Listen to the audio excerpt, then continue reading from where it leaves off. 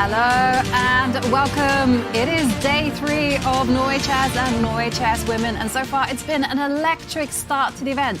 I'm your host, International Master Jovanka Hauska, and it's great to be in the studio along with our experts who just navigate their way through the game effortlessly. International Master Tanya Sajdev and David Howe, Grandmaster by the way, just in case.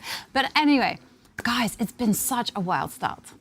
Loved it, right? I'm pumped and ready for day 3. Day 2, it was spectacular, whether it was Arjun's win, Hikaru's heart-stopping finish in that one, Muzichuk taking the lead in the women. I mean, Norway Chess just keeps delivering, and to be here with you, with David, and our chat, I feel like a fan with front row seats. Let's go.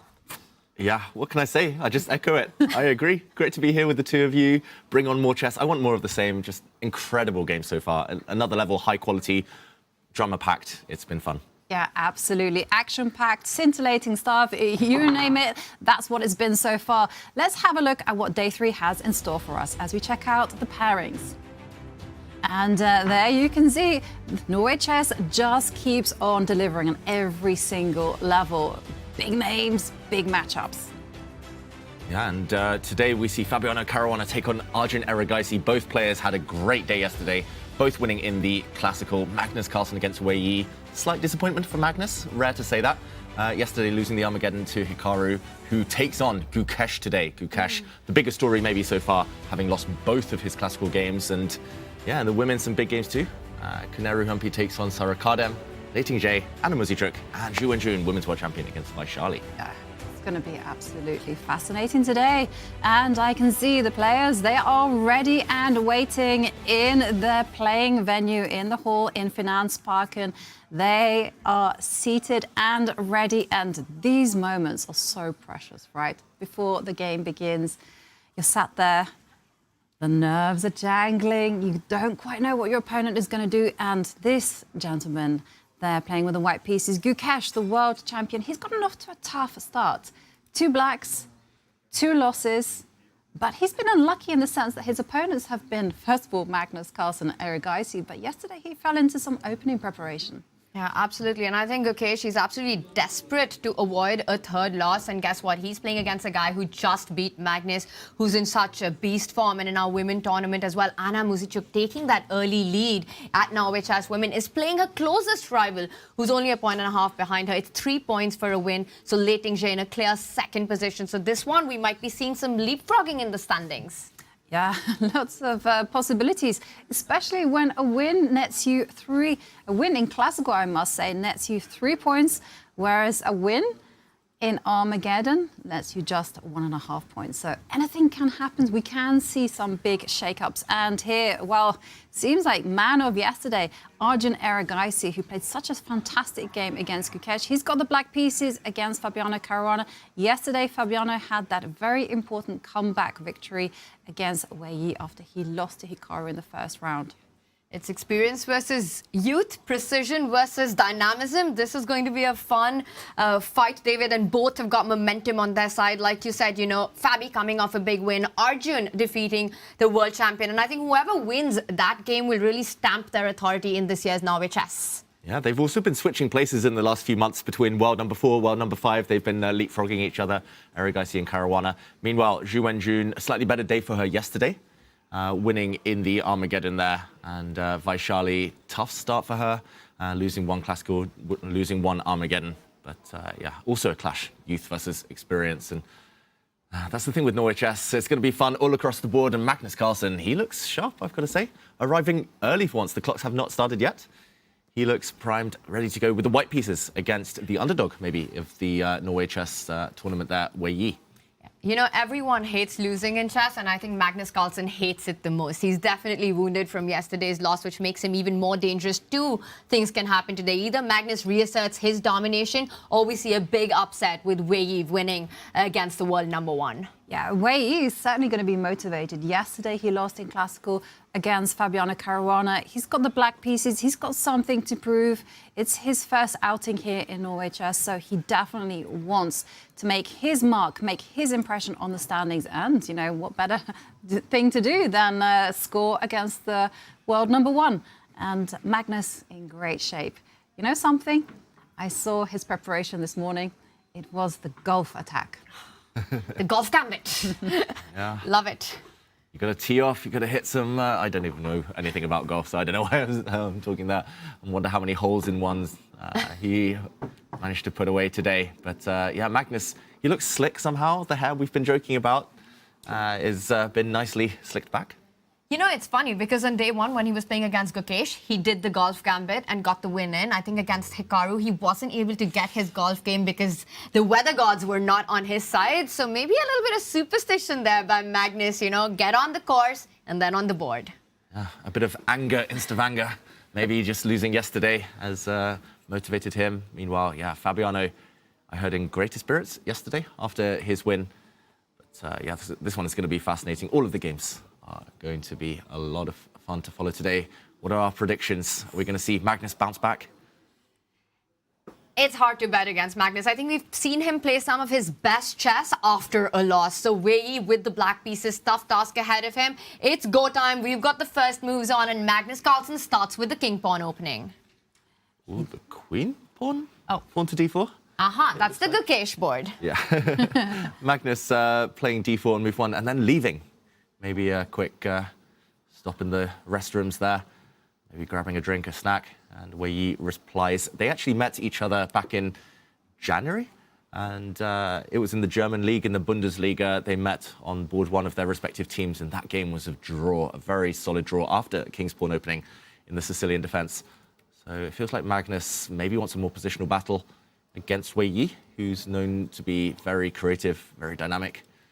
And I think it would be great on Wei's part if he's able to stick to his strengths today. You know, try to, the moment he gets that opportunity to get Magnus into those complications as early as possible. Yes, he's playing with the black pieces, and that is a big ask starting with black. But we've got action on, and Wei seems to be checking out the other boards more than his own. Yeah, well, his opponent is not there. He's made his first move, so let's have a look at that bird's eye view.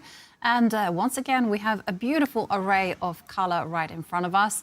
And we have some moves there. At the top, we see that Gukesh has opened up with the king's pawn. It's a Vienna game, not a Vienna game, gioca piano. The Italian. The Italian, yes. That's the one on our top left board. And we've got the queen's pawn opening by Magnus, where he already makes his move. Meanwhile, Jovanka on the other board on our top right. Fabi started with the king's pawn opening, and Arjun has responded with the French defense. French defense, and very interesting because this is one of the key battlegrounds from the 2024 World Championship between Ding Liren and Gukesh. And Gukesh was on the white side of those battles. Ding was the one playing the French. Now Erigaisi playing the French himself as black. Some mind games. And Fabi, okay, this wasn't played during the World Championship match. He pushes his pawn to h4 already. That's the green board on the top right for everyone at home. That one already hinting that it's going to be spicy, that it's going to be a lot of fun. Fabi using some deep prep here, most likely, against one of the fantastic opening experts from yesterday, Arjun Erigaisi. I think, Ivanka, this is the one board we can expect a huge fight on. I mean, on every single board, but here we're going to get all the drama and the emotions, some incredible opening preparation to watch as well. Fabi, one of the best prepared players in the world. And like you said, Arjun's really picked up on that as well. You know, we saw him play that novelty yesterday on the 8th move. He's shown some incredible ideas. So it will be a fight in the opening, but it looks like it's Fabiano Caruana who's managed to get the first surprise in, but Arjun responds with a very thematic French idea of breaking in the center. Yeah, very interesting, right? How is Fabi going to react to that direct confrontation? You work on the wings, you react in the center. Very principled stuff. And I guess Fabi does have choices. You know, he has to either make that decision to trade or to maintain that stronghold on e5. And we can also now see some moves on the women's boards. They are there at the bottom. On the purple board, that's the bottom right. We do see that the game between Humpy and Sarah Kadem, that looks quite symmetrical in the sense that not much, it looks like a Queen's Gambit declined. Yeah. That's what I wanted to say. Yeah, one traded pawns, that looks like very early days, but a well-known position there. And again, on the bottom row in the middle board, The brown board there, it's a Sicilian, Rossolimo, between Lei Tingzhe and Anna Muzichuk. You gotta say Rossolimo with that Italian touch, you know. Rossolimo. Rossolimo. Siciliano. Napolitano. No, okay, let's stop. And bottom left, world champion, Zhu Wenjun in the red board. That looks like a French, another French, but an exchange variation, or at least a spin on the exchange variation between Zhu Wenjun and Vachier-Lagrave. Where to start? I'm going to say the green board is by far the most spicy, at least in terms of potential. But do we start with the fun one, or do we build up to it? I mean, I thought that was the one that we have to build up to, right? Let's do a quick opening tour, David. Take us perhaps from the bottom right. And, you know, like you said, it's the Queen's Gambit decline. It's still in theoretical battle. Maybe we go all the way from there and then take it to where the action's happening. Let's do just that. Let's, we'll jump in with Fabi when he replies to Arjun's move. That could get very crazy very quickly. But, OK, let's start with the Queen's Gambit. Quick action replay of what's happened in that game. Humpy Kanaru against Sara Kadem. It started with d4 and by transposition going to the Queen's Gambit, very well-known move order to get here. This is what Alexander Grishuk calls the main position, where black has like 8 very decent moves. Like you can play bishop e7, bring your bishop to b4, you can play c6, you can play c5, you can play a6, you can take on c4. Nowadays you can even play h6, among others. But here, Sara Kadem chooses to put the knight on d7. This is very flexible, hinting that you might actually capture this pawn. And the black bishop has flexibility to choose where to go to later. Now a trade of pawns in the center, and Humpy brings her queen out. I've had this position myself as black. Normally they just put a pawn on c6 and you stay flexible, see what white does with her bishop. Normally the white bishop will develop on the next move, but yeah, early days in this one. It's definitely an intriguing position. You know, white still has to make the choice where they're going to put the dark square bishop, as David mentioned. Could go to f4, could go to g5, and it's going to take on a really strategical nature. You know, black is just looking to develop the pieces, castle kingside, whereas white is either playing for this knight e5 kind of Pillsbury jump, or just storming the queenside with a minority attack.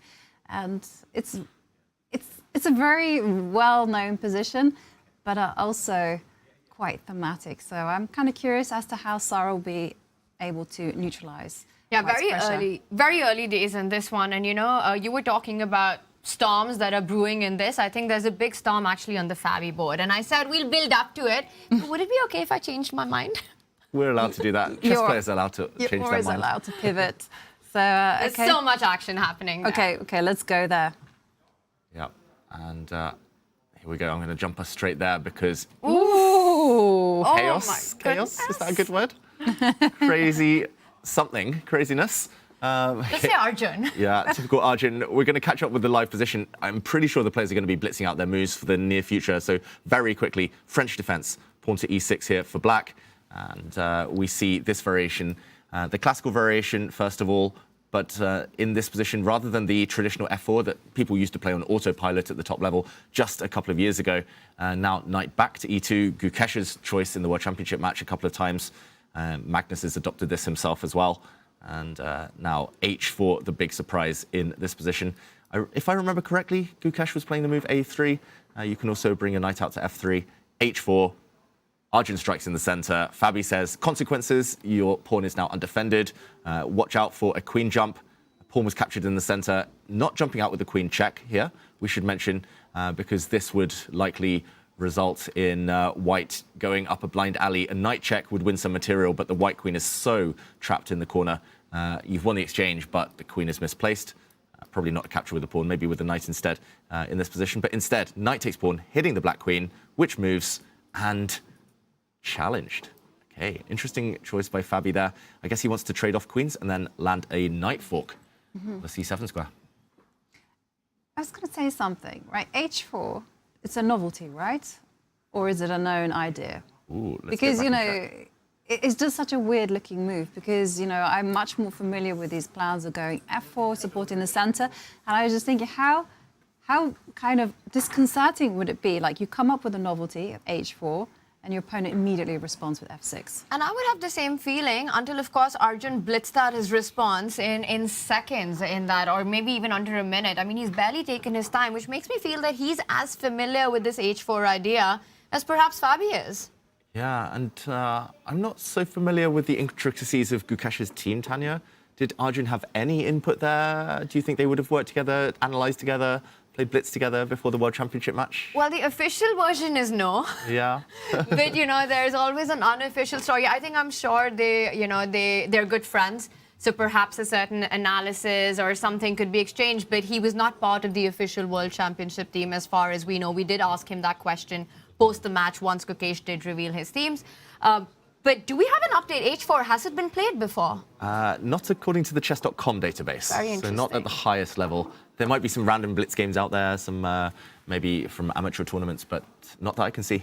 So quite impressive that despite that, Arjun still knows what he wants to do, how he responds to. Like, my opponent plays H4 and I go into a 30-minute think tank at least. Well, most people do that, right, Tanya? You Yes. play h4 and you're like, whoa, what is that? But okay. The shock of it. And then Arjun Instantly. blitzes it out. But I just realized that this last move of Fabi, right, it has to be some prep, because if we go back just one move, he had the option to pick up 2 pawns, and actually one of them would give him a pawn advantage in the position. Now, if you take the f6 pawn, it's clear, knight takes pawn, the bishop opens up with a tempo, and I think that's just allowing too much piece activity. The problem with taking the other pawn, David, I believe, is that the bishop from f8 can then go over to b4 and give a very nasty check, forcing white to block that check in not the happiest way, and then eventually black does win the d4 center pawn is what I'm thinking.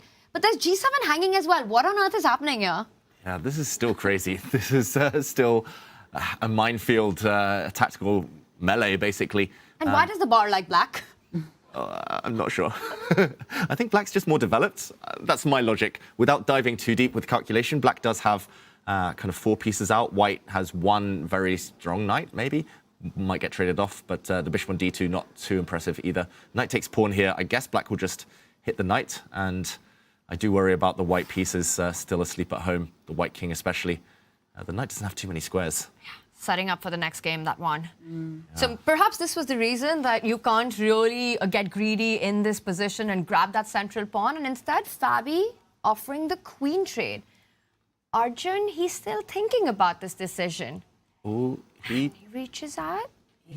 takes a Captured the pawn. pawn.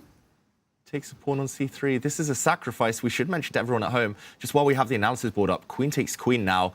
I'm assuming knight takes queen, and this would be a check. How does black react here? Just 7. Sorry, sneeze. It's too chaotic for me. it's been a wild start. So I would put my king on f7. 7, yeah. And knight takes rook. Is it Whoa. whoa. b4? You can also throw in Nasty. It is bishop to yeah. b4. White's a whole rook up, but black has the threats. This is crazy. And black can take back this white knight in the corner at some point. And this position is the perfect example of a queenless middle game where the king in the center still matters. It's the danger point for white. And again, the speed with which Arjun played, sacrificing that exchange, how much do these guys prepare? It's absolutely crazy, the level of preparation. Yeah, I wish I'd spent more time analysing openings when I was young. What were you Tanya. doing when you were young? No comment. Computer games and movies and 1 or 2 parties and Just 1 or 2, every 3rd day. maybe every 2nd day. But yeah, these top players, I mean, Arjun, he showed it yesterday, Ivanka, how deep his preparation goes. Yeah, I was going to say it's like different times, right? Because we joke about it, but really like chess study back when we were young, it was of a different level. It was from books, it was using our own brain. And I feel like it actually demanded less time. Whereas now there's so much information and everyone is trying to outwit the other one. So you kind of have to be like all full on 8 hours per day. And you also have to start the memorization game pretty early on. So pawn takes pawn. And I just feel like Fabi has to be incredibly precise here because he's lacking development. Yeah, sorry, Ivanka. Go on. I was just going to say he can get punished for that pretty quickly. Yeah. I mean, that line we showed with the black bishop coming out to b4, that looks really scary for white. Maybe we just show it one last time because that's what Fabi wants to do. And if he's not prepared even further in this position, I would think you should be if you've played h4 and gone for all this chaos. If you do take the queen, just to reiterate one last time, and black at the end, rather than just capturing the white knight, being down material, plays bishop b4. The problem is the white king. Like, there is a huge threat of a capture on b2, making a queen, discovered check. On the diagonal, you pretty much have to move your king. You can't allow a fork like this. You'll just be down a couple of pawns with a bad king position as well. So if you move your king, I'm really worried that the attack continues somehow, like knight d4 ideas. Like, I just want to play knight d4 and c2 checkmate. And okay, he's actually made a move himself. This was too scary for Fabiano to consider. He actually took back this pawn on c3. But now, what's the material count? It's level, but I mean, it's just, yeah, still threats in the air for both sides. Very hard to get a grip on this position. Materials level, the e5 pawns hanging, the fork still in the air. Lots to calculate. You know, to Jovanka's point about opening preparation, just how much there is to see. I just want to mention that Fabi's move h4, played on move 7, right? It's not in the top 6 played moves according to the chess.com database. You've got moves like f4, knight f3, a3, all kinds of different stuff, but h4 doesn't feature on that. So again, it just comes to the depth, how deep the players really go today when they're looking at chess. You know, it's obviously with the engines on and looking at all these different possibilities. It's just mind-blowing. And then to remember all of that on the board as well. I mean, this is the kind of moment where you think Arjun just goes into a deep thing, but no, the guy just knows everything. Yeah. But I'm going to ask the question. Arjun Erigaisi, dynamic player, thrives in these complicated positions. Is it wise to make a move like h4, where Arjun's instinct is going to be mix it up as quickly as possible? It's wise maybe if you're Fabiano Caruana and you're also known for your opening preparation, but I would never dare play something this sharp against Arjun. I mean, the fact that he knows it is impressive. As Tanya said, it's the 6th most popular, or there's at least 6 other more popular moves. It's pretty much a novelty. I mean, there's so many branches within this variation alone. We saw queen h5 check was one idea. We saw that white could have gone for that rook in the corner. There's so many branches to this variation. Arjun still knows what's going on. That is the impressive part. Fabi does too. But yeah, I have a feeling Fabi was kind of half bluffing. And now he's like, oh no, Arjun actually knows what he's doing. That's the problem when you play these sharp lines with white. Yeah, it's interesting. It's like Fabi came in with the surprise, but then Arjun just counter-surprised Fabi just knowing how to react so quickly. Fabi does get up and leave. Arjun now in the thing for the second time in this opening after pawn takes pawn. How does he continue? Do you think this is the moment where Arjun's prep perhaps gets over? Maybe. He's looking away from the board, which we shouldn't read too much into. For those of you who weren't with us yesterday, we know that that is his default pose, his default setting. Arjun just staring off into the distance. I've realized one thing, David, that Arjun only looks at the board when he's in trouble. You know, every other position, when he's looking around and calculating into the space, he's pretty confident about his chances. And then when he take a glance, a couple of seconds, that's when you know that he's feeling the pressure a bit. Yeah, when he's leaning back, like arms crossed, he's fine. He knows what's going on. I think we'll learn a lot here and now, but normally when he's well prepared, I've faced this myself against Arjun, he blitzes. If he's super well prepared, he blitzes and he plays it immediately. If he's unsure, then he pauses. So I think he's probably looked at this, but recalling it is another thing, Jovanka. Yeah, also just looking from his body language, I'm also reading that he's just doing a mental comparison. He might not have considered perhaps b takes c3, but he's certainly familiar with the plans in this particular position. And so off he goes, just double checking and just making sure that everything's fine. But as Tanya says, there is a big threat in the air of queen takes queen, followed by the knight coming in to give a check on c7. And Arjun does have a way to avoid queen trades, which would be him sticking true to his style, right? Like you said, to avoid that forking idea, you could slide the queen up one square to that a5 point, just making sure that there are no trades. You still have control over c7, and then you're looking at an absolutely fierce middle game battle. Or will Arjun sort of concede to the queen trades eventually and find another way where we get an early endgame? Yeah. I do like your idea, Tanya, but I think we will leave that one for a while and we'll definitely keep an eye on it. But let's go back to the bird's eye view and continue with our roundup of the openings. So yeah, we've had, you know, a wild game in the shape of Fabi and Arjun, but everything else looking relatively calm, I would say. Yeah, and maybe we just keep moving across. Maybe we check in with Magnus, Carlsen and Wei Yi, the top middle board there. Whether that's gold, yellow or brown, I'm unsure, but the top board in the middle. It's a love child between all three. Exactly. It's a, it's a mishmash. And let's go to the world number one against the Chinese number one. And, okay, this position looks, well, I'm going to say vaguely familiar to me. At least the pawn structure, the skeleton of it, I believe it was the Catalan opening. Let's retrace our steps. And looks like both players very well prepared in this game too, but very different nature, very much less sharp than the other game we just saw. This one was d4, and also a queen's gambit declined. But the Catalan is marked by this pawn move, putting the bishop on g2 on the long diagonal.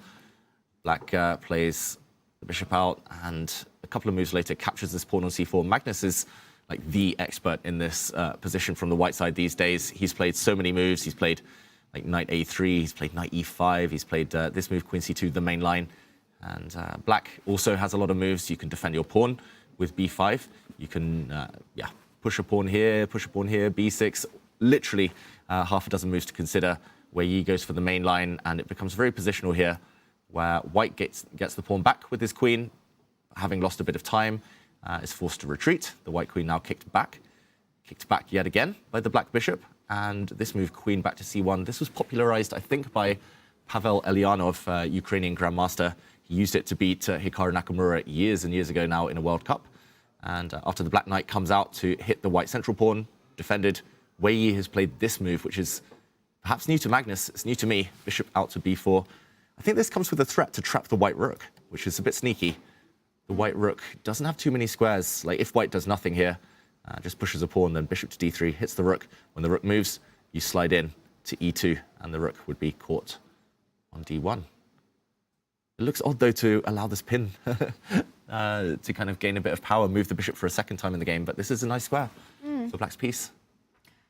Comes in with a threat as well, and I'm just wondering if the most natural move might even take care of that idea that you're saying, just block the diagonal of the bishop that stepped in, you know, take your knight out, so that after bishop d3 you can indeed come to d1, the e2 square comes under control. And what does then Magnus have in mind after, we even have in mind after Magnus does that? Because like you said, he's just moved his bishop not only twice, but allowed what looks like an interesting pin, you know, give white a couple of moves, knight e5 ideas, knight g4 coming in. Yeah, knight c3 is definitely the most natural. I think black also has a secondary threat, like queen to d5. This diagonal is a bit awkward. You're pinned here, and you'll be hitting this bishop in the process. I'm not sure that wins anything necessarily, but it definitely forces a lot of exchanges. Have you spoken to Magnus since yesterday's loss? No.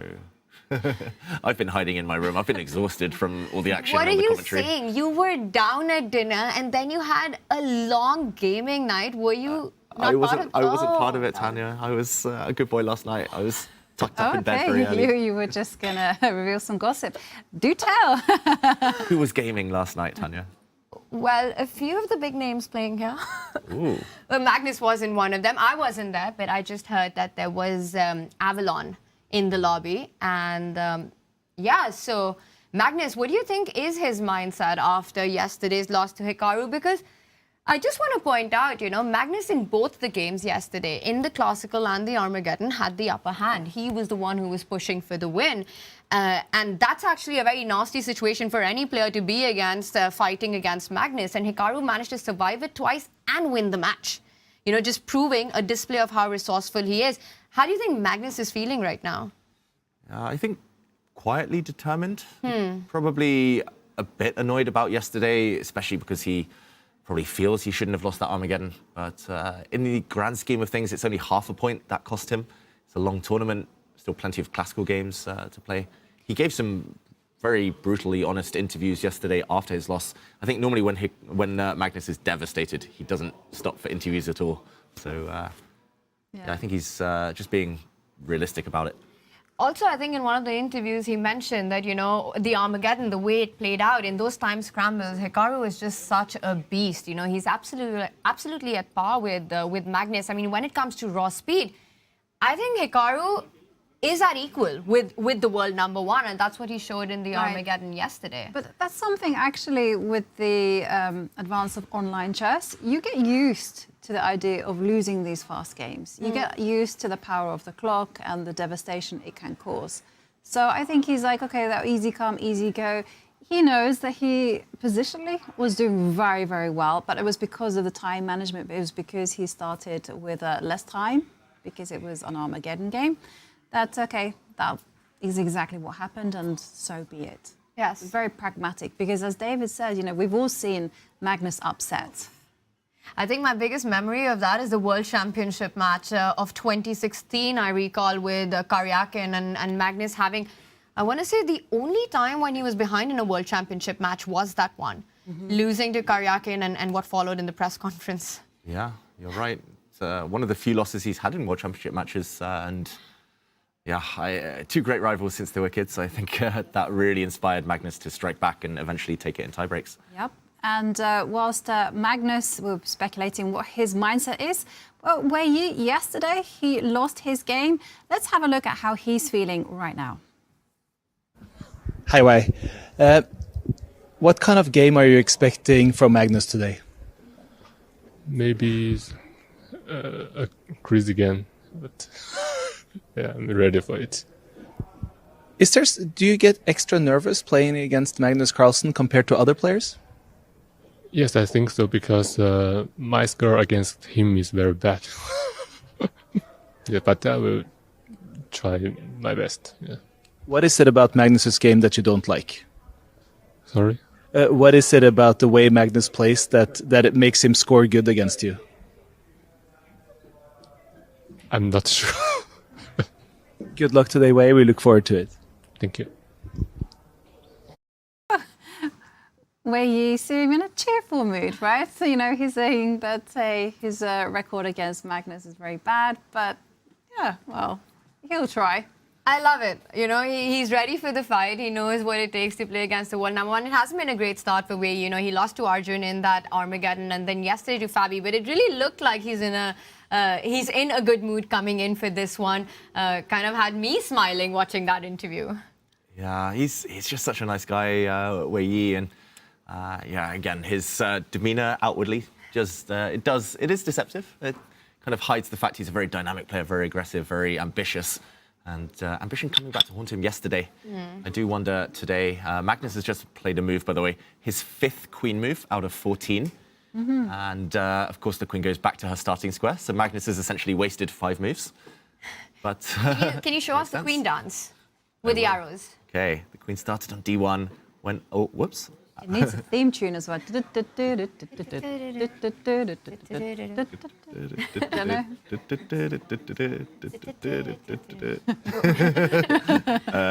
it comes back home. Yeah. C2, C4, C2 again, then C1, then D1.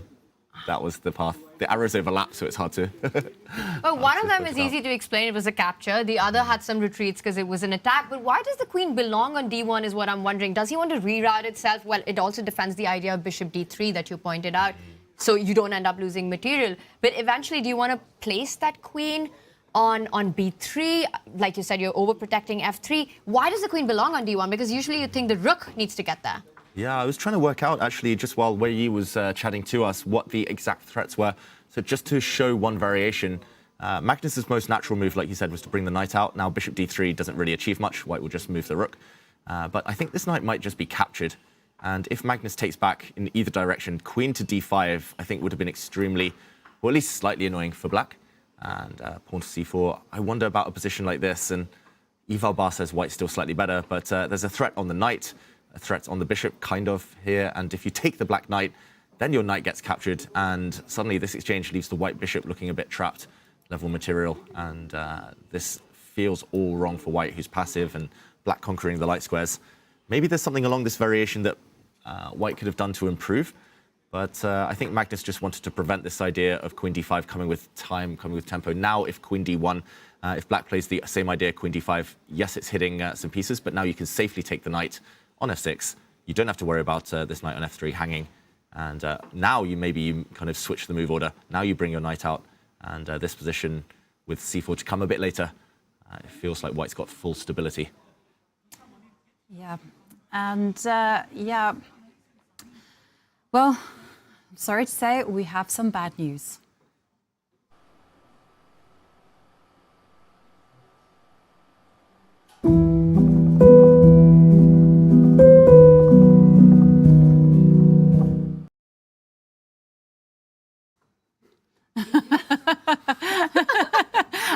I promise you, I didn't even know that was happening.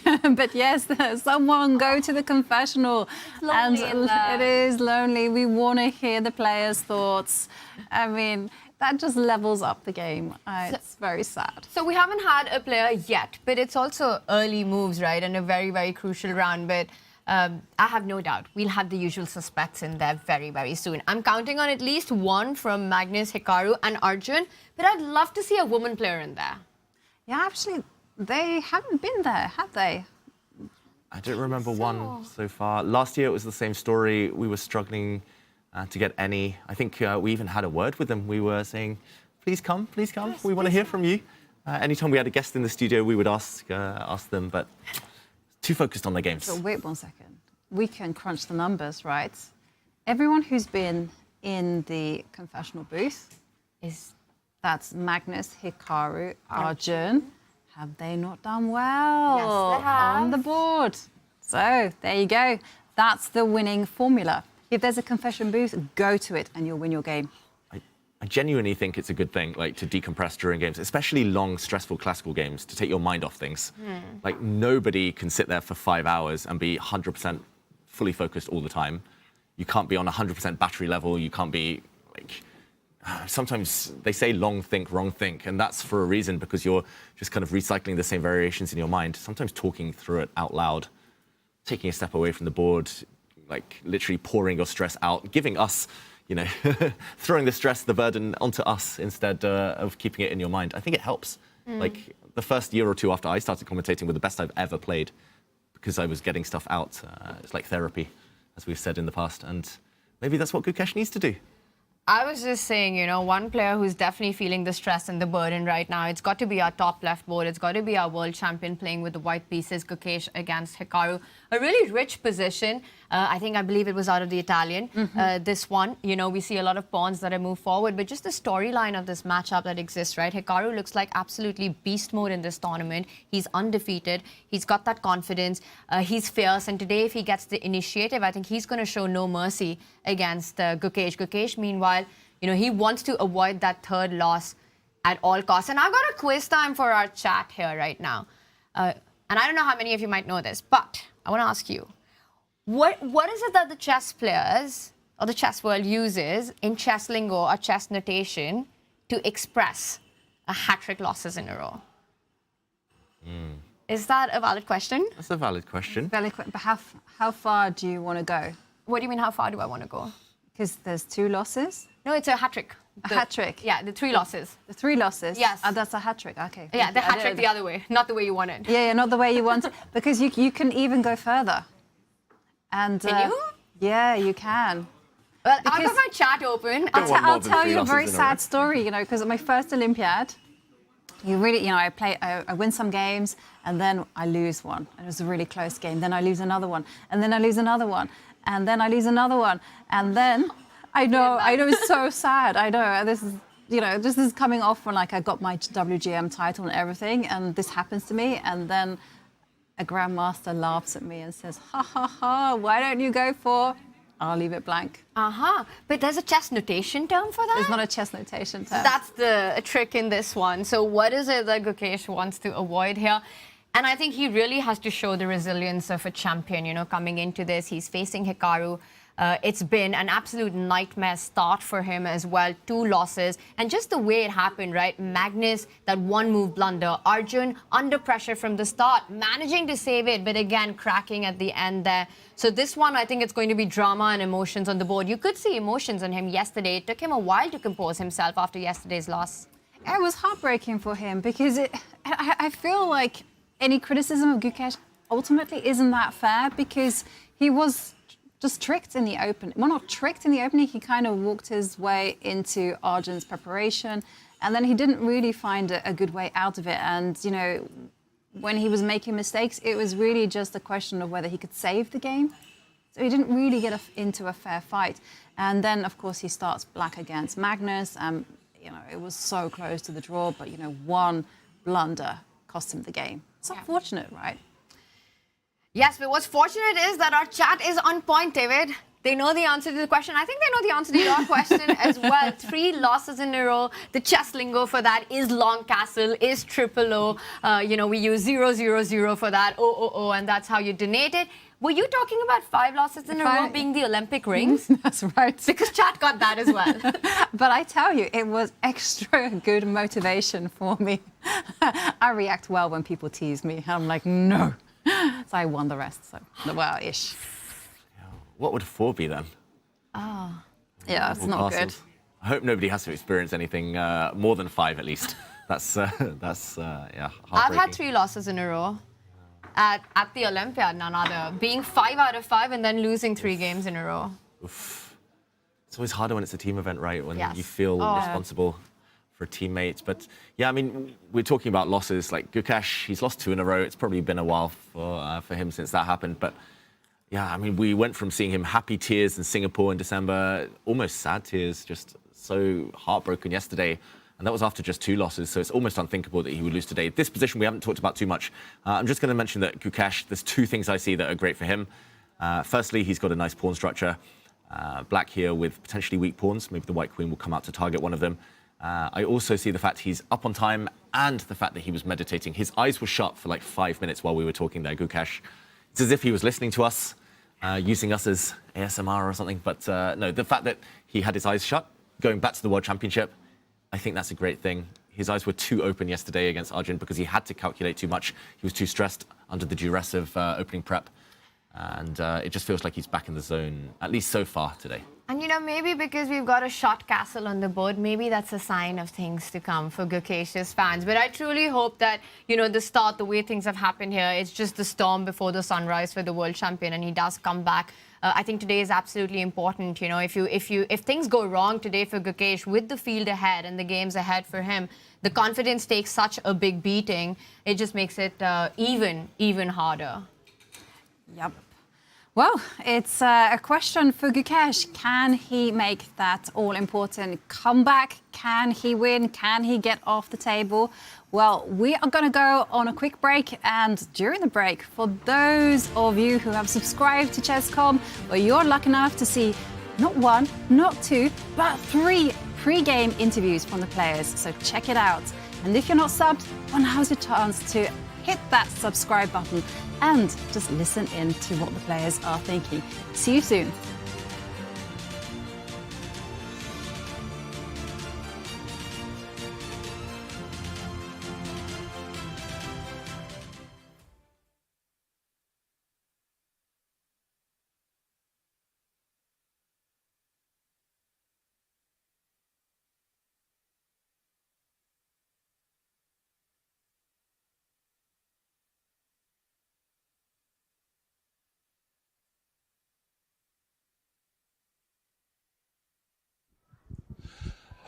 Magnus, hvordan føler du deg? Jeg føler meg fin. Er det noe spesielt du har tenkt ut mot vei i dag, eller skal du være litt ekstra aggressiv? Nei, ikke nødvendigvis. Jeg tror nok jeg prøver på noe litt smått i dag. Lykke til.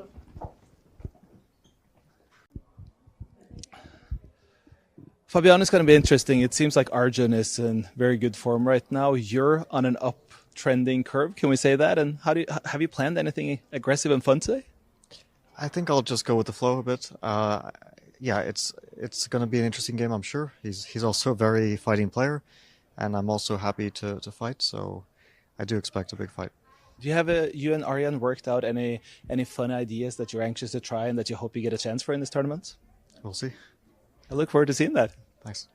Good luck today.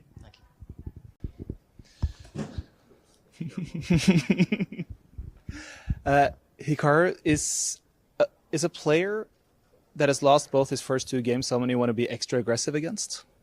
It's an interesting question. I think in general, everybody here is very strong. So perhaps Gukesh has been struggling in the last couple of events he's played, but you never forget that he's still a world champion. So if I have the opportunity, I'll definitely perhaps be more aggressive. But in general, the game plan doesn't change much against any of these players, even if they're doing badly.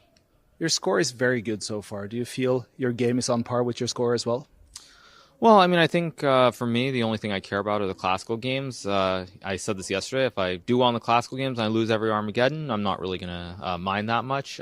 So it's good to have the classical win against Fabiano under my belt. And so far I've played well, but there's still 8 more games, so anything can happen. Good luck. Thank you. Magnus, hvordan føler du deg? Jeg føler meg fin. Er det noe spesielt du har tenkt ut mot vei I dag, eller skal du være litt ekstra aggressiv?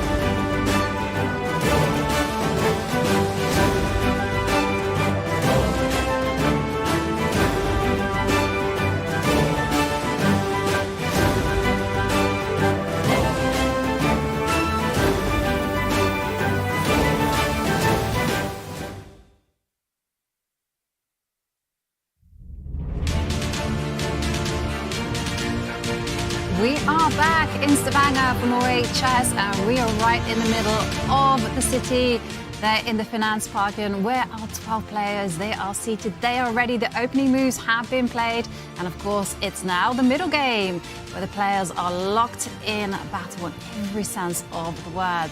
Now, Whilst the players are thinking, we have the privilege of actually having that all-seeing bird's eye view, and there's so many important matches at stake. So let's dive in and have a look, because everything is brewing up for a long-term battle, a long-term fight. Yeah, we've got some wild games that are now reaching a point where both sides have stabilized, as in the top right board. Caruana against Arjun Erigaisi. We were talking about some of the fireworks there. That looks like, at least for now, it's taken a calmer few moves. You say that, but I just want to point out Arjun did decline the queen trade. He sidestepped. So it's going to be a fun middle game. Yeah, fun middle game ahead. There's some quieter battles, I'll say, on the top row. We talked about it briefly earlier. Carlsen against Wei Yi. There's been a couple of moves, but still very strategic, very positional. Maybe Magnus's strategy in general against his Chinese opponent there, and Gukesh against Nakamura, which is very positional, but probably in Gukesh's favor for now. Looks like a great opening for him. Hikaru definitely under some pressure. But on the bottom row, we've only really looked at Koneru Humpy against Sarah Carlsen. And that one, a few moves down the line, very typical Queen's Gambit declined. Maybe we stay on that bottom row and, yeah, just round off our trip to the 6 boards by checking out the other games. I'm going to start by taking us to Zhu Wenjun against Vachier-Lagrave on the bottom row there. That's the red board and symmetrical position. I'm bringing us there because there has been a pawn sacrifice just this very moment. And I want to figure out whether it's a pawn worth grabbing or whether it's poisoned. I'm not so sure Zhu Wenjun is going to take it. And yeah, this is the current position. There's actually 2 pawns up for grabs. I totally forgot about the d5 pawn. I totally forgot about the b7 pawn. Yeah. Me too. Between us, we'd do a great job here. Okay, let's... yeah, this was a French defense. We won't go the whole way back, but let's just show the last couple of moves, because it was this position. It looks very, very stable for both sides. Queen to b3, a nice probe at the black queen side. The bishop was defended by a pawn. Not just that, but threatening to kick the white queen away, hence white's reply, blocking that, and voluntarily retreating the bishop. Okay, let's try and work it out. Which one are we going to take first? Well, let's take b7 first, because I think the consequences of that one look a little bit more dramatic. And you can see the evaluation bar slide in black's favor. And primarily it's because the queen on b7 looks like it doesn't have too many squares, and the first move I'm thinking about is knight to b4 and threatening knight c2, rook b8. I've just spotted a draw, a repetition in this line. You know, you defend that pawn, you push c3, and then your idea, rook b8, rook a8, rook b8, just yo-yo with the rook and the queen. Maybe there's something stronger, but the bar doesn't move, so it might be the best. Yeah. And yeah, I'll just repeat that as many times as I can. Just Do it 5 more times. This game would end with the queen and rook dancing between each other. So actually, queen takes pawn, it feels like it's basically Vachier-Lagrave offering a draw, and Zhu Wenjun's, if she takes that, she's saying yes. She actually looks at the score sheet, or actually on the other side of the board. I don't think she's going to take that one. No. She's white, she's ambitious, no risk really here. Also, you're not sure, right? Your queen might actually end up getting trapped there. I mean, this is the minimum that black has, so why walk into it? Yeah, just an example, by the way, of that variation. As you said, Tanya, like c3, if the queen gets hit, I'm not sure what the best move is. Probably it's just to force a draw, but you can play queen to c8. Very tricky. The queen David is Howell. trapped. Then you have to take the pawn to kind of get out. Queen a5. Queen to a5, yeah. And I'm wondering whether you can keep Trapping the queen, but taking away this square. Very cool. But there's b6 still. Yeah, and I want to hit the queen. Queen Oh, the bar b6. doesn't like my move. I wanted to trap it like this. But apparently there's something even better for black Yeah. position. I just saw the bar. Maybe Takes. take this pawn. Queen s7. A7, and now Queen b6. how do you trap it? Help, I'm not chat. helping you. A chat can help us. But I don't think in any reality Zhu Wenjun walks into this. I mean, even if you don't calculate the line where your queen is getting trapped, just intuitively you know that this is not the path. This is not what you want to be fighting against. Yeah, I'm still struggling to find it. At the very least, you can still force a draw with black, repeat against the queen.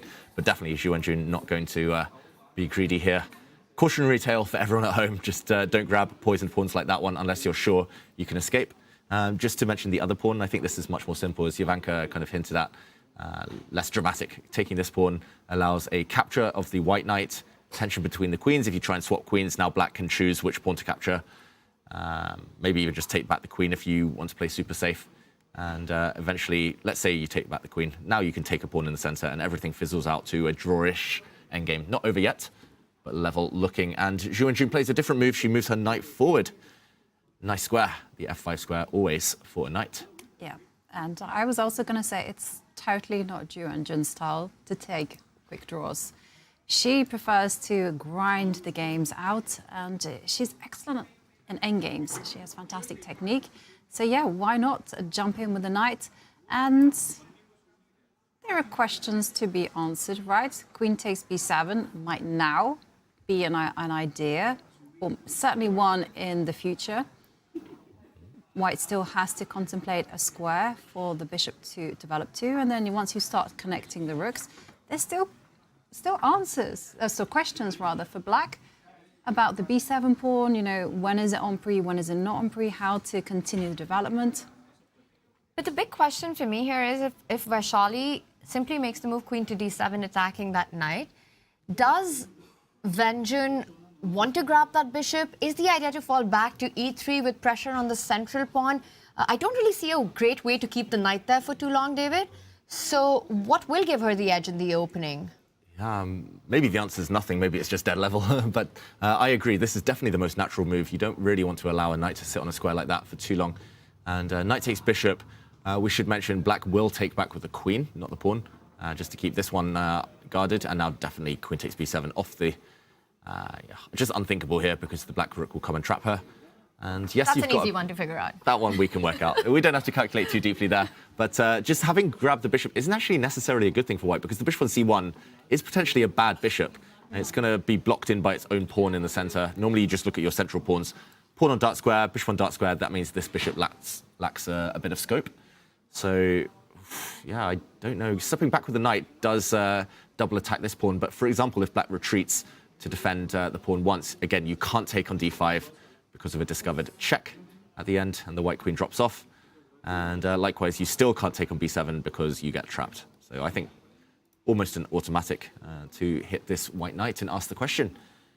I don't particularly believe that white has an advantage here. I'm not sure exactly what Zhu Wenjun is going to do either. Keep the tension, keep more pieces on the board, or trade off. The one thing that I would be worried about for Vachier-Lagrave is that, you know, the games that she's played, they've been so good, high quality, but it just feels like in those clutch moments when it comes to little time on the clock and those critical moments, somehow she hasn't performed as well as her opponent. There's been these big slips and then moments of no return.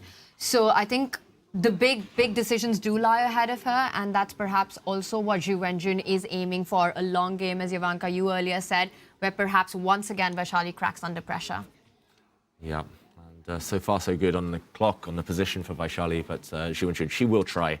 She's a very positional player as well when she wants to be, and she'll try to exert some pressure. Okay, we've covered that game. Only one other game that we haven't been to so far.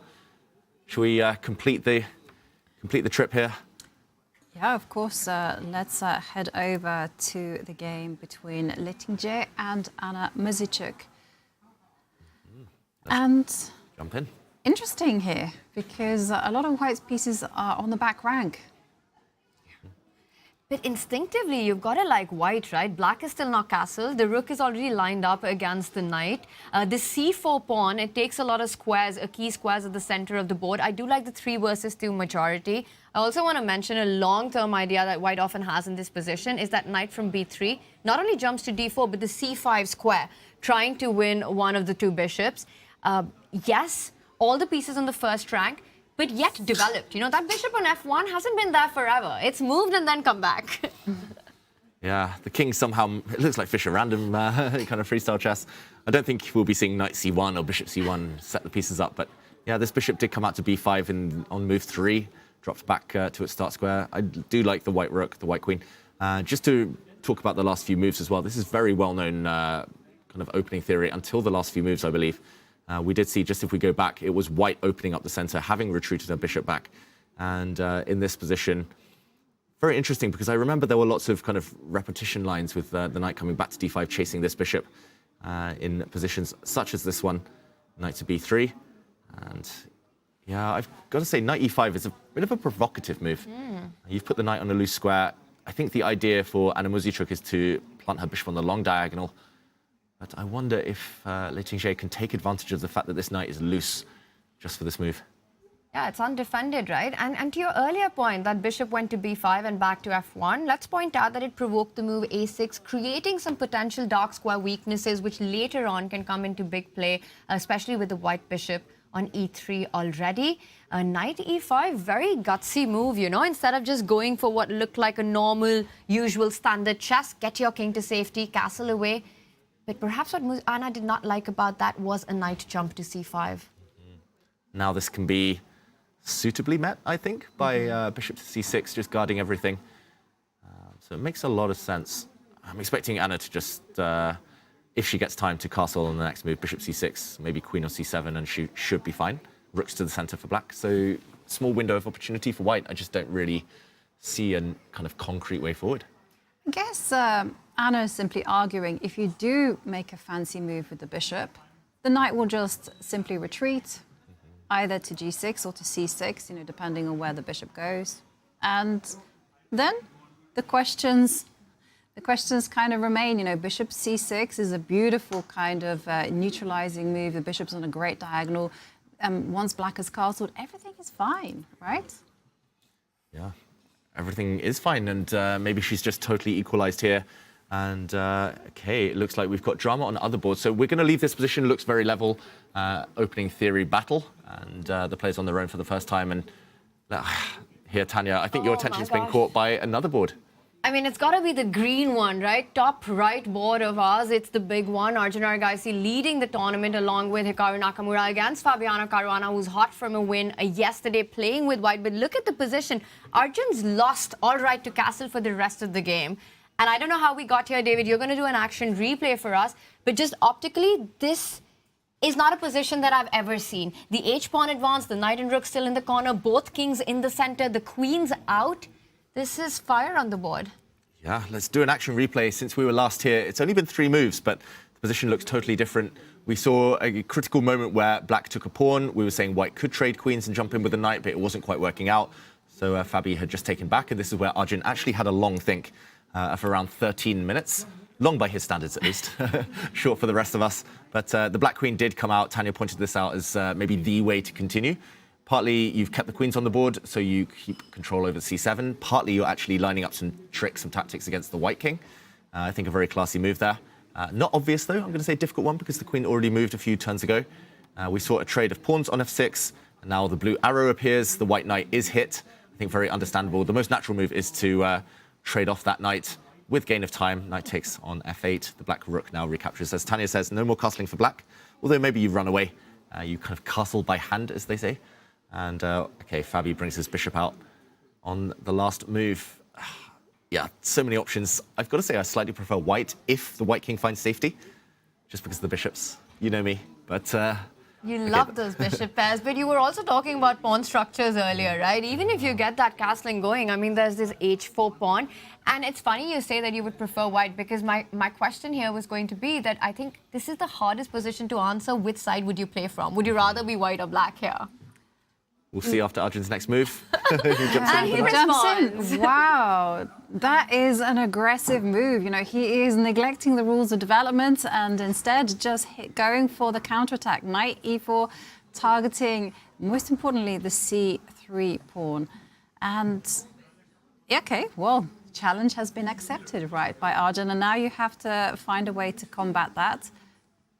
And I think this is why David changes his mind. Yeah, I missed that one. He's like, can I take black now? I was like, oh, black's going to develop the bishop, then white's going to put the knight on f3 and castle, and white's better. Bishop power, but... I was expecting bishop d7, castle, black castling queenside, and then, you know, going for that kind of stuff, but... I just had a blind spot because I just assumed, like, oh, the d5 pawn's hanging, so the knight's stuck. But, of course, queen takes pawn and is met by the c3 pawn hanging with check. So, yeah, how does white deal with this? It's like order of priority, right? Like for me, as a chess player, I'm always putting like bishop pair, pawn structure at the top. But the best players, they put like dynamism, piece activity, concrete threats at the top. And that's what Arjun's doing here. But he's about to win a pawn. I mean, f2, c3 hanging, and you spoke about priorities. I would want to defend that f2 pawn. That's a pawn you don't want to lose. So Fabi does it by developing a knight.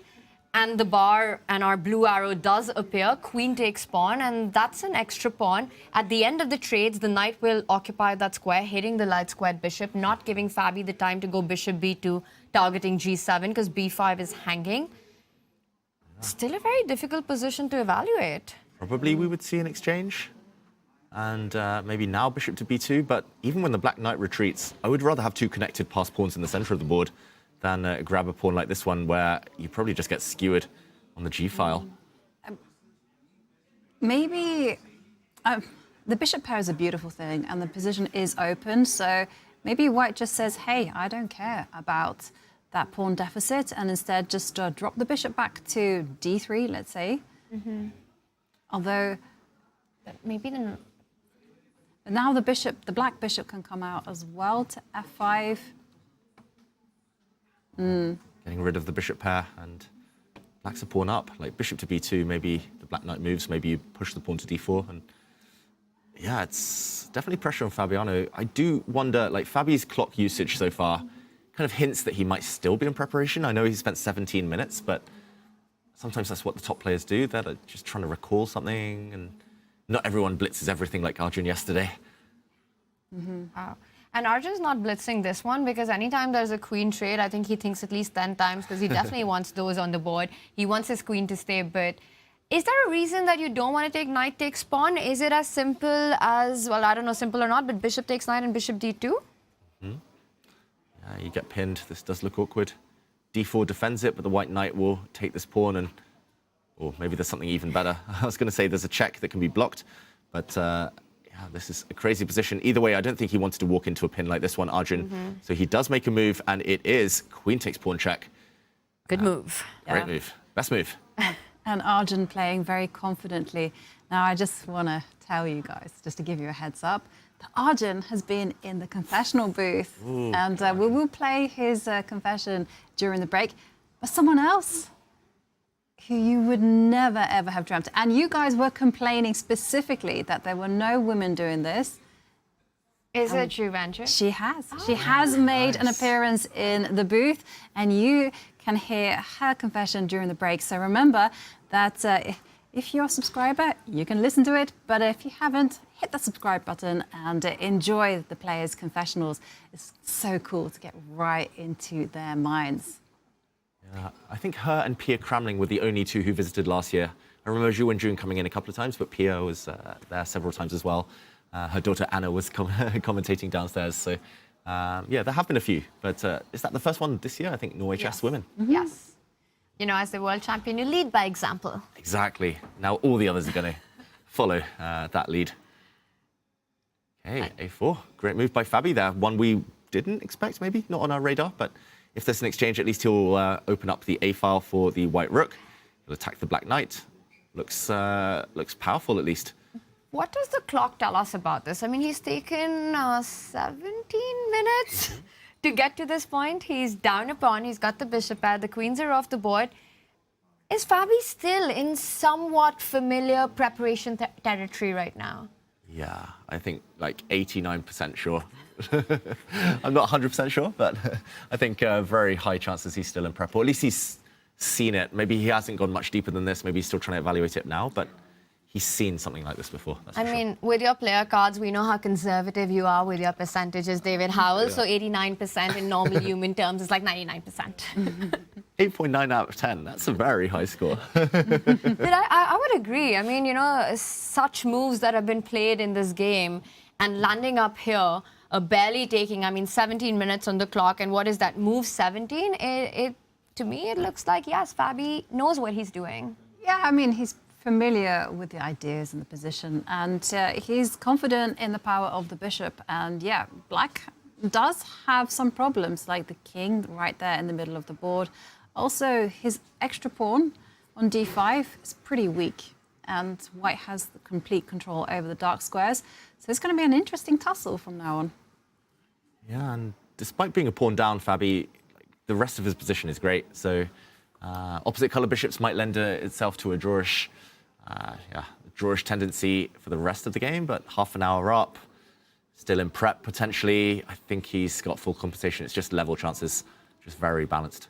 Somehow, very often, these positions, you know, how they play out is that either you win the pawn back, but in that way you have to give up your bishop pair and it neutralizes the imbalance, or like you said, it's some opposite color bishop endgame where you're down a pawn, but it's enough to hold. By the way, guys, we didn't do our predictions. Yeah. And that just came into my mind because I predict an Armageddon in this one. I want more info. I want to predict later in the game. Yeah. And Putting us on the spot, Tanya. okay.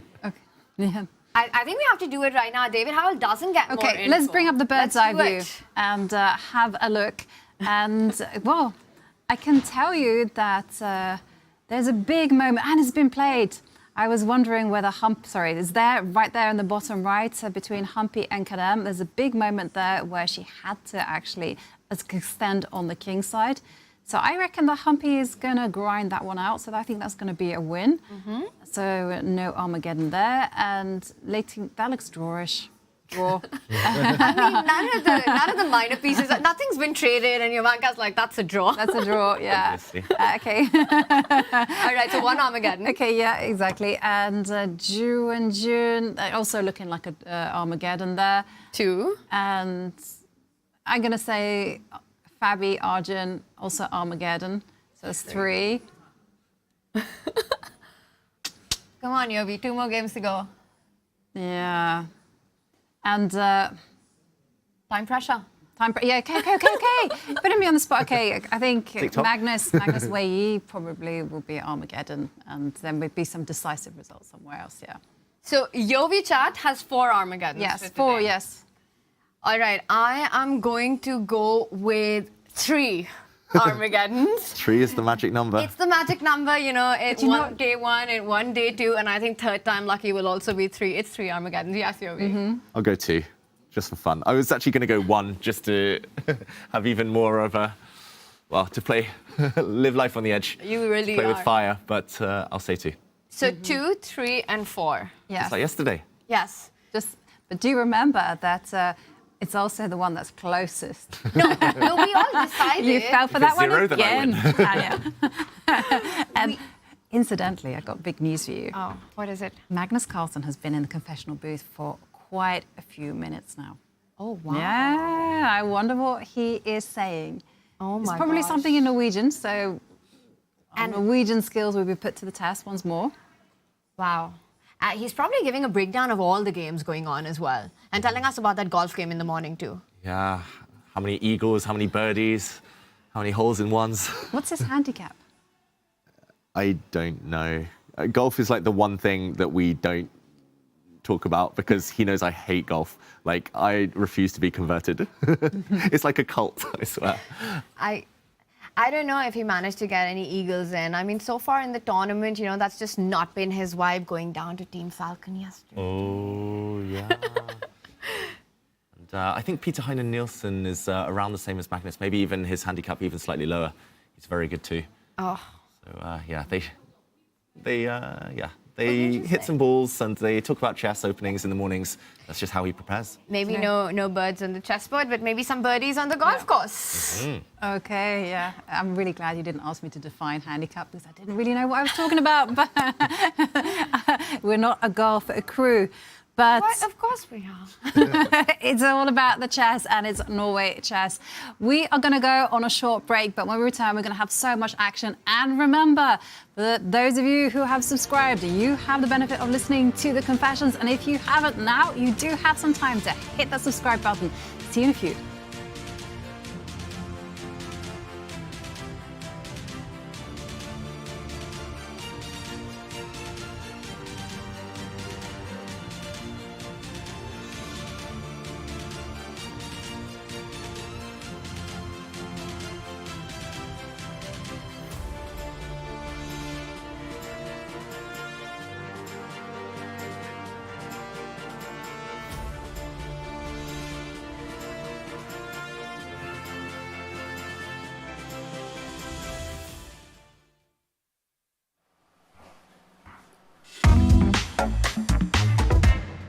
Okay, so he played this very rare 7h4 in the French, but fortunately I did check this, and yeah, I played f6 and this whole sequence happened. I think the final move with queen a5 was very important to find.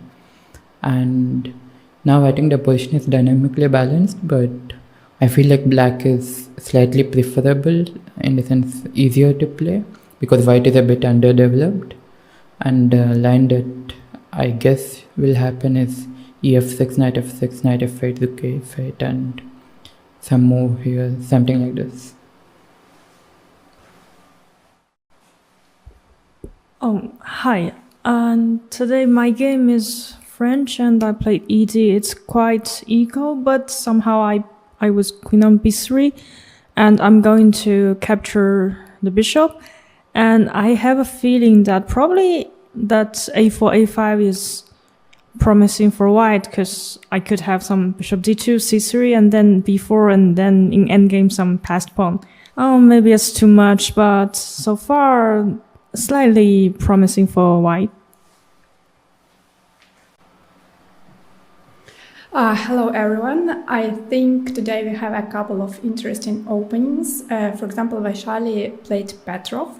Actually, she plays many things after e4, but Petrov not so often. So really interesting game against Arjun. And also Caruana versus Erigaisi, a super surprising line. As for my game, perhaps we are still in the theory, although knight b3 is something that doesn't happen often, I think, so we will see what will happen.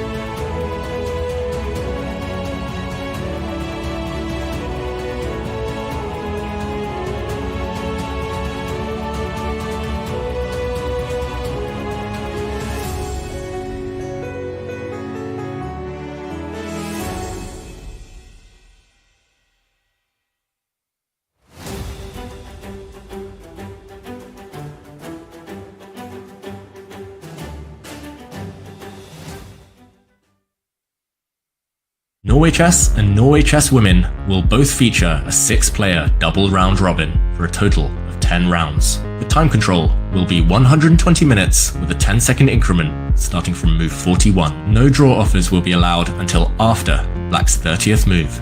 All drawn games in the classical time control will be immediately followed by an Armageddon game with the same colors. White will receive 10 minutes on the clock, while Black will begin with 7 minutes. A 1-second increment will begin from move 41 for both players. In the event of a draw, Black wins. Players receive 3 points for a win in the classical game and 0 points for a loss. In the event of an Armageddon game, the winner will receive 1.5 points, while the loser will receive 1 point. The prize fund for the open and women's sections will be identical. If 2 players tie for first place at the end of the 10 rounds, a 2-game blitz playoff will decide the winner. If 3 or more players are tied for first, those players will play a double round robin instead, with additional tiebreaks if needed. The winners will be crowned this year's Norway Chess and Norway Chess Women's champions.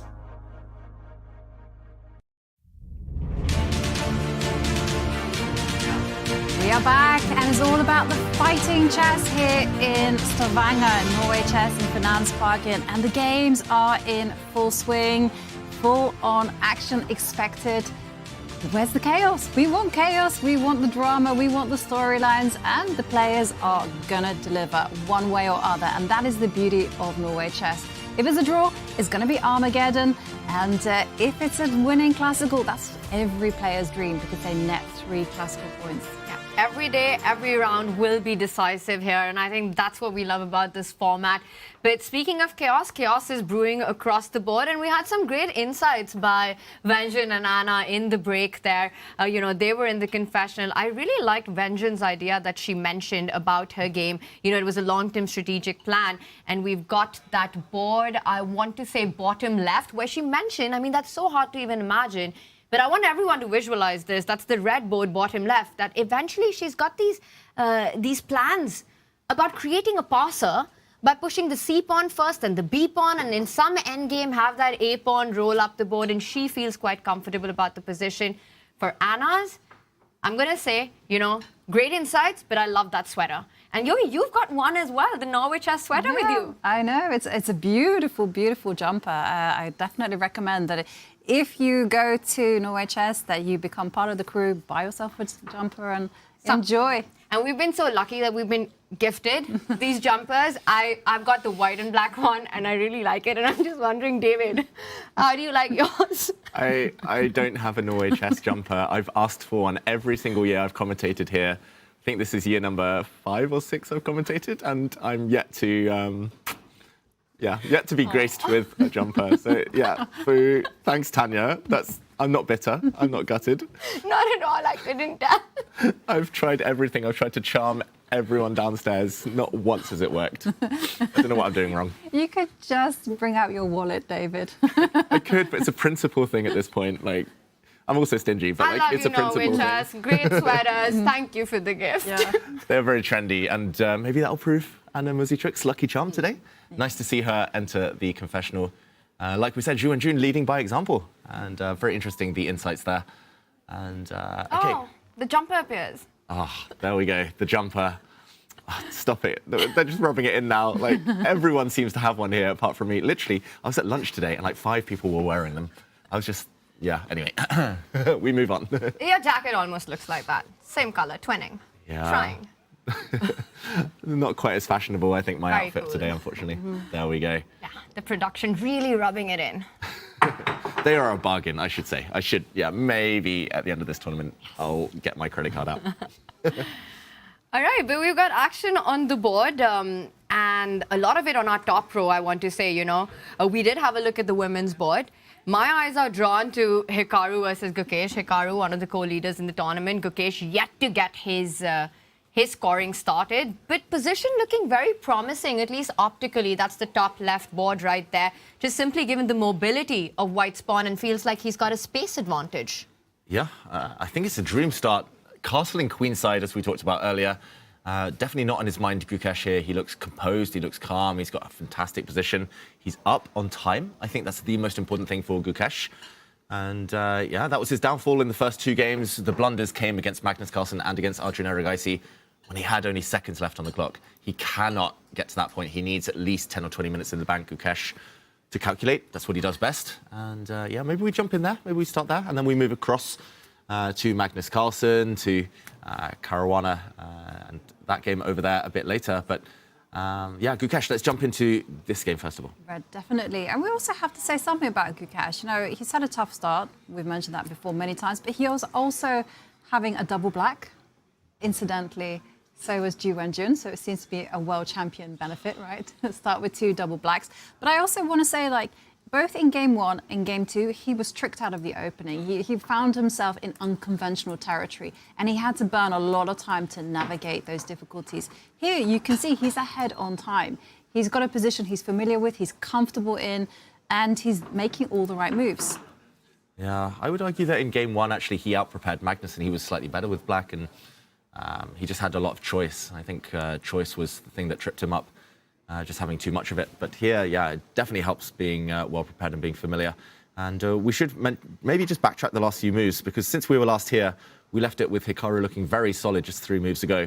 He played his pawn to b6. And a key moment here, because if white pushes forward with this pawn to attack the black knight, maybe the black knight would adopt a square on the edge of the board. Doesn't look great, but it also keeps the white knight sidelined. Gukesh, first of all, brought his knight forward, controlling that a5 square, which we see come into play later. Queen to e8. Only now does he kick the black knight. Doesn't want to come to the edge of the board now. It would result in black's pawns being doubled, so the knight retreats to a passive square. Maybe it will come to f7 a bit later, but you go back, I go forward is something that Jovanka taught me.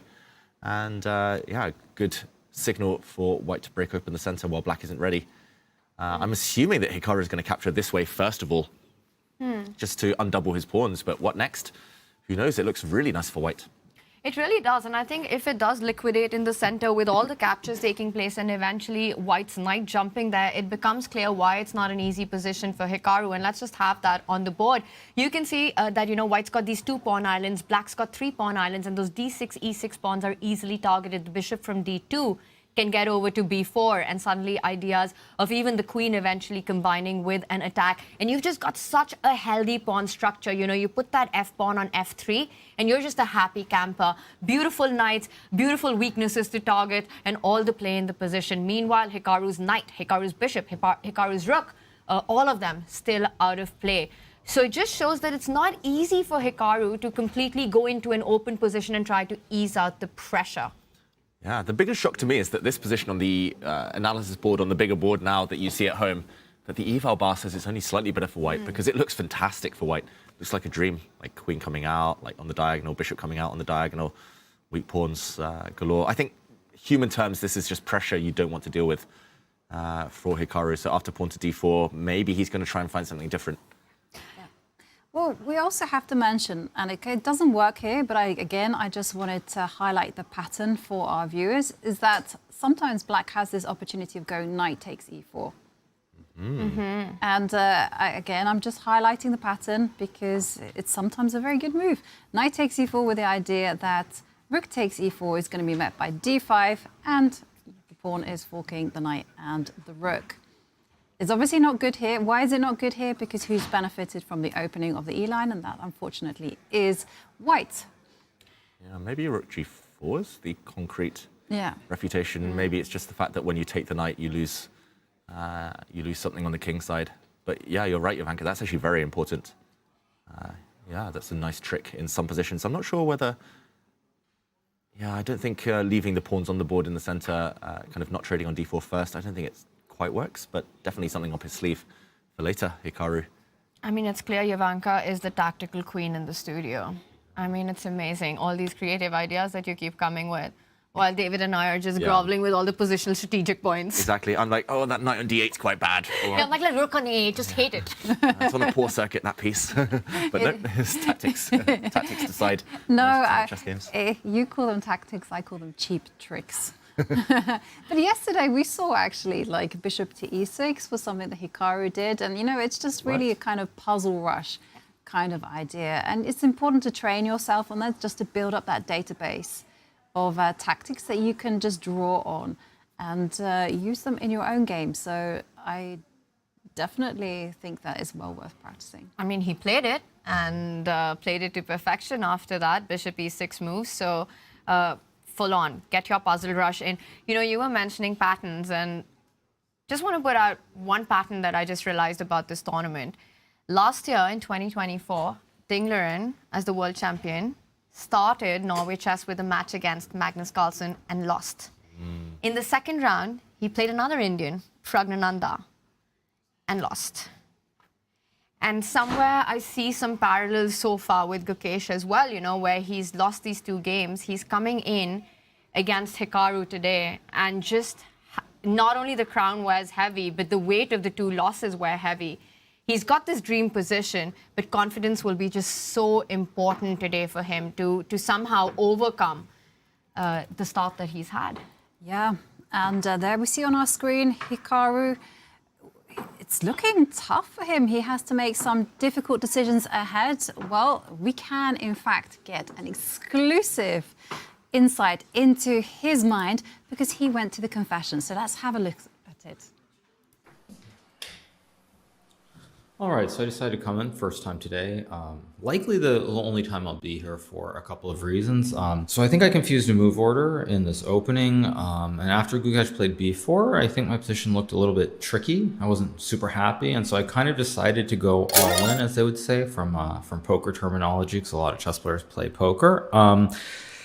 I went all in with this b6 queen e8. Now, the thing is, in a normal situation, I don't think I would have made these decisions over the last 2 moves specifically with b6 and queen e8, but Gukesh is struggling a little bit. Also, when I consider the time control and the fact that my position, I think, is a little bit easier to play than Gukesh's, I'm really hoping that as the game progresses, hopefully he'll be in the spot where he has to burn a lot of time, and I'm just kind of trying to attack on the king side, or at least that's my hope. Because in all situations, most of my moves here should be reactionary. So if Gukesh ever tries to play d4, I either have to take or play d5 or knight e4. I have to do something immediately. There isn't really a lot to calculate. So he has to calculate all the pawn breaks. And I have a very simple plan of trying to bring my queen to the king side, maybe double up the rooks on the f file, something along these lines. So my play should be easier, which should mean that he has to use a lot more time. And so this is kind of a little bit of a strategy of trying to cheese him in this game. We'll see what happens, but I think for me at this point I'm not too unhappy because I get to go all in. I just get to try and play moves. Most of my moves I can play pretty quickly. Gukesh will have to burn his clock, and hopefully it'll work out, but it remains to be seen. So I'll see you guys later. Wow, there we heard Hikaru rolling the dice somewhat and employing a risky strategy, and just basing it on the fact that Gukesh has been burning the time on the clock in earlier games, and he wants to encourage him to do the same. But was that a bit of a poker bluff here? Because look at the clock situation. It's actually Hikaru who's down by 30 minutes currently. You know, he also mentioned that he's feeling quite positive and confident about his position, very different from what we've been talking about in the studio. You know, his ideas make a lot of sense. He wants to get the queen lined up against the king. He eventually wants to get the knight out of the way and double those rooks on the f file and try to create an attack. But is it all going to be that easy? Because he mentioned that Gukesh needs to calculate on the pawn breaks. Gukesh already has got one big one in. I don't know what to make of it, because he looked really happy with his position. But the clock timings, and as we go deeper into what we have in front of us, tells a completely different story, David. Yeah, I'm not sure what to believe, his evaluation of the position or the fact that he said he probably won't come back. He always says that literally this is the 3rd day of the tournament. Every time he's gone to the confessional, he's like, I probably won't be back again. You know, I'm probably going to be thinking. And then like 2 minutes later, or 2 moves later, he's back in the confessional. But yeah, I agree. It's interesting. I think he's actually zoned in on the psychology. He's more playing the man, the moment, than the position. As he said, he's kind of gambling here because he knows Gukesh is out of form or out of shape and maybe low on confidence. And I've been there myself. Sometimes you take risks against people you think you can target, and then it backfires. Yeah. So yeah, it's a very kind of double-edged sword there, his strategy. And now looking up, not liking his position maybe as much as he was a few moves ago. It's that balance, right? Do you play the player or do you play the board? And very often that's what you have to decide on and take your decisions on. Now, the one thing he did mention was this break in the center with d5. He said that's an idea that he has on his radar. Is it something that he could do immediately? Because it does force a lot of calculation. Yeah, definitely. And he's calculating. I'm not sure what number face that is from Hikaru, but it's a calculation face, that's for sure. He always looks off to the right as he kind of double checks, confirm things. It's expression number 67. I knew it. I knew it. I thought it was 68, but definitely 67. And yeah, pawn to d5. I think that would be my main calculation move. That's the move you want to make work for black because you're lacking space. But it does feel a bit scary to do that while your queen is being stared down at on the e-file. Let's put it on the board, actually, just while Hikaru thinks, twiddling with that pawn. Pawn to d5. I'm pretty sure there'll be an exchange here. And the white knight, I think, will jump into this square. Partly because c6 is a potential landing spot. And also, if you put a queen on c2, maybe g6 as well for the white knight. This does look a bit scary, though, Jovanka. It looks terrifying, right? The queen there on e8. Maybe it's time for her to jump out, right, to h5. But I'm not hopeful. Like, the center is just so weak. It feels like this knight on d8 is stuck where it sits because of the c6 square as well. That's not a good sign. Maybe you can play knight e6, maybe. Okay, and I was scared of this at first, but black has knight into e4, or maybe you just move the queen out of the way. Maybe you jump in. This does feel so loose for black, though. It's like you've lined up your pieces ready to be, well, ready for the opponent to capture them. But can we just rewind to the live board? Because is Hikaru obliged to make that pawn break? Or can he build it? Can he just come out with a queen to h5, or maybe just try to introduce a piece into the game? You know, I'm looking at improving something. So, I mean, I can't, knight f7 or queen h5 would be the moves. Yeah, I like the idea of bringing the queen out. He also mentioned the g6 square. I wonder whether this is bad at the moment due to some breaks in the center. You mentioned queen h5. Maybe that's actually a better square, so the queen won't get hit. Yeah, maybe a better choice of square there for the black queen. I do wonder as well, if you take here and then bring your queen out, is that... You're attacking e4. Attacking the square. Just f3, another idea that we had spoken about earlier, and then get your queen to b3, like you mentioned, and the bishop to b4. This feels like so healthy for white. You need to strike now with black somehow. The bar still says it's like barely better for white, but it just looks amazing for white. It really does, right? I mean, from a human perspective, this looks like a big advantage. And that knight on d8, which is sort of coming in the way of the two rooks, the moment you move it, you just allow white access to the c6 square. Not something that you can be happy about. Maybe let's go d5. Boom. You don't care about knight e5, knight c6? I do, but I just need this bishop to come out. I need it. Knight e5. Now you can go queen h5, bishop c5, and then so we got to go activity. It feels like you need to do something very active, very energetic for Hikaru. Otherwise, if he just sits there for a move or two, I think he's just clearly worse. So do you continue with knight c6 here, or... Which one? Yeah, that's a question that I'm going to pass back to you. Maybe this knight? Maybe d4, yeah? Oh, c5. Ooh, bar checkmating ideas. I'm rubbing yeah, my hands to Jovanka, our tactical queen. Tactics, Jovanka, where is it? Maybe you just trade off some knights and then you take here. And I mean, suddenly if you take back with the pawn, whoops. Knight g4. He's about to make a move, by the way. How quickly things change. Yeah, he's about to make a move. And he did mention he wants to get his queen out. So perhaps we will see this being played out where he trades first and then goes for Right. But he has to be accurate. That's something that we've already established, because if he jumps out with the queen, as David's indicated, e5 is on the agenda. So you do need to capture first, which is really paradoxical, right? Because you want to be keeping the tension, right? Yeah. And that not being said, improving. You do calculate captures first, maybe. And I think it's just all to do with this bishop. Like, the bishop is so bad for black. Just kind of getting rid of your pawn within a trade and then blowing open the center. Like, you throw both your d6 and c5 pawns out the way just to clear a diagonal for your bishop. I mean, it's easy to say in hindsight and with the help of the eval bar, but difficult moves for Hikaru Nakamura. And also, yeah, he's down significantly on the clock. He's down 38 minutes. About to make a move, and for the second time he pulls back. Yeah, but did you see? He gave himself a nod, and then, you know, he reached over to take something, and I'm pretty not pretty sure. I'm guessing that C takes D4 is going to be played. Was that your because your he nodded hand read? and yeah, my hand read. But okay, I'm not an expert. We have a new hand analyst on the panel. Have to hand With all it the over to hand me. side. Yes. We need hands in the tournament. Okay. David Hanwell. All hands on board, guys. Let's guess. This is hands down the most exciting game of the round so far. I think he's going to take it as well. Can David handle it? Oh. Hikaru handle it. Hikaru, move. David's met his match when it comes to puns. Okay. Okay, and he settles back in for a long think. But that just shows how difficult the position is, right? No decisions come easy here, and you've got some choices to make. You know, you're tempted to keep the position blocked, but you know it's important to get your pieces out as well. Opening up the position allows the white knight to such a key square. So many pros and cons to weigh. Yeah, definitely. But can we just consult the oracle to see, like, how dangerous? Yes, I will help you, Jovanka. Thank you. I am so happy. Go on, Tanya. Share the wisdom. Enlighten us. Take it away, David. No. I don't think Jovanka means me. I think she means Mr. Yeah, because Fish. I'm curious. Stop. I'm kind of curious.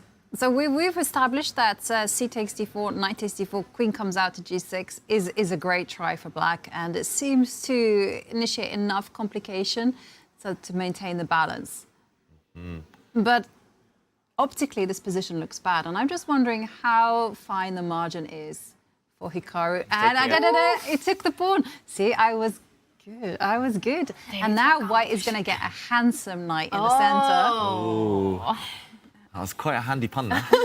And yeah, great read, great analysis. Crystal ball out there, Jovanka. And yeah, just when you did ask about the oracle, I did turn on the engine, and apparently white's, okay, of course you can take, and that's totally fine, but maybe white's most challenging move is to actually play bishop to b4 immediately. Oh, wow. Put pressure on this pawn, something you mentioned earlier, Tanya, as an idea, but play it now takes some self-restraint, not to kind of play the automatic knight takes pawn, but then again, Gukesh has time, he's not played that move immediately, so it's definitely on his radar. And that's the thing I've noticed, right? I mean, I feel like ideas come to all of us, but the right execution is what differentiates top players, top grandmasters, you know, from mere mortals like myself. Where, yes, you know, it's easy to spot the bishop belongs there, you want to hit a weakness, but when you do it is what's important. The fact that he slowed down and not immediately gone for the automatic recapture on d4, I wonder if Gukesh is having that superhuman moment right now. Yeah, quite possibly. And didn't Gukesh shave his head a month or two ago? How has he got such a luscious, head of hair here? It looks so fluffy. Look, I'm so jealous. Yeah, he's looking good. Yeah. It was interesting because I think it's part of a pilgrimage, right?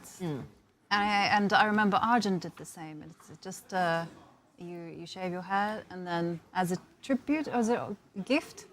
Yeah, it's a ritual, and I think it's a big part of the Indian culture. And I think he did it after winning the World Championship. It's sort of a way to, like you said, you know, you offer something that's very close to you, and it's also sort of like a humbling experience. And he went for that just a couple of months ago, and he spoke about it. And I think it's sort of like a spiritual experience that you have, and he probably was planned beforehand.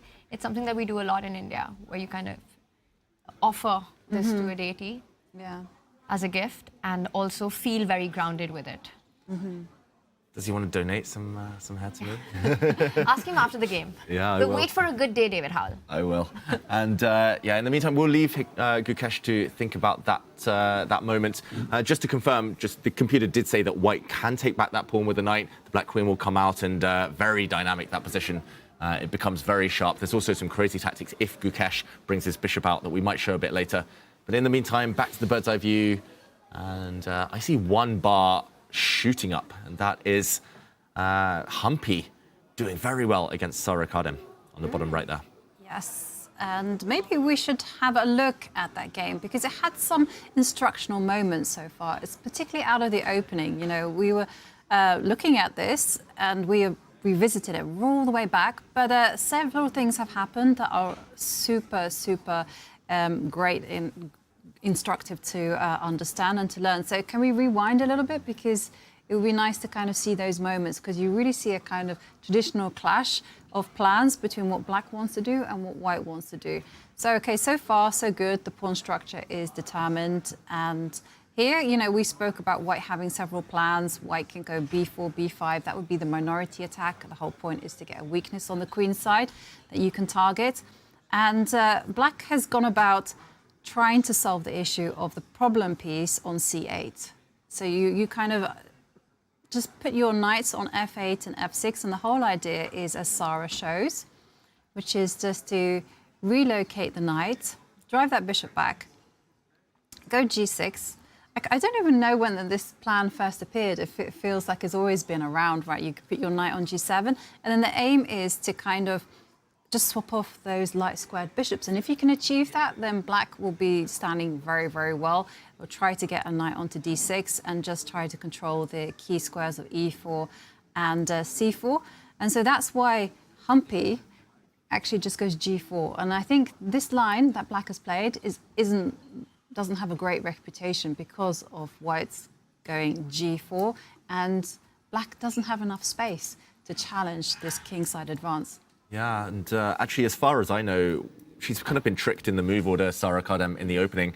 Again, this is very niche stuff, but for the opening aficionados out there. So we actually talked about it all the way back here when white played the move queen to c2. And this is very flexible because white often develops the bishop to g5, normally maybe before exchanging pawns on d5 in the center.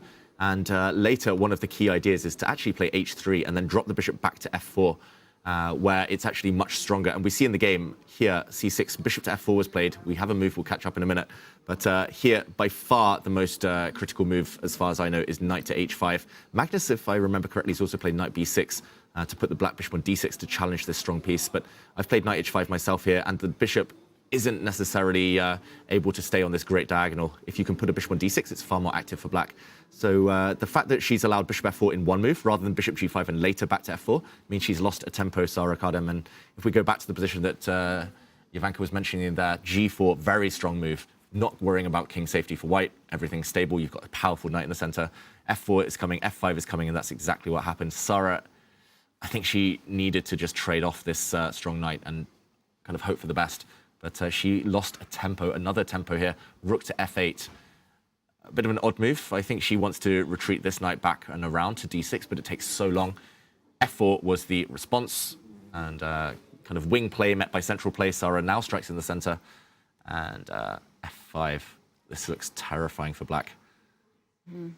You know, when you make a move like rook f8, you realize that something has gone wrong in the position. So c5 is an attempt for counterplay, but you already have the feeling that you're on the defense and perhaps too far behind on the time. And I mean the board, not the clock, in getting that central break in. You know, right now, Humpy has a clear idea that you're pointing out. If black doesn't react to that f5 pawn by either grabbing it or doing something in the center, any other move, g5, f6 to follow, and white wins on the spot. If you take on f5, my decision would be to recapture with the pawn. Maybe bishop takes pawn is also pretty good, but this just opens up a G line. And, you know, king h1, rook g1 to follow just looks incredibly strong. Black can't do the same because that knight from e5 is targeting the f7 pawn. So white's just much faster in the attack here. On the other hand, you know, the counterplay, it's just so incredibly slow. If you take that central pawn instead with pawn takes pawn, it really doesn't help you that much. I mean, what is next? Queen b6 you're pointing out. You can fall back with the knight, defend that pawn. The queen can slide in. But I also want to point out that d5 pawn is so incredibly vulnerable in so many of these positions. The queen can also go to g2 in certain positions, attack that pawn. I don't know if right now maybe... All right, it's still fine. That's how good the position is. You could give up a pawn, but rook g1, everything coming in very, very quickly. This looks incredibly powerful. The only other move that I see in our live board is to push that c-pawn. Another thematic idea, trying to get that queenside break in. You know, you want to go b5, b4, but how slow are you? I think the bishop can just fall back. Even if g5, f6 is not there, bishop comes to f3, and who's attacking who? That d5 pawn is far more weaker than anything on the center for white. This is, it's a disaster, unfortunately, for Sarah in this opening. It's just gone very, very wrong in the last three moves. Totally. And there was one final pattern. It's, again, not the best move, but I was just wanting to establish that after g takes f5, There's also a kind of an idea in these type of positions, not necessarily to capture, but you can also go G5. Whoa. Okay, now here I would say don't do it because obviously opening up the G line is way more important. But we've often seen openings like this where you advance a pawn and then you don't recapture because you want to infiltrate with your pieces. It's very creative, actually. You know, the f5 pawn will fall regardless, and when the knight moves, you can go h4 and build on that side. Right. Really clamp down, and then eventually you take the pawn on f5. Again, is it like another pattern to put in the memory bank? And you can just choose, right? You can decide. But definitely G takes f5 is just crying out to be played because you're opening up the lines for the rooks and the big guys, as I call them, to infiltrate. And the one thing is that maybe Sarah hasn't been playing so much over the last few years as opposed to earlier in her career. I don't think she has as much time. I interviewed her just before the tournament. She doesn't have as much time these days, being a mother, to kind of study openings. So it is her vulnerability here. She's done great in the classical games, kind of later on. Middle game, great. End game, decent. But yeah, the openings, as it was against Anna Muzychuk in round one as well, it's maybe the one spot that she's not quite up to her normal high standards at the moment. Mm-hmm. And at the elite level, how much time must you dedicate to openings? More than I do, that's for sure. And I'd like to also kind of break down, like, what do we mean by openings as well? Are we talking about, like, memorizing all the heavy-duty mainline stuff, or are we kind of, like, trying to get off the beaten path? It's a bit of both. I think you need a certain foundation of knowledge. So if you are surprised, you need something to fall back on, especially because the top players often play rapid blitz tournaments. You don't have time to prepare, but it's even in the mornings before a game, right? Like here in the morning, she'll know she's playing Humpy today. Humpy plays a set number of openings. You want to dedicate maybe 3 or 4 hours, ideally less, but you want to dedicate a few hours to exactly kind of specifics, what your opponent normally does. But you don't want to have to kind of be memorizing the whole time. You want to kind of know you have that already in the memory banks, and you want to be able to create, you want to kind of switch things up, adapt, have some kind of plan A's, plan B's, depending on maybe even plan C, depending on what your opponent does. And often if you're not playing so much, you're rusty. Memorizing is is what you spend all your time on, and then you lose that creativity. For example, that Arjun is showing or that Fabiano is showing, they know so much already that they can build on that in the mornings. Right. So I'm rusty and my memory is horrible. What do I do? Commentate. Yeah, that's why I'm here too. Okay, I'm going to put you both on the spot. Right. For the average person, how much time must they dedicate? First of all, let's break it down per day on their openings. Are we talking about just spending 10 minutes, just doing a quick refresher of the sharp lines? Or do you need more? Do you need to really just kind of just search for the modern day trends? Is it enough to get courses now on chess.com and For $29.99, as Hikaru mentioned. you improve 4.6 yeah. times faster. But you know, I mean, I think, David, you'll answer that question on time management. I just want to say some crazy stuff is going on the clocks between Fabi and Arjun, something we haven't seen before. Arjun is down on the clock. Now, he's a player we've seen who's sort of always been the one putting pressure, you know, on his opponent, and that's the top right board there. 50 minutes. Yes, it's an endgame. Yes, queens are off the board, and Arjun has an extra pawn. But look at the bar. It still seems to favor white. And I wonder if that's because of piece coordination. And David, you'll dive deeper into this one. But yes, how many hours a day for openings do you advise? I think it depends on what the goal is. If your goal is to play regularly, if you're an active tournament player, it should be at least a few hours every day, or at least maybe in chunks. So like if you're about to play a big tournament, in the build-up to that tournament, spend a few hours here and there. If you're just a casual club player, focus on your own opening. There's no need to have too much variety. Focus on your main thing a little bit. Maybe I do Duolingo. Maybe it's enough 15 minutes a day, half an hour every day. But yeah, just kind of drilling the repetition, the memory. These days I spend about 15 minutes a month. So I don't think I don't think that's enough. But yeah, again, it depends on your goal. Depends on life. Depends on many things. Yeah, I think I agree with that, right? Even for us, Ivanka, when we do have a tournament to play, you know, the months preceding that, I think we all kind of devote a certain amount of time refreshing our openings, adding a little bit to the repertoire. So it just comes down to what your goal is, and accordingly you kind of expand. Yeah, and I think it's also really important to to not study alone. I think it's important to find a team, to find friends, find coaches or something, so that you can actually start to tackle the hardest things first. And don't be like me, because I have one opening which I focus all my energy on. Is it the Caro-Kann? Yes, literally. I'm obsessed with that opening.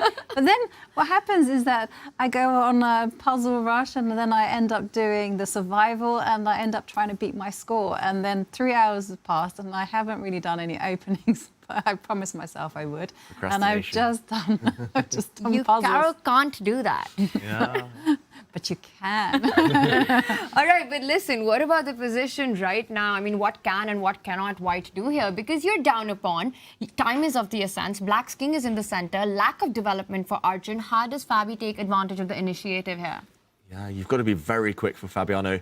Again, just very quick action replay of the last few moves. We left it after pawn to a4, protecting the white bishop.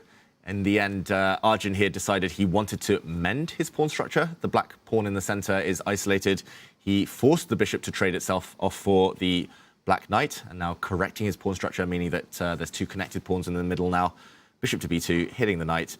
Just for everyone at home wondering, bishop takes pawn not recommended here because rook to g8 is a skewer. The bishop moves somewhere. You take this pawn now, and you're still a pawn up with a very active rook. So Fabi castled, preemptively defending g2, and yeah, the decision, I think, is strictly 50-50 between activating the rooks. You have a bunch of choice. The wrong rook, though, that is always the trickiest thing in chess. Like, which rook do you use? Do you use the rook to the d file, the a rook, just to keep the other one for the e file? Do you use this rook, but then you lose track of the e file? If you go here, you lose track of the c file. There's so much choice here. The other kind of decision is whether to grab a pawn. And my instinct is no. It costs a lot of time. It still opens up the g file. For black to use. For example, if you retreat your bishop to the wrong square, maybe bishop h3 ideas on tap. You give black 2 full moves to kind of start advancing forward in the center as well. So it feels like a rook. It's just a question of which one. I feel like you really banged on your mouse for bishop takes pawn. What was that about? It was just went for it. It's just a dodgy mouse. Played too much blitz with it. It's Very broken. aggressive. Yeah. Okay.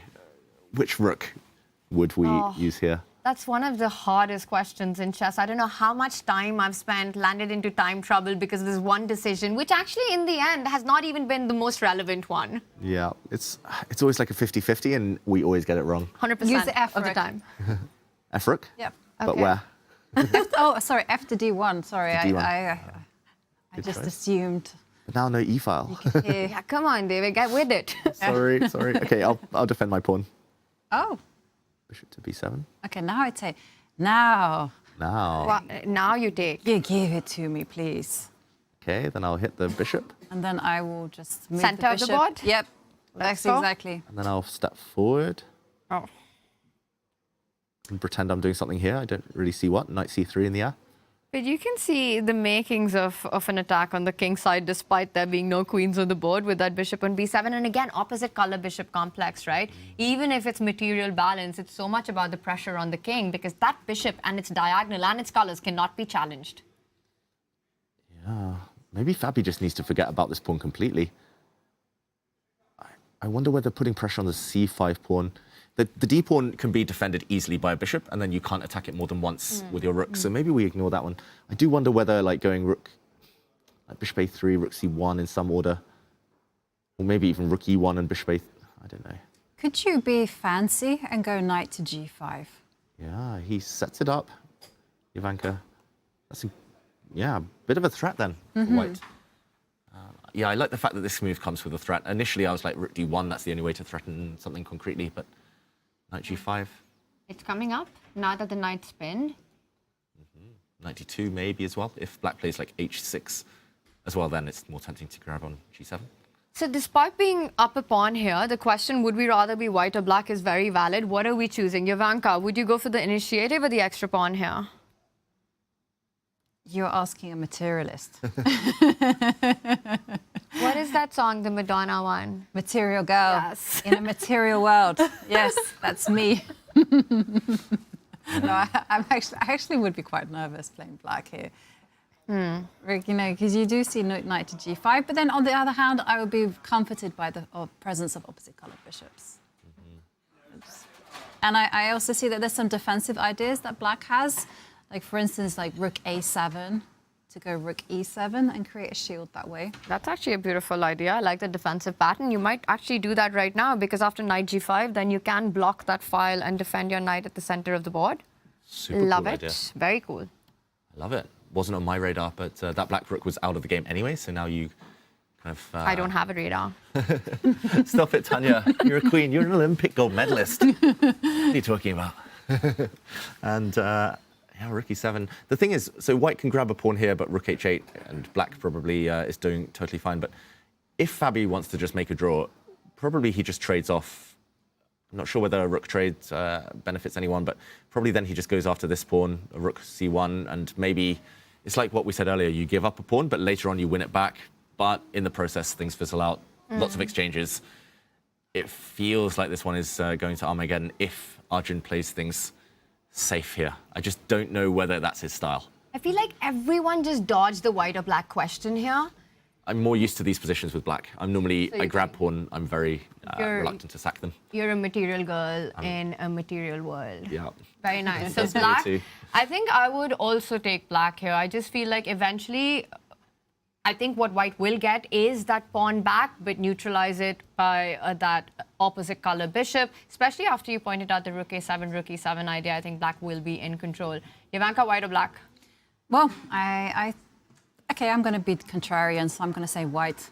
You're taking Fabi in this one. Yes, but Arjun, black. Okay. Chose black, yeah. So we'll find out how this game develops, whether Arjun manages to handle the pressure that Fabiano puts in. But we are going to go on a break. But before we do, Norway Chess is better with a subscription on Twitch. Unlock exclusive emotes of your favorite players, no ads on chess.com, and best of all, exclusive confessional booth content from the players here at Norway Chess. So use !subscribed in chat to level up now. And with that, we're going to take it to a break. Magnus Carlsen has a very long confession to make, and you'll catch that one during the break.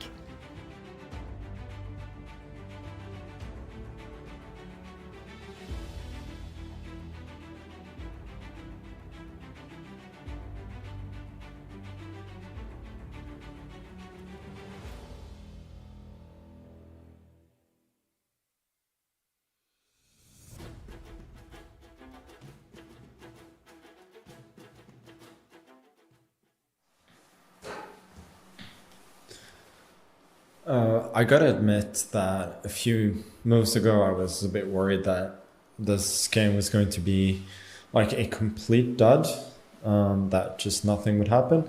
That could still happen, but I do see some potential now. For instance, I think queen e7 would not be a great move because I can play queen b4 and force the queen exchange. So the move I'm expecting is the move rook a to c8.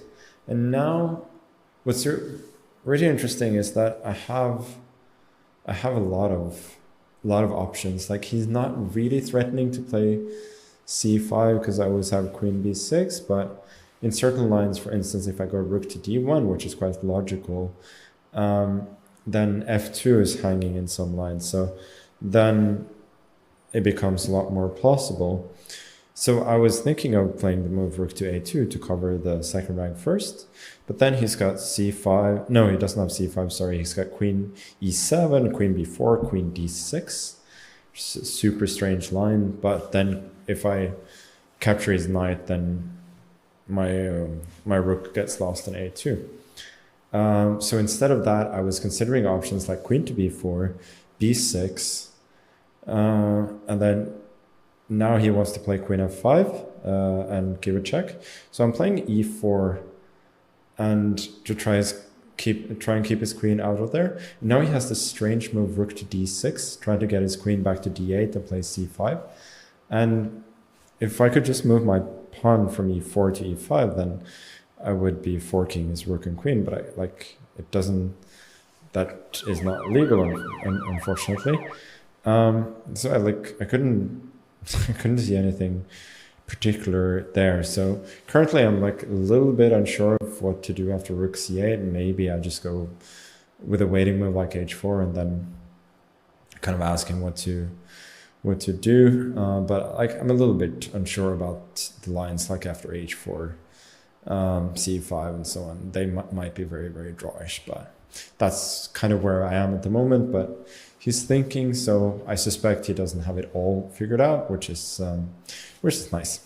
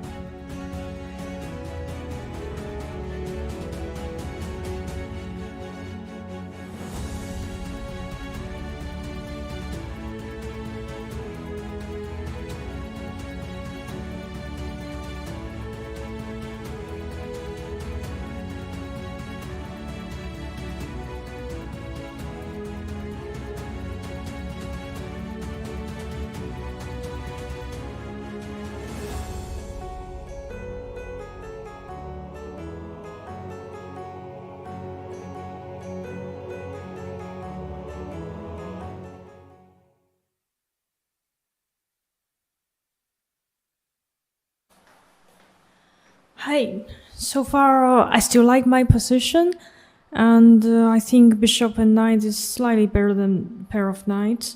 But it just reminds me one thing that I play c3, queen c2, and queen d3. If I play with queen d3 and c3, then I kind of save a tempo. Is that right? But anyway, game is still on, so I'll go think about chess.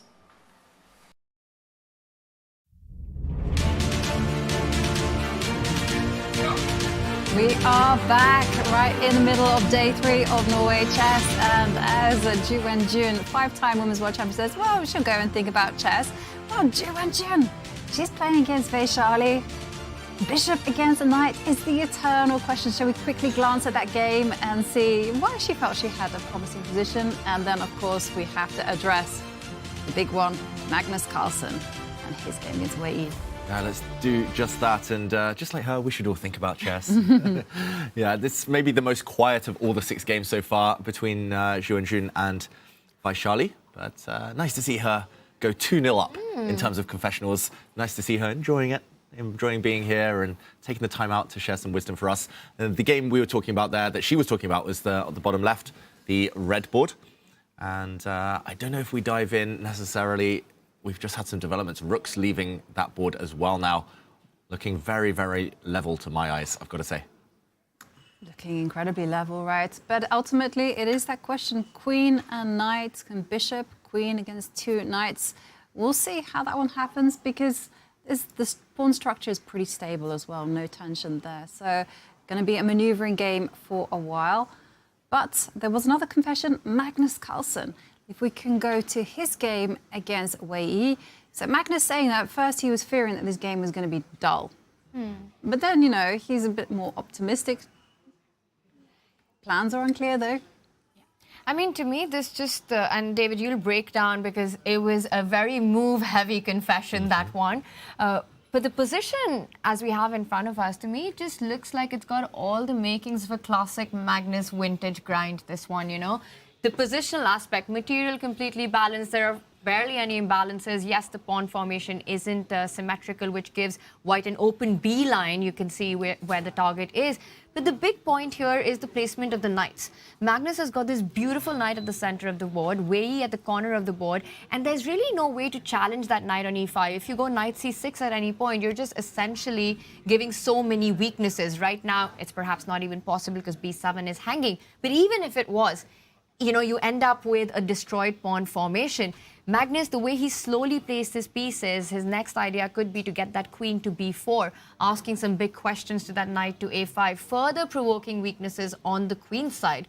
And as long as that knight on e5 lives, it's going to be so incredibly hard for Wei Yi to find any counterplay.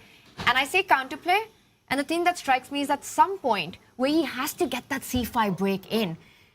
But is that even possible with queen b6 coming in? Yeah, that's the big question, and Magnus was talking about that move. In the meantime, before we break things down, result has come in, and it's a very sudden, unexpected draw between Lei Tingzhe and Anna Muzychuk. The players found a way to repeat the position in a very tense middle game. It was very balanced, so understandable result, but they want Armageddon. Did you see the speed with which Lei Tingzhe left the chair there? Just wants to get ready for that Armageddon fight, just instantly walks off. Yeah, well, her husband and coach is here, so she will be consulting him. I've noticed a lot in the Armageddons that some players are repeating their positions from the classical, and they're just making those small improvements. So we'll see what Lei Tingzhe has in store. And of course, we'll be following all of the drama there. But wow. So that's Armageddon number one. Yeah. It's 2 for you for the day, 3 and 4. Correct. I'm now afraid that Zhu and Jun Vaishali's like nearly definitely in Armageddon, and I'm out of. I've maxed out my quota. You're out. 3 might be the magic number. So it's going to be between me and Yowie. Maybe we'll get one of those completely impartial polls running one more time, you know? Yeah, chat, back me up. It's going to be 2 Armageddons, guaranteed. I mean, chat, mods are going to be backing you up. It'll be like, do you think David Howell is right? And the options will be yes, maybe, of course, obviously. It's not just the mods. Like, during the Paris freestyle tournament, like, Magnus's wife, Ella, like, everyone was ill at the tournament, and she was, like, asking on Instagram, like, who's the super spreader? Who made everyone ill? It was like, David Howell, David Howell, David Howell. I was like, ew. I just get blamed for everything. Was it you? Maybe. It might have been me, but that's not the point. Oh, gosh. Okay, well, we'll ask the question, right? So which host will get... Oh, come on. Which host will get it right? David. The correct number of Arma games today. David? Of course, David. Only David can win this. It's tough, but David. I mean, I won. What can I say? It was tough, but... You won. I won the audience. Yeah, and Tanya won yesterday. Yes, yeah. I won It's now yesterday. my turn. It is. The Yovi win is due, but David is winning hearts while we're winning our Armageddon predictions. As long as the chat loves me, like, you guys can win the Armageddon bets. It's fine. Oh, wow. Did he go for c5? He did. Yeah, well, the maneuvering game is over, and action has been brought to the table. c5. Okay, well, ideas of playing c takes d4, knight jump into c4, make use of that knight on the edge of the board. Obviously, you can't do it quite yet because the knight on a5 is guarding the pawn on b7, but, well, Wei Yi just suddenly amping up the tension. Yeah, we need to calculate, because in his confessional, Magnus basically said, oh, at least after rook to c8, which was black's last move, he was like, at least my opponent's not threatening c5. Exactly. Because of this queen b6 move. And just to go back one move to talk about Magnus's confessional, he played the move rook to d1 after quite a bit of thought, after a long think there. And he was actually saying, maybe I should just wait with moves like h4. And in hindsight, maybe he should have made a waiting move like h4, because it might be important that the white rook defends this pawn on f2. And we'll see that in the coming variations, because after rook to d1, Wei Yi has lashed out. Magnus was more expecting like the queen to come back, maybe pawn to b6, a bit of a waiting game here. But after c5, queen b6 is the acid test here, the only way to try and punish black, now that square's vacant, undefended, and the black knight lacking squares. And I do wonder whether black can take on d4 here, because queen takes knight now is met by a double attack, hitting the queen, hitting the knight in the center, regaining the material with interest. Magnus looks a bit shocked that this move has landed, by the way, in the camera. And if you recapture now with a pawn, the reason I talked about the f2 square earlier is because rook c2 is a legal move now. It is possible, hitting this square. And the moment you drop back with your knight to d3, you allow the black knight in some cases to jump to c4, also eyeing the e3 pawn with a check now that there's a pin across the second rank. Yeah. I mean, can we also just, instead of dropping back with a knight to d3, can we go knight to g4? He's about to make a move, by the way. Plays queen to b6. He plays queen to b6. It's incoming. This move has landed. This is the live position. And Wei Yi's, I mean, surely he's going to blitz out this move. As Tanya mentioned earlier, like the knight coming back is basically an admission that your pawn structure is going to be ruined. White can even just take that knight, and white will be a pawn up at the end once the dust settles. So Wei Yi, he's trying to survive here by tactics, by 2-3 moves tricks. It's very dynamic. That's how the top players, especially these dynamic ones, how they solve problems. They don't want to sit passively and defend. Black didn't really have another plan, so he's trying to force it through. You know, it's interesting because I've noticed this is the Chinese school of chess. They don't like to sit passively and wait. They always, you know, want to get active, even prepared to sacrifice material, sacrifice a pawn in order just to break free. So definitely, I'm expecting c takes d4. Yeah, and it's also such a way way to handle the pressure in the position, right? You want to go on counter offense, and love that idea of the rook coming onto the second rank. What is the English school of chess? What happened? We have a rogue guest just waving at us from the side. The English school of chess, it used to be, the saying used to be only mad dogs and Englishmen. So it was like, we'd all be hackers and... Coffee house chess. Yeah, coffee house chess. It was no grinding like a grandmaster. It was just like wham bam. You were the most non-coffee house chess player ever.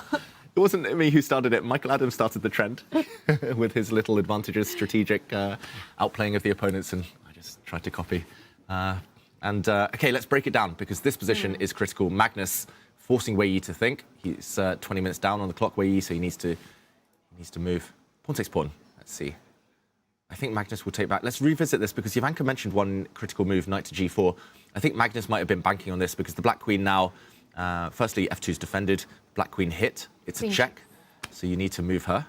He's going for this, Wei Yi. He played pawn takes pawn. Queen g5 is the only move to defend both of these pieces, and the most important thing is you can give a check on the next move. If the queen is hit, you need to stay defending the rook, so you can come across with a check. Next move, knight c4, and black's doing great. So this is the path we're on. C takes d4 played. I think Magnus, yeah, he might have taken his eye off the ball with kind of moving his rook away from f1. If he had his pawn on h4, like, black doesn't have any of these tricks. Rook c2 doesn't work because the rook defends f2, and black would have been forced to wait instead. All right, I'm going to ask the question. Why can't you take with the e-pawn? Structurally, it looks awful, but white does have a lot of attack on the queen side, hitting that knight and hitting the b7 pawn. Is there a tactic that I'm missing there? No, I don't think so. So let's put it on the analysis board. E takes d4. You can't take on c3 because the a5 knight is hanging. I see the bar doesn't approve of the move. It's not the best recapture, but what's the problem here? Maybe black just saves the knight. Knight c4, for example. And then takes. Takes. I mean... b7, c3. White is winning this pawn in the end of the variation, but rook c2, it does feel like black's active enough. Like something's now going to have to go to f1, the rook or the white queen, to defend. And it does feel like white shouldn't really have winning chances in that endgame. Maybe black at some point takes, and yes, it's an a-pawn, but should be possible to stop that from running. Yeah, I wonder, like, is Magnus just going to take rook c2 and just going to go, like, rook f1? This would be very Magnus Carlsen. He's basically tempted his opponent to go c5, and then he's like, okay, I tricked you. You got what you wanted, and I'm just going to go back. Yeah, but his expression said something completely different once c5 was on the board, you know? It was more like, hey, this was not supposed to happen. Oh, whoops. And he is thinking here, Magnus. So I wonder whether he's missed this. I don't know if we can get the Magnus cam up. Wei looks composed. Yeah, what's the world number one thinking about right now? He's thinking about one of the three captures, right? Like you mentioned, queen takes knight, it runs into rook d5, so that is absolutely no problem for Wei. But it's rook takes pawn, you can capture it with c or with the e pawn. Yeah, rook takes pawn. I forgot that was even possible. Normally you always want to take with the pawn in the center, towards the center normally. Rook takes pawn does keep some pressure on the black rook. Yeah. That's definitely possible, actually. Maybe that's what Magnus has in mind. So rook takes pawn, you can't again take on c3, like you said, d8 is hanging, and what difference does it make if a pair of rooks are off the board? That's the big question. Well, the queenside weaknesses start to become a lot more glaring, right? Because the rook on c8 will be undefended in certain positions. Sorry, not rook d2. That was my mistake. I was about to play rook takes pawn, but I'll leave it on the live position for now. So you can't take on e5, the d8 rook hangs. Let's just have the three options lined up. Rook takes pawn, pawn takes pawn, pawn takes pawn, so that everyone knows what's going on in Magnus's head. Something's going to land on d4. Oh, hot take by David Hall. Yeah. Predictions. That's the tiebreak of the Armageddon. We sometimes guess moves. Okay, there's three of us. There's three possible moves. Three candidates here. What are we predicting? You know, I actually like rook takes pawn. I'd go with rook d4. I'd want that same position with rook takes rook and then take with the c pawn, but I just want one pair of rooks off the board. I'm going to steal c takes d4. David? Oh, no. You're left with only one option now, David. I'm pretty sure he's not going to play e takes d4 because, as we saw, that just fizzles out towards a draw. That was the only option left, David. You're a bit slow. That was my fault, yeah. Sorry, but not sorry. I shouldn't have asked the question. I should have been like, e takes d4 won't happen. But I'm going to say cd. Whoops. But you think it's going to be the c pawn that captures? I think so. I think the fact that the black rook on d8 is a bit vulnerable in some of those variations is slightly loose. The black queen tied down defending that piece. I think Magnus wants to keep maximum tension. Yeah, and you actually raised a really important point, right? If white just, after c takes d4 and black comes in with a rook, if white just says, you know what, I'll defend that weak spot on f2, questions are still there, you know, about how you're going to defend the pawn on b7, the knight on the edge of the board, and of course the rook is still loose. I mean, at some point, maybe Wei just has to accept he's going to go a pawn down. Yeah, I think he will go a pawn down. Magnus about to decide. It is the pawn. Oh, look at that. You know, he made that move. I could read that one. Yeah, so Jovanka, David on point here. Yeah, that looked like a reluctant capture, though. Like, it looked like he wasn't too... I mean, Wei doesn't look excited either, but Magnus didn't look thrilled about the fact he's allowed the black rook in. But I thought he had an interesting hand move in that, you know, the way he grabbed it. It felt like he... I don't know how to explain, but, like, if this is that pawn, it went like that. Yeah. And not, like, pick it up and then take it. I'm telling you, this is going to be a trend. Body language experts know more. All you need to read is the hand movements. And, yeah... Right now. No opening books, only a handbook. Exactly. Rook c2 is the move we're expecting, but what else could Wei be thinking about? Yeah, rook c2 feels like really the way in. Well, it is definitely something that Wei is considering, you know, whether to come in with a rook, whether he should make another move. But we're going to go back to the bird's eye view because we are going to, can you check out the game between Hikaru? Well, we're going to go and check out with our fourth commentator, and let's see where his final time going into the confessional is like. All right, so I'm back. This will definitely be the final time that I come here. This game is very confusing. I thought that I was quite a bit worse, perhaps, going all in for this kingside attack. And then Gukesh played this b5, d4, which I didn't think it was very dangerous, although to be fair, I miscalculated. Initially, I was going to go for this line with after d4 with ed4, cd4, knight e4, rook e4, d5, rook g4, h5, rook g3, dc4. But then I just kind of underestimated this d takes c5 move with the bishop c3 or bishop h6, and I was very unhappy. So I spent a bunch of time, and then I came up with the c takes d, this take on d4, and I was expecting knight takes d4, rook c8, rook c1, and like knight d7. Thought I was worse there, but it was kind of fine. And then Gukesh decided to blitz out this bishop b4 move, allowing knight takes e4, and I think the situation is really, it's crystal clear. Either I'm going to lose the game, I've missed something, and I'm just dead lost. There's no other way about it. Or I'm completely fine. I'll probably draw with ease. So we'll find out fairly soon. I think the big tell will be what Gukesh's next couple of moves are and how much time he uses. If he blitzes out the next 3 moves, I'm in a ton of trouble. If he plays rook e4, d5 and thinks here, I have a feeling that he missed this perhaps by moving too quickly, but it's very confusing when you reach this situation. It doesn't happen often as a top player where you reach a moment and your opponent starts playing every move and they're moves that you're not expecting. So a little bit uneasy from that standpoint, but again, I've calculated the moves. I think I'm fine. And if I blundered, I blundered. That's life. You lose the game, you move on. So I think we'll find out fairly soon what the reality is within the next 5 to 10 minutes based on Gukesh's time. Although those of you guys at home or watching the live broadcast will obviously know right away what the reality is. So you'll probably hear me. You'll probably think, what are you talking about? You're crazy. But I think I'm okay, but we'll find out very soon. I'll see you guys. Well, there we see. Hikaru unsure. Is he in a ton of trouble? He thinks he's okay. Well, we are definitely going to have to check out his position. Is he okay? Yes.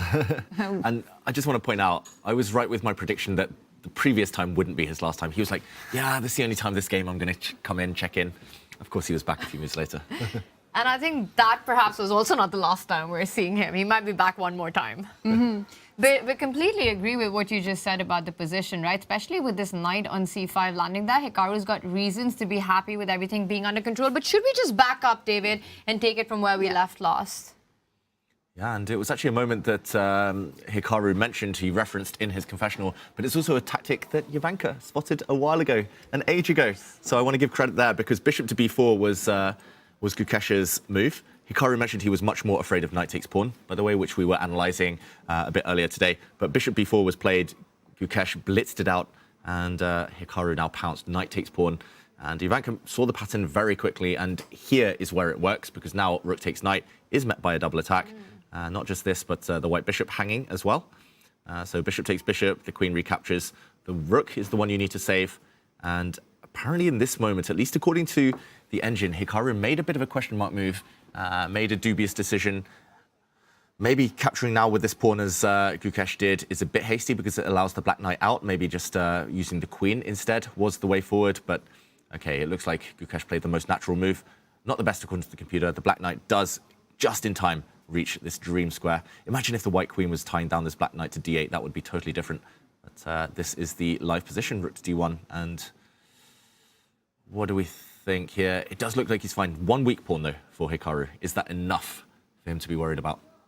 Well, I would argue that the pawn on a4 for white is also a vulnerability. So, you know, easy come, easy go. We have both sides having weaknesses. So I like this move from Hikaru, rook f4, just eliminating some pieces, again, getting ready to mobilize the rook on a8. All his pieces are working. I think he's fine. And that weakness you pointed out, I mean, once again, that knight on c5 is not only a great attacker to a4, but also defends that e6 pawn so beautifully, you know. So it's kind of hard to imagine to actually breaking through as white. And I like that he's neutralizing the two rooks on the open line. Rook f4, not an easy decision to make. Do you keep the tension? Do you trade on f4? Hikaru's pieces, including that queen, and once the rook joins in, just seem like they're active enough to compensate for that d file under control, for that e6 weakness. Fully agree, Tanya. I think you're right. Just the last move as well, rook f4. The speed with which he played that Hikaru after, what was it, 30 seconds or a couple of minutes of thinking. Yeah, it's showing that he knows it's under control. It was the latter of the two options he mentioned. He was like, either I'm dead lost or I'm totally fine. And it's one of those positions he knows he can handle. I would actually argue that even without the e6 pawn, black's probably got decent drawing chances. But yeah, any rook endgame, knight endgame, he's totally fine. You know, I just want to say one thing, that if this neutralizes and goes into a draw and we get that Armageddon, I mean, Hikaru becomes a huge favorite going into that. You know, he'll play with the black pieces. He will have 7 minutes, but he's such a speed demon, and he'll have the result odds, which means draw. He takes the match. So it's not great news for Gukesh. Yes, he stops the bleeding by getting up on the scoreboard, getting that 1 point, but his chances of taking the match, I think they drastically reduce in the Armageddon. Well, this is the thing. Hikaru is famous for speed, blitz chess, and Gukesh, he seems to be so much stronger in classical chess. You know, Tanya, for a second I thought you were going to gloat, because with a draw, another Armageddon. Oh no! Tanya, Jovanka, we get the poll up now before it's too late. It's going to be too late soon. One Armageddon's about to begin. Oh dear, Rook F4. So you only have one more to go, right? For your prediction. Yeah, this is probably it. Yeah. Zhu and Jun against Vachier-Lagrave looks very, very solid for both sides as well. So I'm not optimistic about my chances. I think it's going to be a big fight between me and Jovanka for this one, because it's quite a chance that we might get 4 today. I wonder what the chat thinks. How many Armageddons coming up, and who's right today? Yeah. Fabi against Arjun also looking very balanced. I think it's going to be a quite peaceful day, with the exception between Humpy Canary and Sarah Kadam. What does even peaceful mean here at Norway Chess? What happened? Oh, no. Nothing. Nothing happened. Nothing happened. A misclick from our producers that only we see behind the curtains. All right, so Rook F4 played, and he's still thinking about his response. Gukesh is. Meanwhile, we've got Armageddon action on. We do. Lei Ting-jae with the white pieces. She has 10 minutes on the clock. Anna Muzychuk, the black, with draw odds. She has 7 minutes. And remember that the players do get a 1 second time bonus, but that's only after they've completed move 40. So the stakes are getting higher. Yeah, and it's Lei Ting-jae who's clearly done some preparation between the games. There was a 20-minute break between the classical, the Armageddon, and she is the first one to go a different path. In the previous game, on the last move, she'd actually captured on d5, opened the center. Now she chooses to keep things locked up, only now choosing to trade off in the center. And Anna Muzychuk, starting with just 7 minutes, she's already burned a bit of time, still thinking. Time advantage growing. It's almost 4 minutes now for Lei Ting-jae in her favor. And now she actually does the same thing she did in the previous game, but having given black an extra tempo of g6, maybe because the black dart squares are weak with the bishop about to pounce, and black not in time to fianchetto now. And that's going to be a huge difference, right? Let's remember when the game finished, how quickly Lei Ting-jae just left. And I think this is all part of the big plan, all part of prep, a trade. Ting-jae recaptures. If you take that knight, the queen will take that spot, hitting the rook, not giving black enough time to go over to g7. If you got to fianchetto that bishop, you have to do it right now.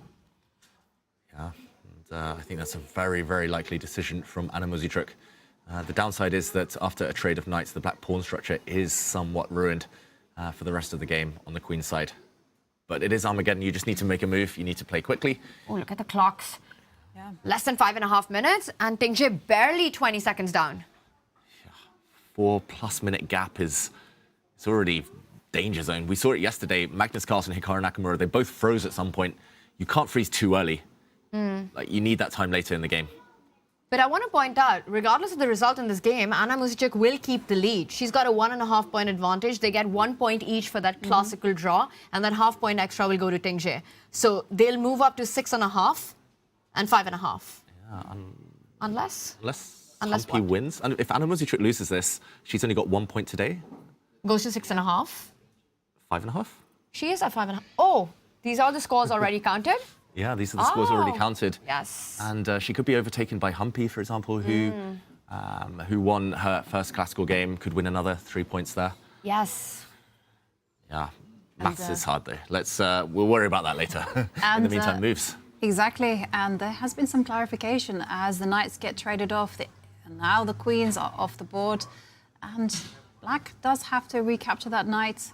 But then the bishop coming into b6. You've got knight d5 as a defensive resource to block that rook from threatening checkmate. She captures with the knight, so keeps the structure intact as well. b2 is hanging, watch out. There's a big threat. There is a big threat, but the whole issue is going to revolve around this bishop on c8. Is it going to be able to get into the game? Because if black were to castle as Anna just does, it's going to be a difficult, right? Because there's a square on b6 for a white knight to go into, and it's not going to be easy to get a bishop either to b7 or to d7. Problem child. It is a problem. White's very, very quick. You know, knight d2, knight to c4 now, knight to e4 on the agenda. Yeah, this looks really nice for white. I think in a classical game, this is a dream. In Armageddon, there are reduced pieces left on the board. There have been a lot of exchanges already, so maybe some chances that Anna can bail out at some point and maybe give up a pawn or something for activity and make a draw. But for Lei Ting-Jie, this is a dream position. Her knight coming in, pawn to a4, easy moves for white, big 4-minute time advantage. Anna Muzychuk in a bit of trouble from this opening. And now there's this additional idea, right? At the right moment, like you said, a4 can arrive as well and create more attention on the queen side. Just everything to play for white here. And less than 4 minutes, double the time advantage almost for, more than double the time advantage for Lei Ting-Jie. Right. Anna Muzychuk undefeated in the tournament so far. So far, but it's looking like she is struggling here to even maintain equality. e5, it's a great try to liberate the light squared bishop, but Ting-Jie, she has so many options. Knight to c5, a4, knight to d6, and here goes a4. She starts undermining black's queenside pawns. The problem is what to do. If you trade off pawns, you're left with one isolated pawn and a big weakness. If you push your pawn forward to b4, the white bishop is coming into c5, something we all mentioned earlier. The bishop hitting the rook and hitting the pawn. Anna Muzychuk forced to bring her bishop out, but that knight is only being chased to a square it wants to go to. Maybe we'll start seeing some tactics and fireworks. The black bishop coming into c2, grabbing a pawn on a4. This is about to heat up and get complicated, but that's not great for Anna Muzychuk, who's almost 5 minutes down on the clock. And then you'd have to calculate all kinds of exchange sacrifices in that position as well. As you mentioned, it might be a tactical skirmish. If we do see that line, white might try to create a passer.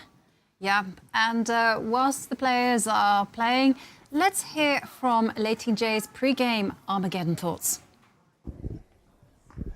A quick draw. Are you feeling good before the Armageddon? Yeah. Good. I look forward to it. Yeah, I think because I have to win, I think should be quite interesting game. Oh, we look forward to that. Good luck. Yeah, thank you. It's certainly interesting when you're in a must-win situation, which Lei Ting-Jie is.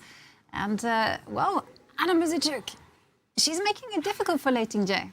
She's trying to create chaos on the board, and I think that's the most important thing to do. You know, she needs only a draw, and there's a lot of pressure right now, the knight attack. I just want to say that Lei Ting-Jie, anytime that she's not on the board, she's always got a smile. You know, she's just always so cheerful and in good spirits. Bishop b5, she's got to be feeling good about her position as well. Rook takes rook, the only move for Anna? Yeah, the only move. The black knight is a bit stuck. No way to defend it. You have to move it if you're not going to trade rooks, but then you lose the b4 pawn. I think you can use a trick to kind of stop white from winning a pawn here, to prevent white from creating two passed b pawns. But you need to trade rooks first, and then you need to leave the knight on c6. Actually trade off the pawns on c3, because at the very end, the pawn is actually running through to the b1 square. We'll see the rook exchange. Will we see Anna Muzychuk trade pawns? We do. And has Lei Ting-Jie missed this one? She pauses, suddenly realizing that it's not so simple. She can take the bishop. The blue arrow appears, maybe the only way to keep the advantage for white in order to prevent the b1 square from being covered. Wow. And if you take the bishop, black takes the pawn, the rook will move to that queening square, the knight in the end hanging in that line. Lei Ting-Jie does pause. She's got enough time to work out the tactics in the position.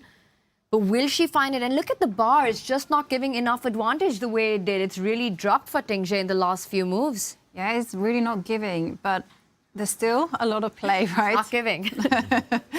Yeah, there's still a lot of play, right? Because the clock situation is precarious for Anna. There you can see big time difference. But knight takes bishop, and you have the advantage of the bishop pair. And if you capture the pawn, then there's still questions for black. You know, white can still build that position up gently. Well, you can be a piece up here if you want. If you take that bishop, you're a piece up with white. If you take the knight next, the problem is the black pawn on b2 is going to be super strong. And, okay, she chooses not to allow that pawn to exist. But a mistake by Anna.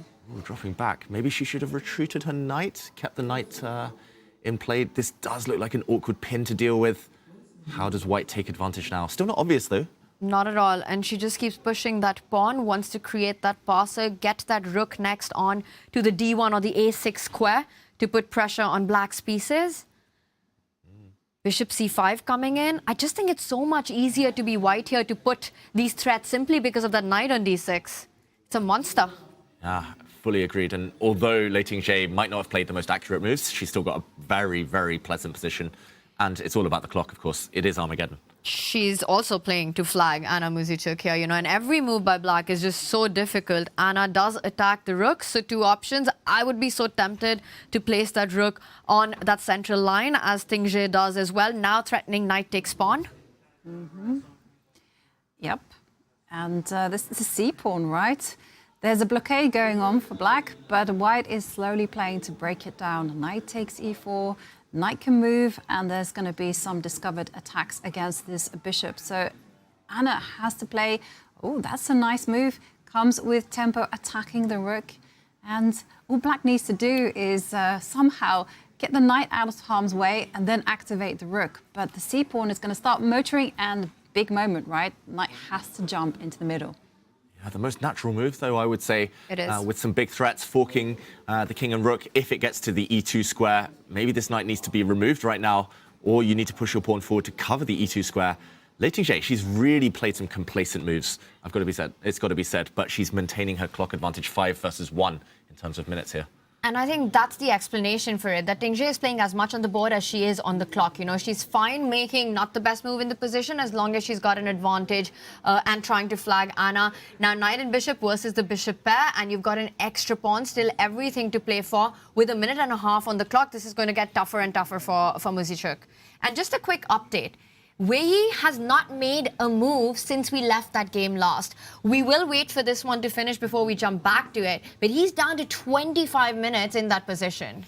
Unbelievable. Tick-tock goes the clock. Yes. On all boards, the Armageddon most of all. And I've got to say, this is the best position Anna Muzychuk has had since move 5 or 6. So momentum on her side, but being a pawn down, still not going to be easy. It is going to be all about the clock. Lei Ting-Jie needs to improve the quality of her moves, though, if she's going to win this game. It's not just going to be the speed that counts. There will be an increment a bit later. And you can't just go pushing that a c-pawn yet, because that knight on e4 will be put under fire. Get rid of that defender. You end up losing c5. So you need to time that push very carefully.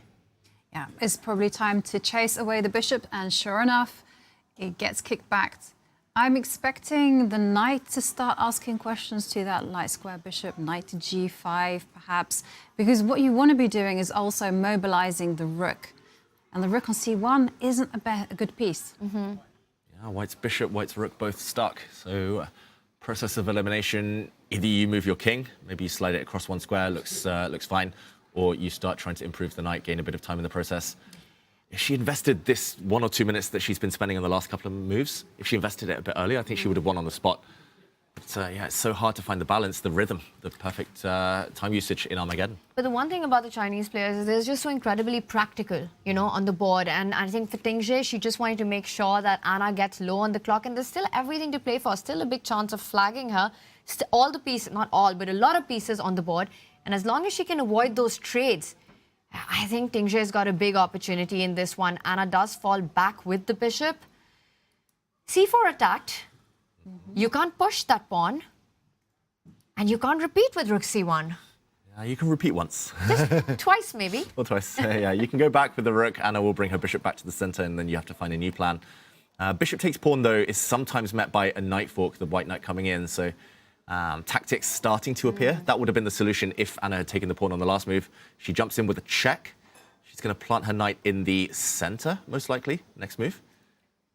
Blocks the attack.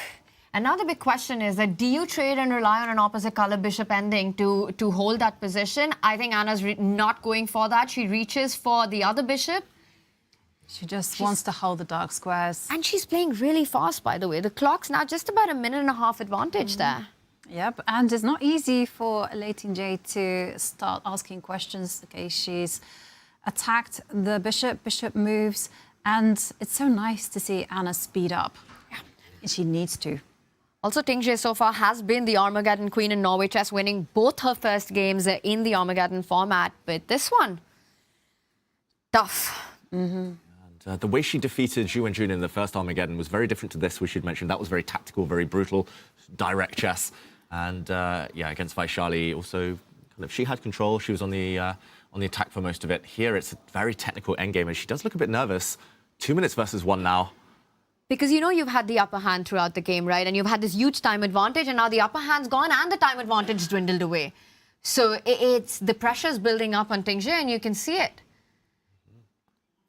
Got to move. G4 is the most natural, tempting move in the position, but it does leave the white king a bit open, maybe to the bishops on the diagonals.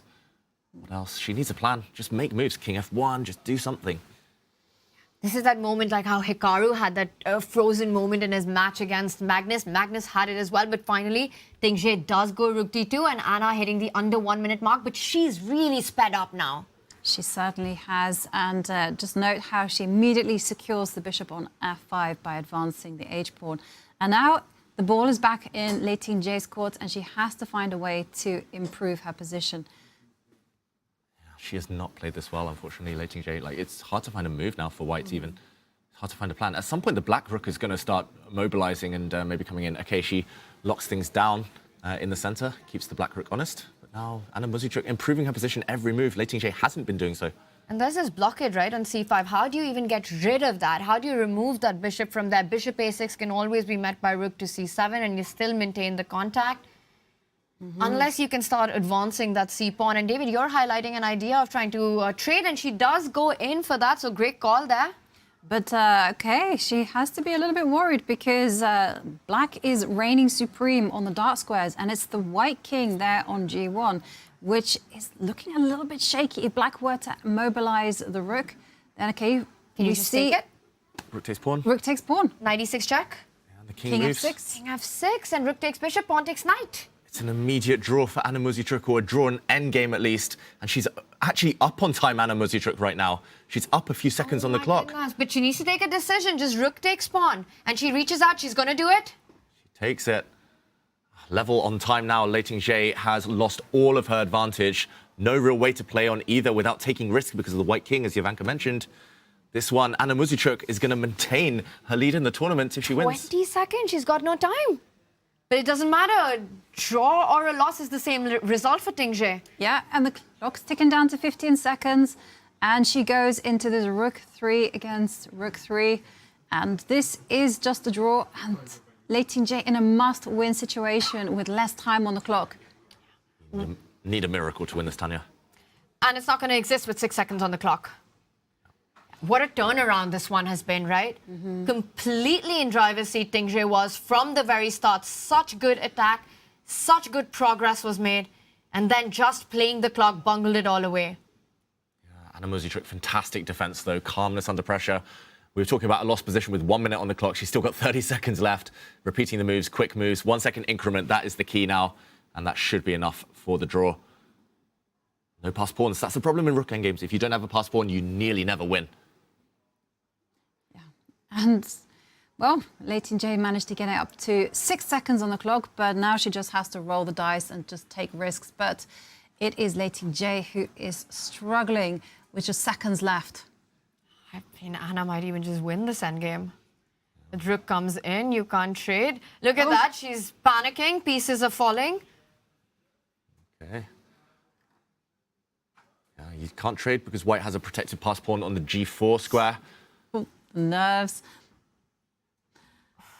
Offering a trade again. King of pawn endgames, if the pawn landed on g3, were a draw. So Lei Tingje couldn't capture. Oh, she's going to drop a pawn, though, if she wants to win. This one, Anna's so close now. The h3 pawn's so weak. The repeating moves. And it's a handshake. It's a draw. Oh, and it is a win in terms of Armageddon for Anna Muzychuk with that draw. So she walks away with 1.5 points, and it is 1 point from Lei Tingje. Lei Tingje so close to winning that Armageddon, not quite managing to put the ball in the back of the net. Yeah, what a fantastic game it was. You can almost divide it into two halves. The first half, Tingzhe played incredibly well, but then the moment she started trying to take advantage of Anna's clock, it all move by move fell apart. And Anna, incredible defense and resourcefulness. Yeah, massive advantage. Could have been a pawn up if she'd found the right way, and she was 5 minutes up on the clock. But yeah, Anna Muzychuk staying calm, taking her chance, defending really well when it came. And okay, first result, first Armageddon in the books. Still 5 games going in the classical portion, though. Yes. And big ones, big developments on all our boards. Let's take it from that top row right there. And each game, very hot in action. We can see Wei, he's down to 23 minutes on the clock. Magnus Carlsen with almost a 30-minute advantage on that clock. Rook d5 was the move of choice. Arjun, Fabiano, equally exciting there this endgame is. And of course for Hikaru and Gukesh, still in the balance, I want to say. But I see the bar, it shot up in Gukesh's favor. Should we check in with that one first? Yeah, big updates on all of the boards, actually. So let's go to the world champion and see whether he can press home an advantage against Hikaru. We said that was level, but just this last move was a mistake from Hikaru. According to our engine, we see a question mark appear. Hikaru looking very relaxed, though, so... Should we back up a little bit? We left it at rook to f4 when Hikaru offered the rook trade. What happened then? Because where did the a-pawn disappear? Did he get an a5 in? He did, and it was just the moment we left it, actually. Rook to f4, we were praising, getting rooks off the board. a5, I think a great practical decision by Gukesh. That was a long-term weakness for white on a4. Why not trade off your weakness, undermine your opponent's strongest piece? The black knight on c5, on the outpost. Trade of pawns there, now a trade of rooks. And Hikaru... rather than maybe moving the rook to a different square, maybe giving a check, other moves, he offers a trade of rooks. And big question what to do. Okay, rooks come off the board, and it looks like reduced material. It looks like there should be a draw. However, computers do slightly favor the white side right now, maybe because it's two weaknesses, this pawn on a7 and the pawn on e6. And it's the pawn on a7 that is particularly troublesome in a knight and pawn endgame, for instance. And I'm thinking that maybe Gukesh can get there by making moves such as queen to c4, targeting the unstable knight on c5, and the e6 pawn. But of course, you need to make a safety net for your king. Yeah, after solving the bank rank problems. Yes. For some reason, I had assumed that a pawn was already on h3. Yeah, he wishes. He will have to take a time out. First, I think he'll move his knight forward, as you both mentioned there. The a7 pawn is the target, gain a bit of time, and then it was going to be... It's always hard, g3, h3, h4, what pawn to push, how to give your king some breathing space. But yeah, the white queen coming to c4, the white queen coming to a2 as well, targeting both pawns. Want to see a fun move, though? Okay. Knight to b3? Ooh, wow. Doesn't do anything except look fancy. That's fun. Cool. And it covers the critical d1 square, so you don't get back rank mated. It was just a tactic. Okay. If knight takes knight, queen takes pawn would have come in with a check, winning that knight back and covering the square that you were earlier talking about. But everyone goes knight c6 every time here. Tanya, that was a super cool move. I'm going to put it on the board just while Hikaru thinks he's got a lot of time. Knight b3, like, if someone played that against me in Blitz, I would freak out. And that is incredible, the shot. And actually, white's winning a pawn unless black's accurate here. Just to put it on the board, knight takes knight. Check, geometry. You come back and you defend the d1 square. Yeah, that's the key. Yeah, maybe it's still a drawn endgame, that's the problem. But... Yeah, but I don't know why the bar didn't like it. I mean, knight b3, what's a defensive resource there? How are you defending the e6 pawn? I turned on the computer just to answer the question. Queen d3. Because... Queen d3? Queen d3 is possible, although it's a risky knight endgame. Like this knight one. d4, knight c6. Ah, this is risky. Although the computer still says draw. So nice spot, your banker. Apparently knight e4 as well. But yeah, good luck finding that. Well, knight c6 was played, and I think that is the tempting move. That is the attractive move in the position, hitting the queen and the pawn. It's pressure on Hikaru. Definitely. And he normally defends this. He's such a good defender, right? And he always believes in himself to defend it. I've watched his stream so many times, and I'm like, he's dead lost. He's clearly worse. And he's like, I'm totally fine. I'm going to draw. And of course, he always draws or wins. So, yeah, Hikaru slightly low on the clock, but should be fine with accurate defense. So the queen needs to move to a square where it defends a7. Doesn't matter because I see 3 possible squares. Yes, you're highlighting them. And I would be kind of tempted to put it on d7 because it also defends e6, it defends a7. Could you be sneaky? I've taken an inspiration from Tanya's book, and he does go queen d7. Want to go queen f6, Ivanka? Yes. That would have been cool. Yeah, I could see a world that white kind of put some pressure on, Hikaru gets in trouble, but the problem is, yeah, you just need one more move. If the pawn were already on h3 or g3, you can kind of slide up to e3, you could bring your queen across, win a pawn. Maybe Hikaru's threatening a6 in some positions, just to trade off that weakness. If these two pawns on the queen side disappear, it's a dead draw, even if black loses the e6 pawn in the process.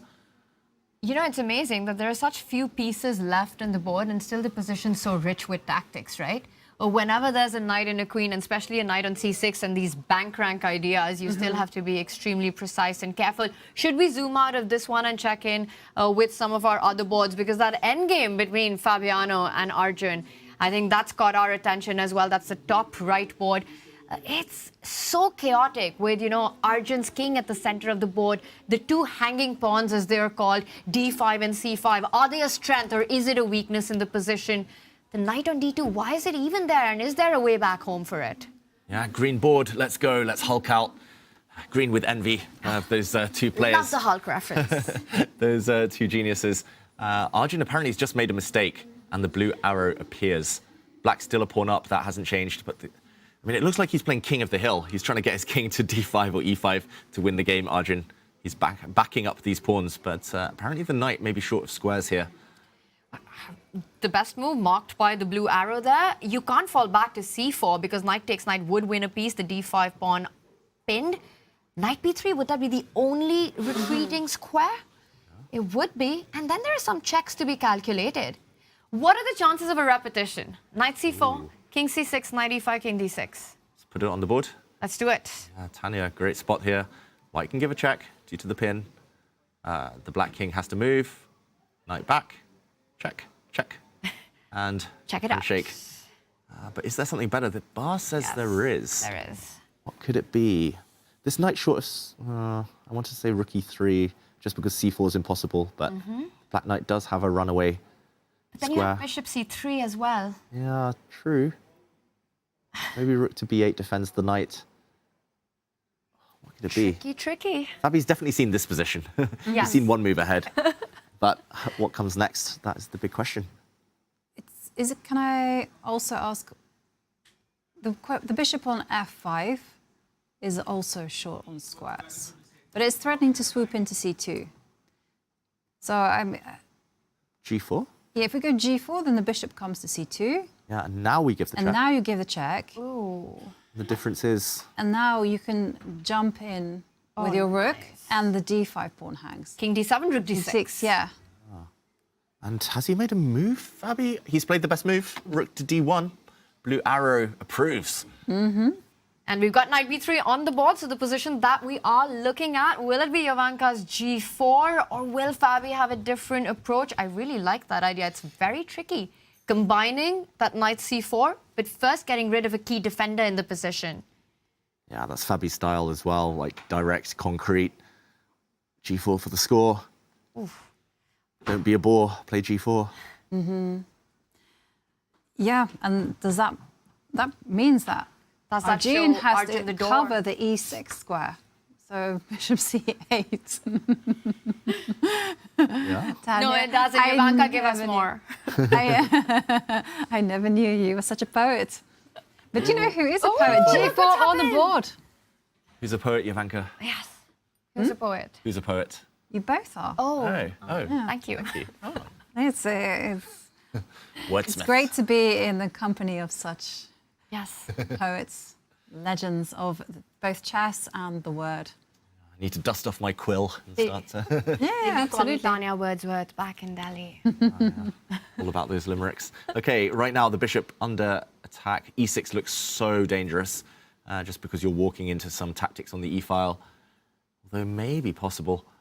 And bishop c8, yeah, there's, Jovanka said, definitely on the radar, although not the move you want to play. I think that's a last resort move. Bishop's short of squares. Okay, bishop e6, let's not panic. Okay.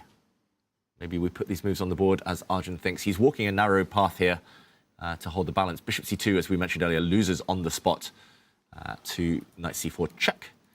And it's basically just a attack, even with queens off the board, a mating attack potentially to the black king, which is really going to struggle to survive with the bishop, the rooks, the knight the whole might of White's army coming in. So g4, bishop e6 is the suggestion from Jovanka. And here I'm assuming it's going to be a check.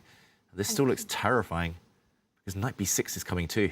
Where do you even move with your king? It doesn't matter. You go to d7 or e7. Knight b6 would win the d5 pawn if you don't fall into this fork, for example.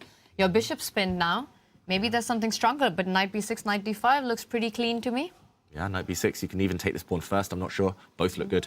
And yeah, definitely walking into the firing line like this, fraught with danger. So, okay, I'm expecting actually the bishop to go the whole way home now. That's a hard move to make though, right? With your rook on a8, to disconnect the two rooks like that, you just feel like you're losing complete coordination between your pieces. Yeah, this is scary for Arjun. I think he might have missed or underestimated this. g4. G4 idea. Let's say the bishop goes back just while we have the analysis board. Oh, the bar hates it. Knight c4 anyway? c4 anyway. The king moves. Rookies. Oh, sorry, was about to walk into a blunder. Can we take on g7? Wow, yeah, you can grab a pawn. And then give a check if you attack the bishop and then save the bishop. Yeah, now a check. Yes. King moves, and then the bishop, I guess, comes this way. And f4, and then your king gets into a lot of trouble. This is crazy. Such a strong attack, even with queens off the board, even when black's so strong in the center here. And these kind of positions are Arjun's nightmares because he's okay being in trouble as long as there are complications on the board, as long as there are tricks and tactics to play for. But here is just Fabi all across the board, you know, coming in with the checks, g7 under fire, the central pawns under attack. Arjun kind of struggling for that counterplay to create that chaos he thrives on. Well, that is a big question. Can Arjun survive the pressure that Fabiano is putting him under? We are going to go on a short break. And, well, for the subscribers out there, well, you have the privilege of listening to Hikaru's Confessional. And after the break, don't go anywhere because we're going to be joined by Anna Muzichuk in the studio.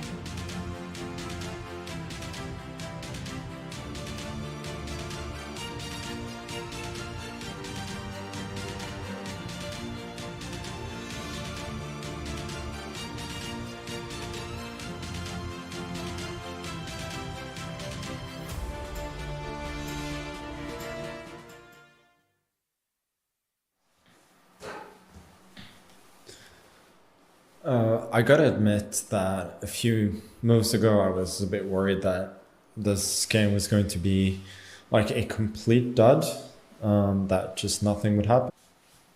That was very quick. Definitely be the final time that I come here. I just felt like coming back, mainly because I felt like finishing the thought from earlier, but also because at this moment I'm a little bit low on time and I don't want to be in here for 5 or 10 minutes. That'll cost me majorly later on due to the time control. But initially, the line that I was really worried about here was this move knight e5, queen f6, f4, rook e8, rook d7. But after queen takes f4, if queen h5, I have rook f8 back. And now there's threat of queen f2 and queen f1 with the classic back rank checkmate, or the ice skater checkmate as we call it on the internet. So I saw that and I thought that was scary at first glance. But then after rook f8, I have knight f7. I've got the passed c pawn. It feels like I should have enough counterplay for the very passive knight on d8. So I think I'm okay there. And if we don't get knight e5 and I'm able to activate my knight to f7, I figure I can't really lose. I can be worse, of course, in this position, but I shouldn't really be able to lose it. So it is a very critical moment. I guess we'll find out again in the next probably 5 minutes. But the fact that Gukesh didn't blitz out something else at least makes me breathe a sigh of relief, because I actually was worried that I might just be missing a simple tactic and losing the game. So long way to go, but for now, at least I feel relatively comfortable, all things considered, versus what could have happened. So I think I'm doing okay.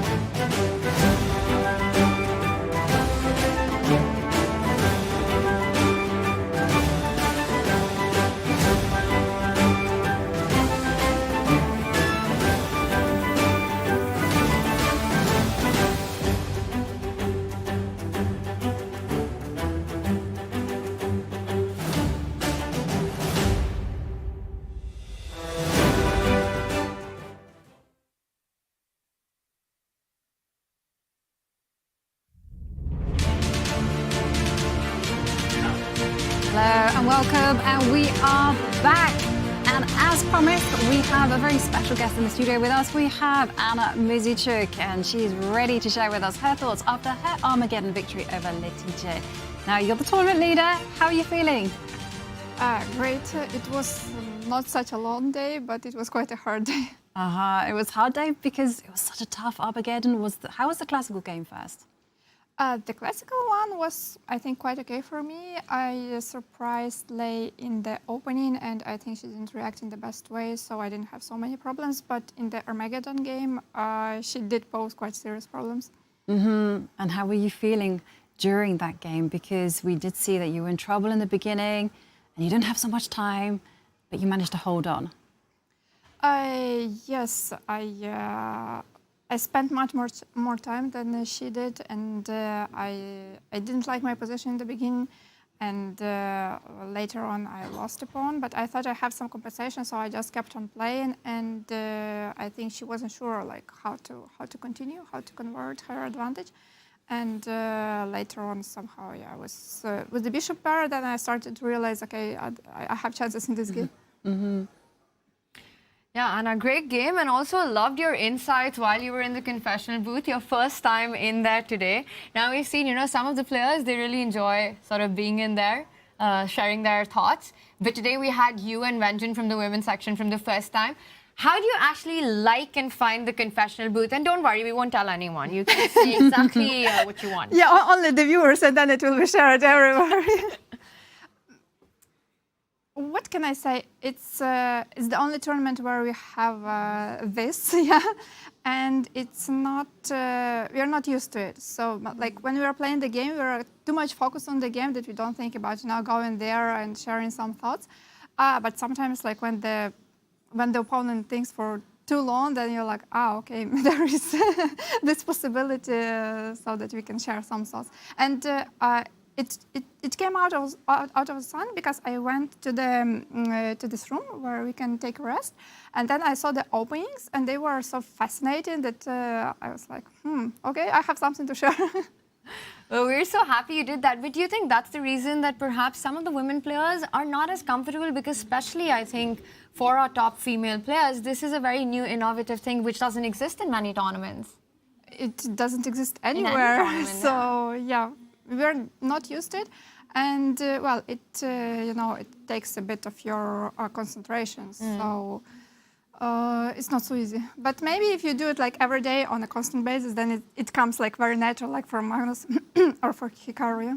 We've actually seen a pattern so far. People who've entered the confessional booth, nobody's lost a classical game so far. So in this tournament or in the previous one? So far, after 3 rounds. Okay, it's good that I didn't start with the bad tradition.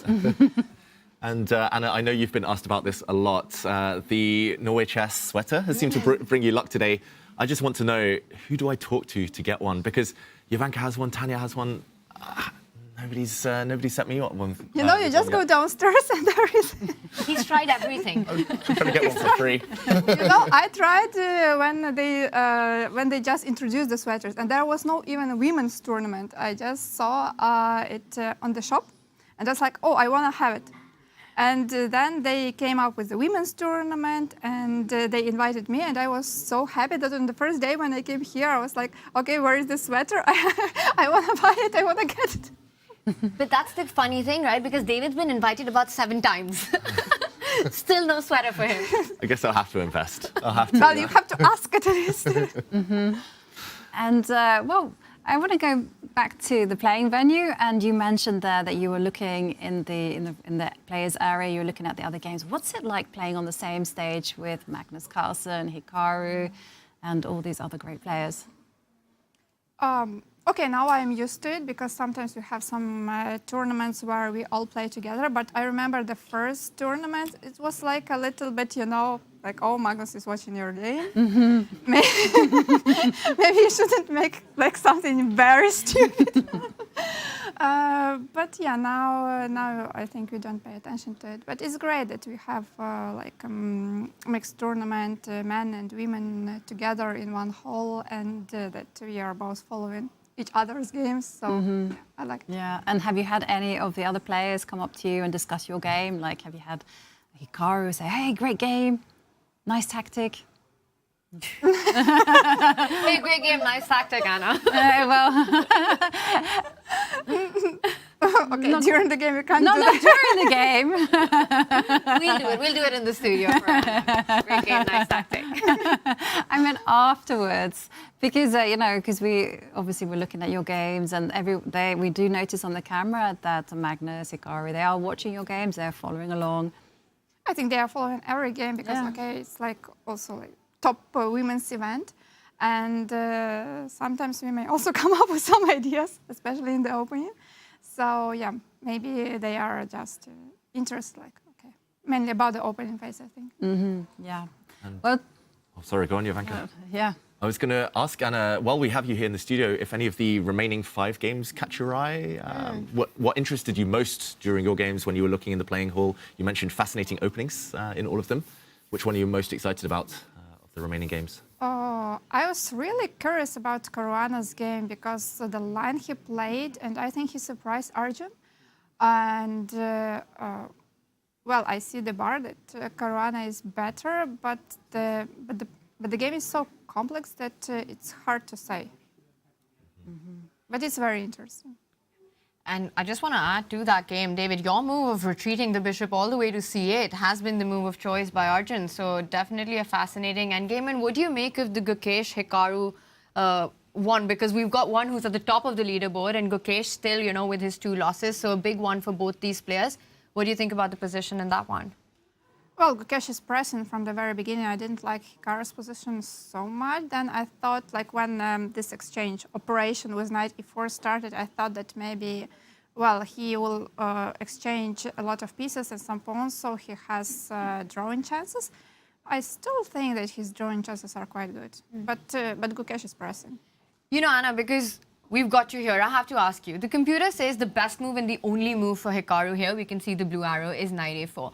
Now, from a human perspective, and explain that to us, because I think a lot of us, and in chat especially, don't understand how difficult moves are like that. Once you see it, sure, it's easy to say computer likes this best. But knight a4, do you think, how hard is this move to make on the board? And would it be on your sort of candidate moves, and how would you look at it? It could be. I mean, when you see it, you understand the idea, because black has 2 weaknesses. Why in general black is worse? Because there are 2 weaknesses, and black's skin is a bit worse. So this is the problem. And knight a4, I think the idea is maybe sometimes to play knight c3. Or maybe to go very passive, like knight b6, knight c8. I don't like it so much, but it's like the idea to defend the pawn, and it may help. Because the knight on c5 is not stable, and it's really important, like when not so many pieces are left, the knights should be stable and not so easy attacked. So knight a4 makes sense. I would just find this move so hard to make. Like the knight on c5 looks like a beautiful piece, and to put it at the corner of the board. Yeah, but it's like a hanging piece, and you put it on the corner just for one move. It's not like it will stay there for a very long time. To reroute itself. Yeah, I'm not sure I would think of it ever, unless you force me to sit there and actually calculate and actually process of elimination. There aren't so many moves. I would say maybe the most natural is to like something like queen b7. Probably you start by calculating a6. You see that doesn't work. And a6 is the first idea. Yeah, if it works, then it's like great. But I think queen c4, yeah? Yeah, queen c4, kicking the knight. And yeah, it just feels like Hikaru is walking a tightrope. He's under 20 minutes. Not going to be easy. Do you think that Hikaru will manage to draw that game? I think he can, yes. I don't know, but but I think the chances are quite decent. How many Armageddons do you think there'll be in the remaining 5 games? Because we've been having a bet every day how many Armageddons there'll be. Can you show, please, all the boards? So, well, Magnus is pressing, but it's also quite difficult to win this. I don't know. But maybe there we will have one. That's one more. Okay, I believe that in the among the other 2 games, one will be decisive and maybe one will be Armageddon. So I think 2 there. And I think Juventud will be Armageddon. Whoa. And Humpy, maybe she will convert this. So how many in total, counting yours? So 4. 1, 2, 2 in each 4. section. But one is gone. Yeah, I one hope is gone. One's gone. For today's prediction, he had it at 2 Armageddons. I had it at 3, and Jovanka had it I at want to 4. give you a high five. Good yeah, luck. we did it. But it doesn't matter for you. Like, oh no, it matters because they don't start at the same time. Yeah. Yes. It matters. Our pride is on the line here, Exactly, Anna. and I haven't quite won a single one. But thank you, Anna, for joining us here on the studio. It was a lot of fun, and congratulations once again for winning your Armageddon game against Lei Ting Jie, and we wish you the best of luck for tomorrow. Thank you. And great sweater. And there we see Hikaru Nakamura has to put his knight on the edge of the board in order to maximize his chances for holding this position. And it's no easy task. Once you see the move, the path is illuminated, but it is very, very difficult indeed. And that's what Anna said as well, right? Because it's marked, you can understand the idea, you can go deeper. But also for me, it wouldn't be something that I would be thinking about unless someone sort of guided you to that mark. And the fact that Hikaru has taken such a long think, 15 minutes on this move, just shows how incredibly hard it is, despite barely any pieces on the board. Trying to read his body language. It looked like he was ready to move Hikaru. I think he's going to play queen to b7. I don't think he's going to move his knight. Just to mention as well, out of curiosity, I checked why knight a4 was so good, and you have to be willing to give up a pawn and just calculate so far into the future. I don't think it's findable. After knight a4, white can play queen to e5. White will next play queen b8 and take the a7 pawn, and you have to go hunting for counterplay with your own queen, your own knight. It's so difficult at this point. Hikaru's shaking his head. Under 20 minutes. I think he's going to go passive. I think he's going to put his queen on b6 and just sit and hope. And it might not be enough. Computer says it's a massive difference between top move and second best move. Well, it's so fascinating because like your hunting for counterplay is relying on a very specific mating pattern or checking patterns. That's the word I wanted. And it's what I'm thinking is you put the knight on e2 and the queen on d1, and now the white king starts to look a little bit shaky. You need your knight round to where the queen is currently sitting. So when the white queen goes off, actually maybe we just put this on the board, this one variation, just to show what might be going through Hikaru's head. Because knight a4, one of the many tempting moves for white. I think there's multiple, like queen e3, queen c2. Queen c2 as well just forces the black knight to go back to a passive square, as Anna said. But queen e5, let's say, you can't go passive now, we should mention, because if you try to defend your pawn in this passive way, whoops, queen takes knight and you get forked. This is a real problem. So you have to go active, essentially. And in this position, knight to b6 apparently only move first. Check. King moves. You give up this pawn. Now you bring your queen in with a check. Now you give another check. And at the very end of this variation, you have to see that your queen attacks this pawn. Wow. And defends the knight and attacks the other pawn. I mean, this is incredibly hard. And the move that you really want to make in that starting position is dilute the queen side completely, right? You really want to make that work. And what happens is you just try so hard to make it work. Right. A6, because you know if it does, that's it. You solved all your problems. Yeah. But yeah, white has multiple moves. Queen c4, maybe queen e5, hitting this knight, and apparently no good moves. Apparently this is over immediately, unless you find knight d3. And this might be what Hikaru is calculating this position. And here, white has only one winning move. I actually think Hikaru is going to play this. A6? I think he's going to play this. It's so tempting, right? I don't know if I would ever see white's winning move here. I've cheated. I've seen it on the screen. I've looked at what the computer says, but... Wow. Is it to... I'm going to ask you to guess. Knight e7. Whoa. Knight e7, queen takes, and then you take the pawn? Yeah, this is what I wanted to do, but then the queen comes to c5, and you F2. get f2. You're on the right. You're on the right path. It's all about this move. But how to make it work? And one winning move. Everything else is equal immediately, by the way. And it just goes to show how difficult it is, right? And has he played? Not yet. He's down to under 15 minutes now. Queen f8 you're pointing out with the idea of knight e7 and queen g8 checkmate. This is over. So if Hikaru makes the move a6, he's going to lose. I think Gukesh finds that. What are the chances that he does figure out knight a4 though? I mean, that's the big question, right? I think it's very difficult because the whole concept of knight a4 wasn't actually to go forward with the knight to c3, to e2, what I wanted to do, but it was actually to set up a blockade with the knight on b6 and the queen on c5. That's like passive defense and giving up a pawn to do it. It's very, very hard. This is such a big moment. I mean, a6, the most natural move, the move that you really want to make. Your heart wants to make it, your hand wants to make it, your brain wants to make it. How do you fight all three? Right. And you're going to do anything to play it, right? Yeah. And he's shaking his head. So maybe he has seen a6 losers by force. And, I mean, otherwise you just play it and you hope and you think you're drawing. It's like Hikaru's confessional earlier. He might have tempted fate, Hikaru. When he went into the confessional, he said, either I'm losing on the spot or it's going to be a draw. It feels like that kind of moment again for him right now. And Gukesh is completely locked in while Hikaru takes his long thing. Gukesh is calculating through the labyrinth of variations with what happens after a6 because he's got to have a lot to figure out as well after that. Yep. Not an easy one for both these players. And no move yet. 12 minutes. Hikaru must be panicking. You don't want to get down to 2 minutes in this type of position. It's just, yeah, you have no chance if you're down on time. And he's got 10 moves to go, That's just barely over a minute. That's just... Not even? Yeah, just to get 10-second increment.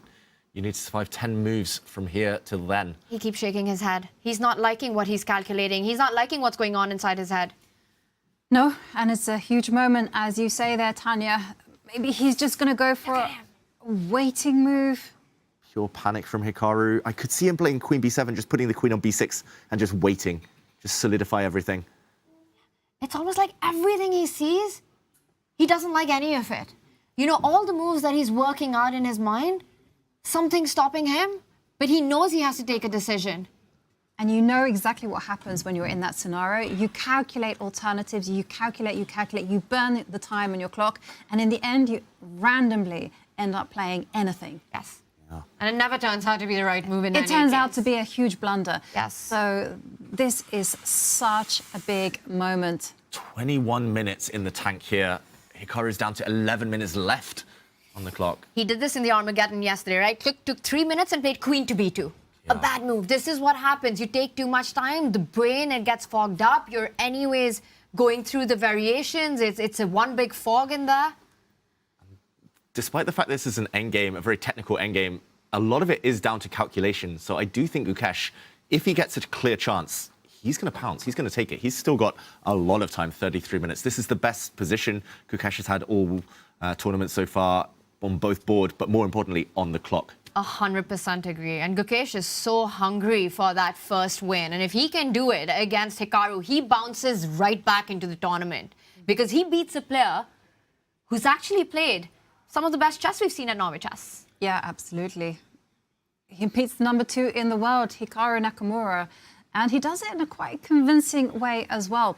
But Gukesh has to get there, right? He has to see into the future and understand that there are some checkmating ideas abound with the queen and knight. And Hikaru, he's about to play. What do you think, David? Where is he about to reach out? Is it the pawn or the knight? Something on the queen side. Yeah, all the 3 pieces are on the queen side, David. Play king h8. No king h8 happening, guys. I think he's reaching for the knight. Knight a4 would be so classy by Hikaru if he's worked this out. I think he's going for the knight. He's looking at the knight. Oh, God, he's so... The indecision... he moves queen d6. Queen to d6. Apparently a huge mistake from Hikaru. There weren't many good options, we should mention. It was only really moving in the knight across. This loses a pawn. He's giving up the pawn on a7, which could and maybe should be taken right now. What is his plan? That's a shock. He's just giving up a pawn for free. Does he want to go queen b6, attack that knight, but the b5 pawn is defended? Yeah, maybe he wants to go knight a4, knight b6, set up some kind of blockade. But it's a free pawn still. You want to do that, you do it with the queen on d7. But I think he'd rather have a knight on a7 rather than the white queen coming into e4, e5. That is bizarre. Unless he wants to go like queen e7 and take the h4 pawn, but that looks irrelevant.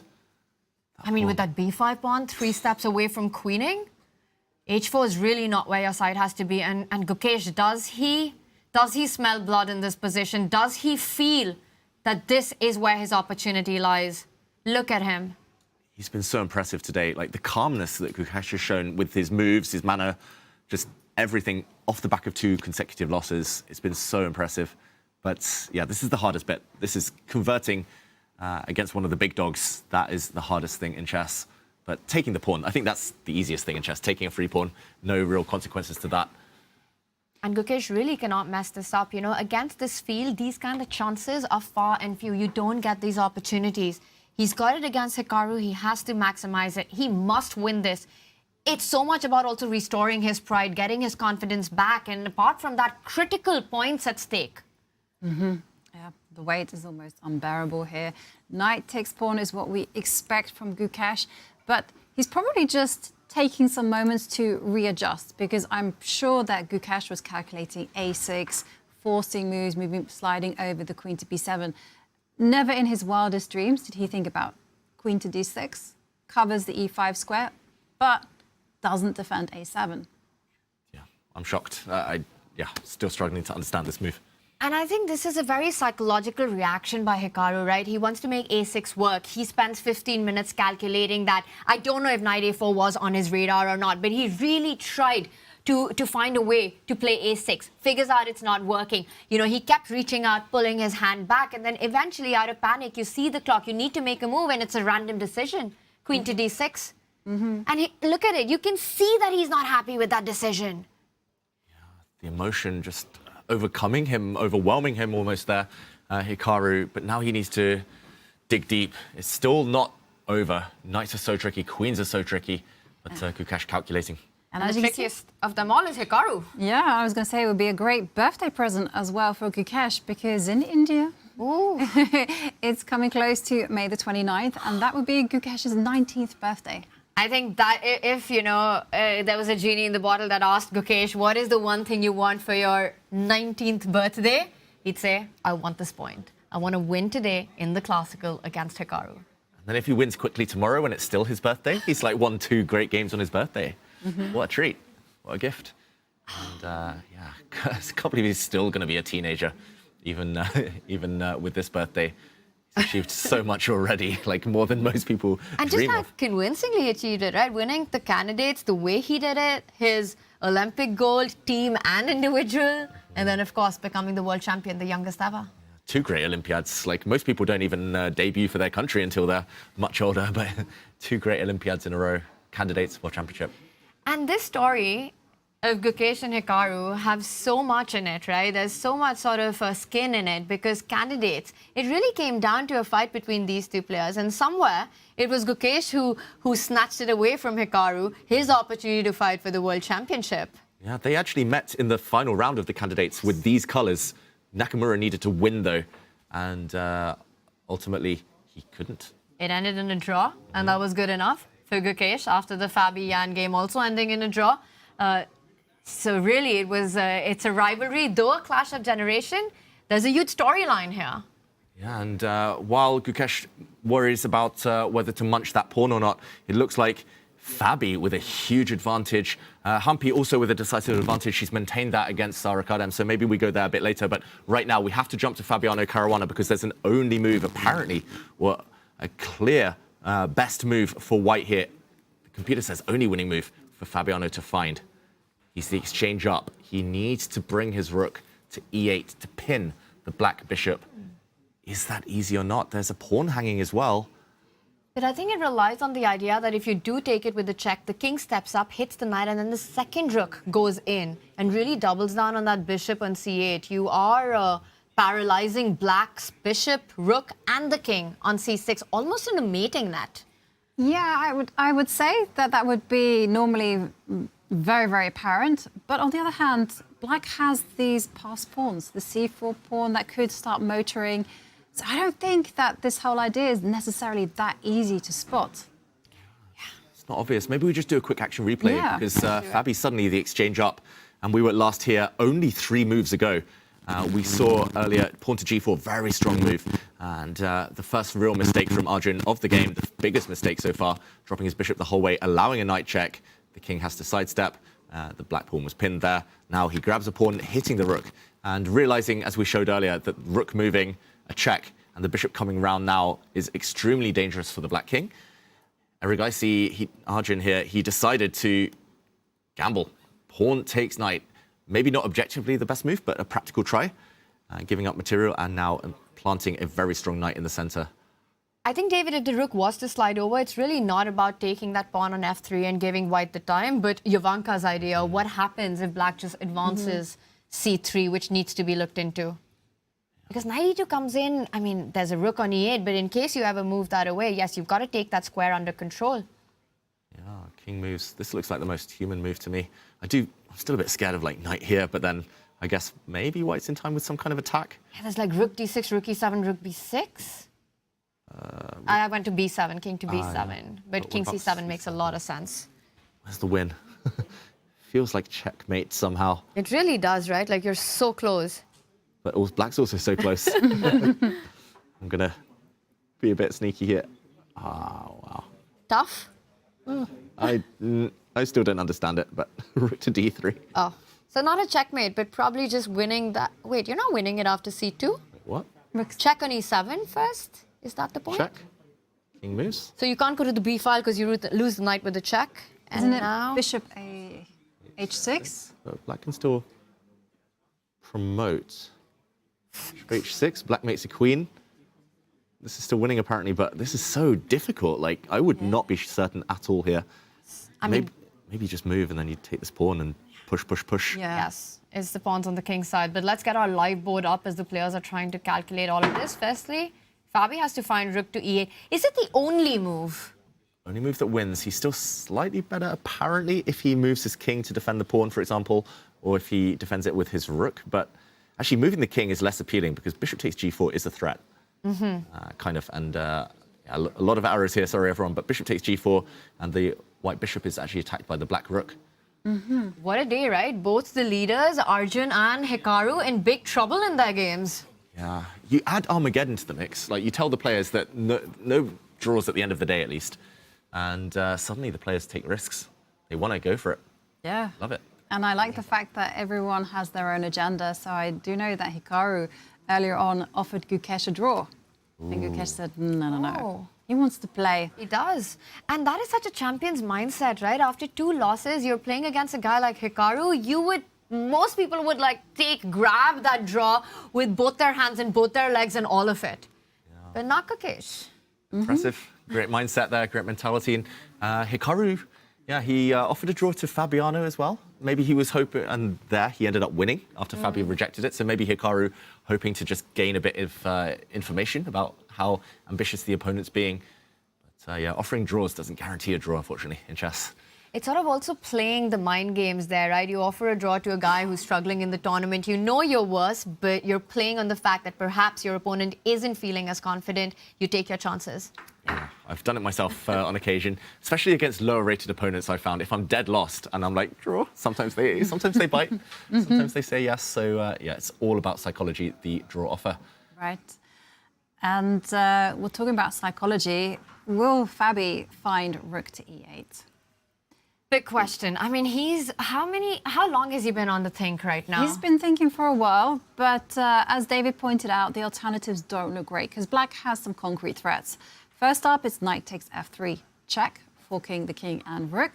Then it's also bishop takes g4, and suddenly there's a discovered attack against the bishop on f8. So therefore, by process of elimination, rook to e8 makes a lot of sense. You just have to calculate this advance of the c-pawn. But yeah, that's the thing. If it was that simple, Fabi would have played it by now. But I think it's, again, you know, the three of us here riffing the moves. We've got the blue arrow, our biggest help here, telling us it's the right way forward. But for Fabi, he's got to work all of this out. And that last position, like you said, it's not about figuring out rook e8, but evaluating that end where black has got 2 minor pieces for a rook. and understanding that not only you get that, he reaches for the rook and it's on the board. He does it, of course. Great move by Caruana. He paralyzes the black bishop, the black rook in the corner.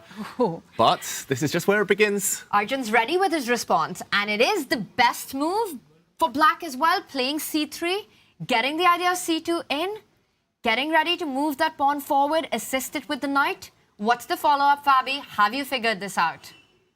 Yeah, this is still anyone's game. I think if Fabi finds 3 or 4 accurate moves, he should still be winning. A big, big advantage here, but not easy. Arjun creating some very, very serious counterplay here. And yeah, yet to be seen if Fabi can get the ball over the line here and yeah, score this all-important victory. Yeah, and just an update, Gukesh did grab that pawn that was hanging. Not much has happened in that position. My vote would be we bring up the bird's eye view and just do a quick roundup, David, of all that's going on across the board, but perhaps go back to Fabi's. Yeah, let's do a quick recap. Gukesh against Nakamura, only 1 move in, as you mentioned there, Tanya. Pawn up, though, for Gukesh. Big winning chances. Fabiano, the exchange up. Also big winning chances, but much more complicated, that one. On the bottom row, Zhu and Jun against Vachier-Lagrave. Not too much has been happening there. Still very, very level. I think that game, Armageddon, much as I hate to say it, is the most likely proposition. Although Zhu and Jun maybe with the slightly better of the level position there. And bottom right, Humpy Kanaru against Sarakadem. I don't know if we briefly jump in there just to Let's do it. Break it down. Yeah, looks very promising and very strong for white in that one. But Humpy's just been on beast mode from the start. I mean, look at that black king. Yeah. Look at this black knight, can barely move. Look at the black bishop. Look at the black rook. Yeah, both of them. But in defense of Sara, she's not completely lost just yet. I mean, there's still life in her position. For now. For now. And that's enough, Barely right? breathing, right, Jovanka? True. I mean, True, but there's no killer blow. The heartbeat is faint. Yes, but it's there. I mean, the bishop on d7, look at the pawn formation that Humpy's taken against that bishop. Her own 2 bishops with the dark square diagonal, you know, landing on e5, the queen coming on to c3. It's a matter of moves, according to me, and I think a player of Humpy's caliber will figure this out. Yeah, it's not immediate knockout chess, but it's getting close. Yeah, bishop to e5 coming. At some point, white might start lining up on the h file as well. Yeah, it's horrible for black, unfortunately. And there's just no counterplay at all. There's no threat, not a single threat that you're able I completely agree with you, but the fact that there's no knockout blow immediately, in my mind, says... You're alive. Still alive, still a chance for Humpy to go wrong. Alive, but not kicking. Yep, that may be. I know, I mean, don't get me wrong. I mean, Humpy has a beautiful position. Yeah. You know, like as you guys mentioned, you know, she has the power to switch over to the H line with her rooks. Her pieces are firing on all cylinders, but Sara's still alive. She can somehow trade off knights as black and then kind of plant a bishop on this diagonal. Then survival, definitely realistic. But yeah, for now... Okay, Humpy still needs to do the hard work. We always say it's the toughest thing, converting this type of an advantage. Yeah, if I was black in that position, I would beg for a queen trade with a move like queen to b3 and hope that Humpy just takes it. But I don't think that's going to happen. I mean, the queen trade. I think Sara is in big, big trouble in that one. We bring up our bird's eye view one more time. Gukesh with a winning advantage. Fabi with a winning advantage. Magnus Vachier in the balance. Humpy with a winning advantage. And Vengeance Vachier-Lagrave might be heading into an Armageddon as well. Oh, I'm slightly more confident now. I think Magnus earlier had a big advantage, by the way. He's bungled it slightly. That one now much more tense. But if Magnus had been able to convert his advantage, the Armageddon might have gone in my favor. How? You said... Can we dive in? Yes, let's do it. And check out that blockbuster of a match, because Magnus in great shape, white pieces, Vachier been having a tough time of it, I would say. Yeah, currently there's only been 1 Armageddon, 3 winning positions for white. So it looks like 3 is the magic number. I was saying if Magnus had converted the advantage he had earlier, it would have been 2. But he didn't. But he didn't. It goes on, but this has all the makings of a potential Magnus grind, as endings usually do. And of course, the Vengeance Vachier-Lagrave also very much in the balance. But how much of the Magnus touch can you see in this one? I see a lot. Magnus loves putting his pawns like as deep into the enemy territory as possible. H5, knight on G6. If, ladies and gentlemen, we see a white rook land on F8, that is indeed mate. Rook on F8 is always mate. And yeah, right now the big problem is you're about to be a pawn down as white. You know, I've heard that before from you. You're always like, knight on F8, there's no mate. Rook on F8, there's mate. I just made that one up just for now. Can we backtrack a little bit? Because we left it with Wei taking a huge think, you know, and playing rook to d5. Now the queens are off, a set of rooks have left the board. And maybe we can backtrack and see what happened exactly. Yeah, Wei Yi thought for over 20 minutes before playing rook d5. Magnus was up half an hour on the clock, played this move. We saw some toing and froing of the pieces. And here Magnus actually making a big slip, playing rook to c3. Apparently, according to the engine, if he just waits, pushes a pawn to h4, black is so tied up, white has a massive advantage, almost decisive. Black can barely move, simply. But instead, rook to c3 allowed an exchange, relieving the pressure. And now very clever move by Wei Yi, preparing to bring his knight back. And here we saw the white knight kicked off to the side of the board with an h-pawn already on h5. Magnus maybe should have installed it there already. This would have been very scary, but queen to e8, forcing Magnus to retreat, hitting the knight. The king now puts some pressure on this knight. Magnus finally starts to push his pawn up the board, but the queen exchange with a check here, forced by Wei Yi. Magnus backs up his knight just in time, and rook to c4 hitting this pawn. Big moment. I think we need to investigate what happens if the pawn is captured. Maybe Wei Yi will play this move, actually, and we'll see it unfold. And you know, for rook c1, your idea of rook on f8, always a mate, is met by rook c4. But Magnus might be planning another infiltration. Can you go via the path of b6, d6, d8? Now that the rook is on a4, it's deflected, and you don't have the rook c6 defense. Could that be Magnus's great plan? Wow. And is it a great plan? Yeah, it looks like a great plan, Tanya. I like it. It's like I have a 5-year plan in life. This is like a 4-point plan. It's like rook b6, rook d6, rook d8. Okay, and he doesn't go for it. So he doesn't grab the pawn, where he wants to get his king away from that mating net that we were looking at. This is a 3-result endgame. Like, Wei Yi could easily win this. If Magnus is not energetic with his play, like, the black pawns on the queen side might just roll down the board a bit later. And Magnus could win if he gets his rook in, combines it with the knight. Anything could happen. Right, but how is Magnus going to drive this position forward? Because if he's just making moves with rook to b6, Wei Yi has a plan. He's going to meet that with king to d7 King to at d7. the right time. Yeah. He's a man with a plan. Yeah, the black king will come. Maybe the black rook can also block if need be. Yeah, Magnus. I mean, the clock situation might be the one thing that. And how many moves to go? So 6 moves ahead. So Wei Yi has less than 30 seconds per move until move 40 to get the 10-second increment. Oh, actually, now I've seen the clock. I was too focused on the chess. Yes. Now I've seen the clock. I think Same. Magnus has an advantage. Yeah. No, I mean, 10 seconds is barely anything. And this endgame is so incredibly rich with ideas. And he comes back with the knight, attacks e6, a weakness. Will he step up with his king to d7 to defend it? He has this resource, right? Anytime Magnus moves up with the rook, as long as the black rook is on the c file, you go rook c6 and block everything. That's why he's delaying capturing that a4 pawn. Yeah, you get your king out of trouble and then strive to win the material. But He looks Wei Yi? nervous. I mean, 2 minutes on the clock playing Magnus, of course he's nervous. e7.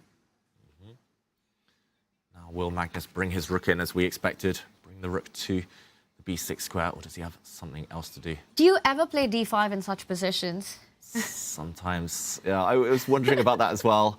I think especially if white can somehow sneak the king in later, the white king into the black camp, then pushing d5 makes a lot of sense. I wonder whether he holds it back for now, though. You know, David, I think that's the reason he's put his king on e7 so that it's closer to the king side pawns and not on d7, because otherwise ideas of d5 and knight e6 as a response to the move e5 would make the king side very vulnerable. Yeah, I think so too. Also, king d7 might have walked into some knight d3, knight c5 check ideas. But right now, yeah, Magnus, it's all about the clock. If he can put some pressure on, set some real issues just before move 40, then Wei Yi might collapse. This is, yeah, Magnus touch, the endgame grind. He does it like nobody else in history has ever done. Yeah, but I'm going to argue for Wei Yi. He's got some clear defenses. If the rook comes up to b6, he's going to slide his rook back and offer a trade. And I feel the knight endgame is actually more dangerous for Magnus than it is for Wei Yi. And there's still this idea of going rook takes a4 at the right time and initiating that race, where white's focused on the king side, black has those two passed pawns. The problem is the race. If white puts a rook on b6, I don't see how you move your pawns. Well, I'm satisfied with the draw, so I'll go rook c6, Yeah, and then you go rook b. moves. Yeah. Yeah, after rook takes pawn, you always go into b6 and start winning the central pawns or push that d5 pawn eventually. But, you know, to your point, Magnus's endgame technique is just insane. You know, there's always there might be a debate about the GOAT of chess, and I think two names stand out, right? Garry Kasparov and Magnus Carlsen. But when it comes to endgame play, I think Magnus is the greatest player of all times. He's just completely pushed the boundaries of chess when it comes to sort of finding opportunities that to mere mortals don't even exist, you know, just the smallest chances and squeezing it all out until the opponent cracks. How many times we've seen the world #1 do that. And I think that was one of his biggest strengths throughout his career, just his endgame touch. He's always had it. That's the annoying thing. It's like inbuilt in him, you know. It was like a talent, like a gift given to him. You know, Magnus Carlsen, go, and you will be the best endgame player the planet's ever seen. Some people are so lucky, aren't they? Okay, he pushes the pawn to g4. He's just arguing that he can keep the tension. Magnus is given a question mark. Maybe there was something even stronger there for white, but this throws the question back to Wei Yi, throws the move back. As we mentioned, rook takes pawn. The white rook will then infiltrate now that there's no way to block it. And 1 minute 50 for Wei Yi to make 5 moves. Yeah. And the problem is that Wei Yi's position is so harmonious right now. It's the knight on a5 is covering b7, the rook is attacking a4. You don't really want to be touching any of those pieces. You don't want to be advancing with any pawns. He does reach out, he barely has time. Wow, okay, e5. This is what happens, you know, you've got a little time on the clock, inaccuracies start happening. Magnus with enough time to work this out, and we can stay on this where he's got a minute and a half, but I want to point out that Hikaru's also under 6 minutes and in big trouble. Yeah, I think we do jump, potentially. The Magnus game's going to go on for a long, long time. Wei Yi still holding on despite the clock situation being very dramatic there. But Hikaru looks like he's on the edge. Just clear pawn down, outside pass pawn as well. And Fabi on top right looks like he's on the brink of victory. Rook c1, it was the best move in the position, wasn't it? Clever, clever. I think we were suggesting king f2, but that was complicated. But rook c1 actually stopped the move knight to b3, which was the main defensive idea we were talking about. I think Fabi's found an even better move order. If the black pawn, that green board on the top right, if the black pawn, the c pawn moves down 1 square, then king f2, and black is frozen. Yes. The knight just stuck on d4. We'll have to defend that pawn, and there'll be no improvement there. So Fabi doing great. What do we make of Arjun's chance, Gukesh even, his chances in the position? Yes, the bar stays winning, but with that extra b5 passer, you know, 3 moves away from becoming a queen, how trivial is this position? Though I will add, it's never trivial against Hikaru. Yeah, anyone else, I would say he's got like a 90% conversion chance, Gukesh, but I don't know, especially if it gets down like to 51-49. Yeah, here it's like 51-49 that he wins or draws. He won't lose, Gukesh, I can safely say. But he's doing all the right things, because we're always taught in queen endgames you want to be centralizing the queen, you also want to find a safe home for your king, and he's put his queen on f3, he's getting ready to cover the king, and once you've done that, then you can go about pushing your past b pawn. If he ever gets a knight to g6 as well, just like Magnus did, if you can teleport the white knight over, it's always going to be so many mating ideas around the black king. Right, it's in the air, right? You've also got knight to e7 is something that Hikaru has to worry about. He can't let go of that square. The one thing that Gukesh has to avoid at all costs is coming low on the clock. I mean, he's also approaching the 10-minute mark, and that's when it gets really tricky, and Hikaru becomes an even bigger beast, you know, when it's pure time scrambles, that raw speed. Regardless of what's happening on the board, it's the clock and Hikaru Nakamura who does the talking. I mean, yesterday he was Houdini Nakamura against Magnus in both the games, Classical and Armageddon. This is one area, Gukesh now spending 3 minutes. Like, if it was Magnus with white, he would play like king h2 or something in a heartbeat. He would throw the move back to the opponent. Like, it's not obvious what black's doing next. And then you wait, you're not risking anything. Maybe you put a pawn on h5, and then you just ask the opponent what you're doing. Gukesh is trying to calculate his way to force victory. That's not going to be easy yet. Still a while to go before that happens. And that means you're just burning your clock, you know, because it probably doesn't exist. Yep. And we see the bird's eye view. And wow, let's go to the Fabi and Arjun game, because I see a knight on there on e2. So big developments there. It's a fork. White has 2 rooks on pre. Quick action replay. After the move c3, we saw rook c1. We were praising this move a moment ago. The white rook covers the e2 square. So Arjun deflected that rook away by moving his bishop. Rook takes the rook, the only winning move, but also the most natural move here. And now a knight check. Do you have to be careful where you step? That's the big question. Like, if you step forward to f2, the knight takes the rook. You are in checking distance. The black knight could come back. This pawn is so close. But maybe the saving grace is that at some point the bishop will come back to swoop back to cover this square once you save your rook in the corner. Fabi's thinking about where to go. Maybe he'll even use this square. Maybe it's a safer one for his king, or even go up the board. Yeah, and that's a nice fail-safe, right? The bishop lands on h6. It can give itself up for a pawn that arrives on c1, and the rook is active enough to do the business, like win h7, and white has a lot of passed pawns on that side of the board. He moves his king forward to f2, as we predicted. Knight takes rook. He's going to save the rook and eventually get that defensive resource that you were talking about, as David was bishop h6 to defend, to stop that pawn from queening. He also takes control of the d3 square, so no more checks. Yeah, great move by Fabi. As he usually does. As usual, yeah. And it's actually the g and h pawns. Yeah, it's those ones that are going to win the game for white. He just needs to survive long enough, Fabiano, in order to push these pawns. It takes 3 moves. So you just need to give your bishop up for the black c pawn, most likely when it promotes. And then you push, push, push.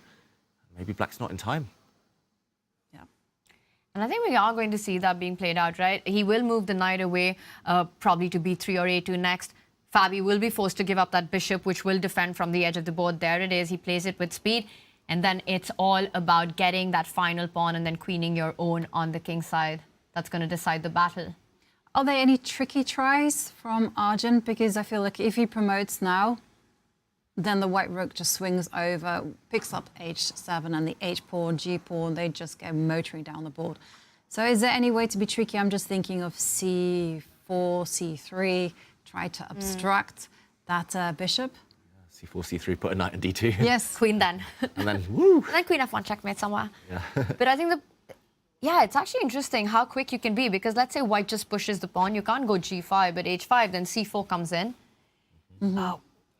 What is your next move actually here? I would love to play a move like bishop e3, first of all, to stop the black king moving forward. Let's go c3 with the idea of knight d2. Yeah, and then rook d3 maybe. Yeah, c3, rook d3. And then you're targeting the c Rooks are such powerful pieces, so flexible, can go on the offensive, defensive in just one move. And by the way, Fabi on a 99% accuracy. Oh, wow. Unbelievable. Yeah. Poor Arjun, he's at 93.4, but he's dead lost. Chess is hard. This seems to be like the kind of trend of Norway chess so far. Like, someone has managed to unleash some opening preparation. It's been tricky, and somehow you've not been able to get, well, the opponent's not been able to get back from that. Yeah, just high quality chess in general.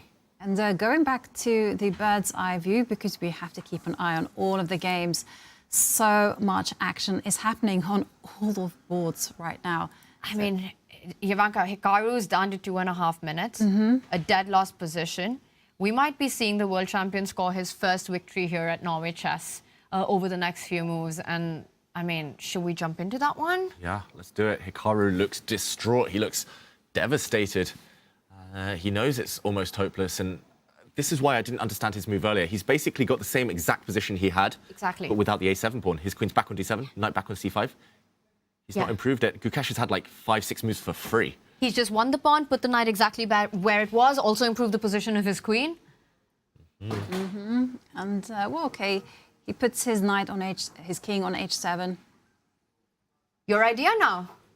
Get that knight on e7, bring the queen in, give a checkmate on g8.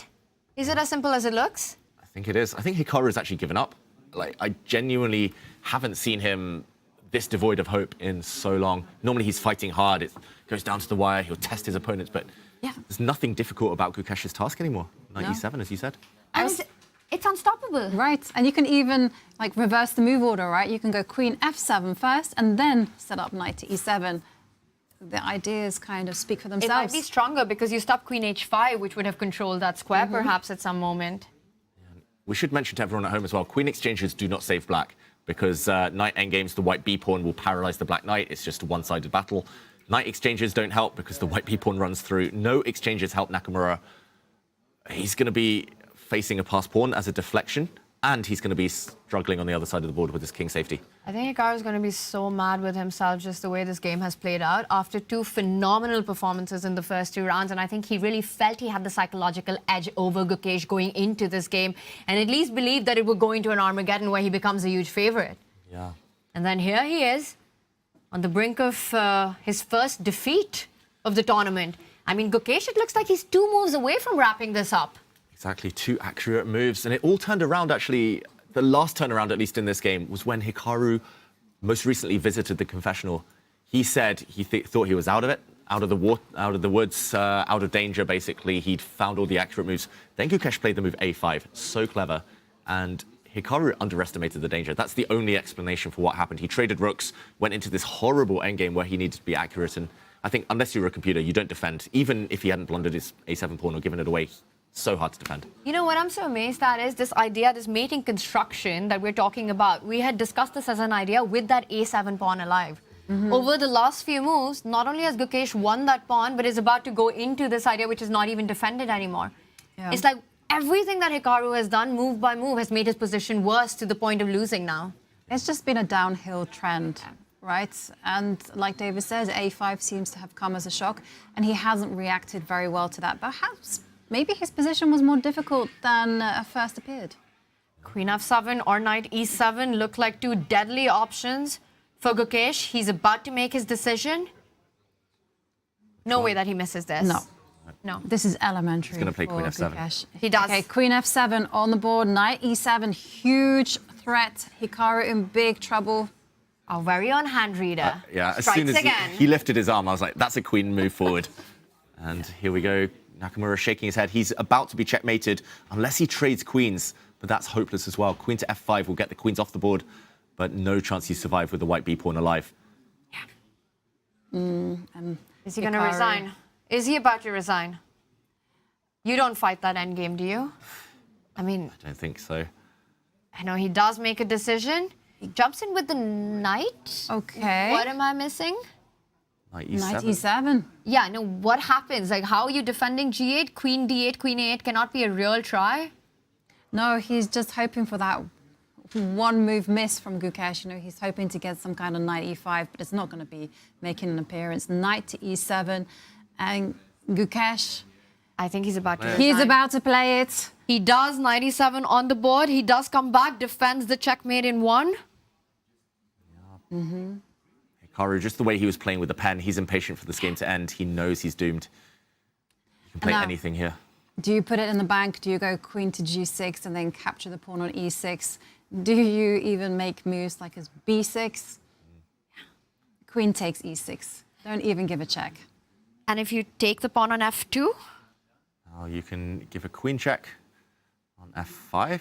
Gukesh, he's ready with his responses. He's calculated his way through. So king h8. And that's it. Hikaru Nakamura resigns. The world champion gets his first win at Norway Chess. Brilliant play there from Gukesh. And as the players analyze, Hikaru clearly unhappy with himself. But what a power performance there from the young world champion.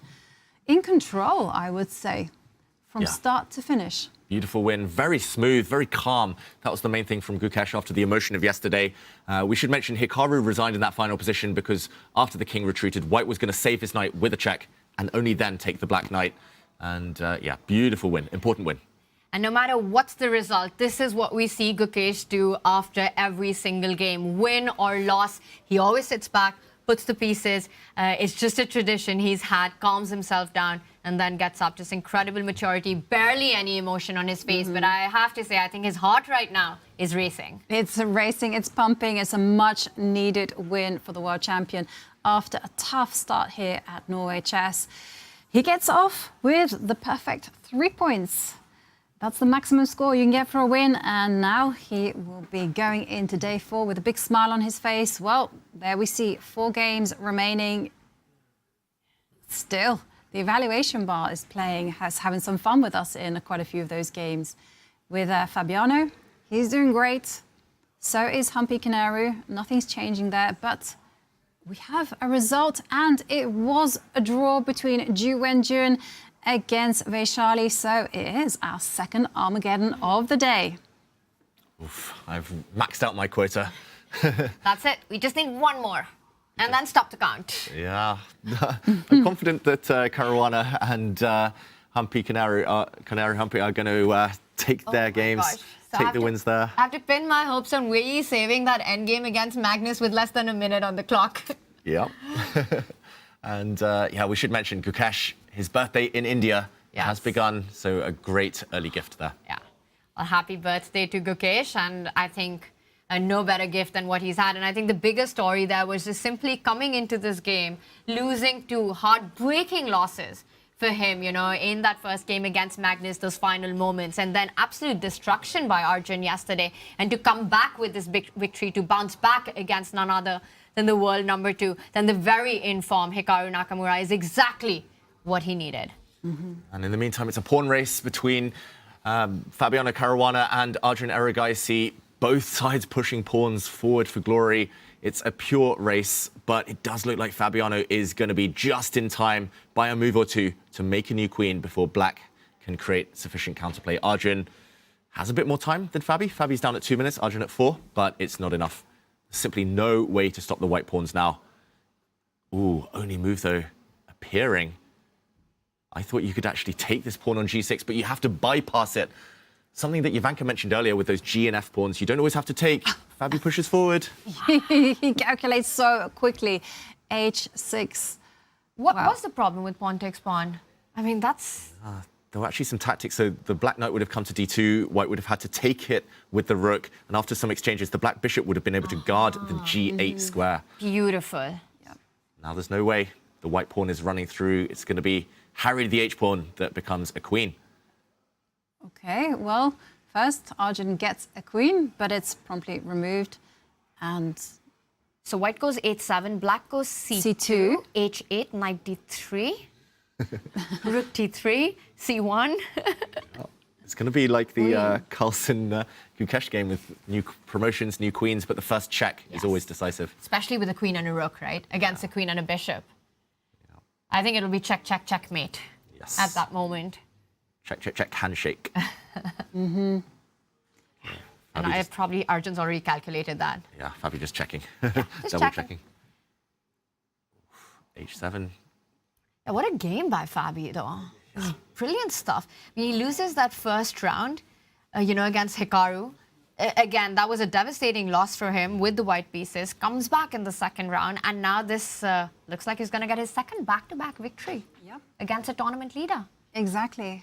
And what a game it was, you know, right from the beginning, you know, he tried this really creative idea of pushing Harry the h-pawn, and...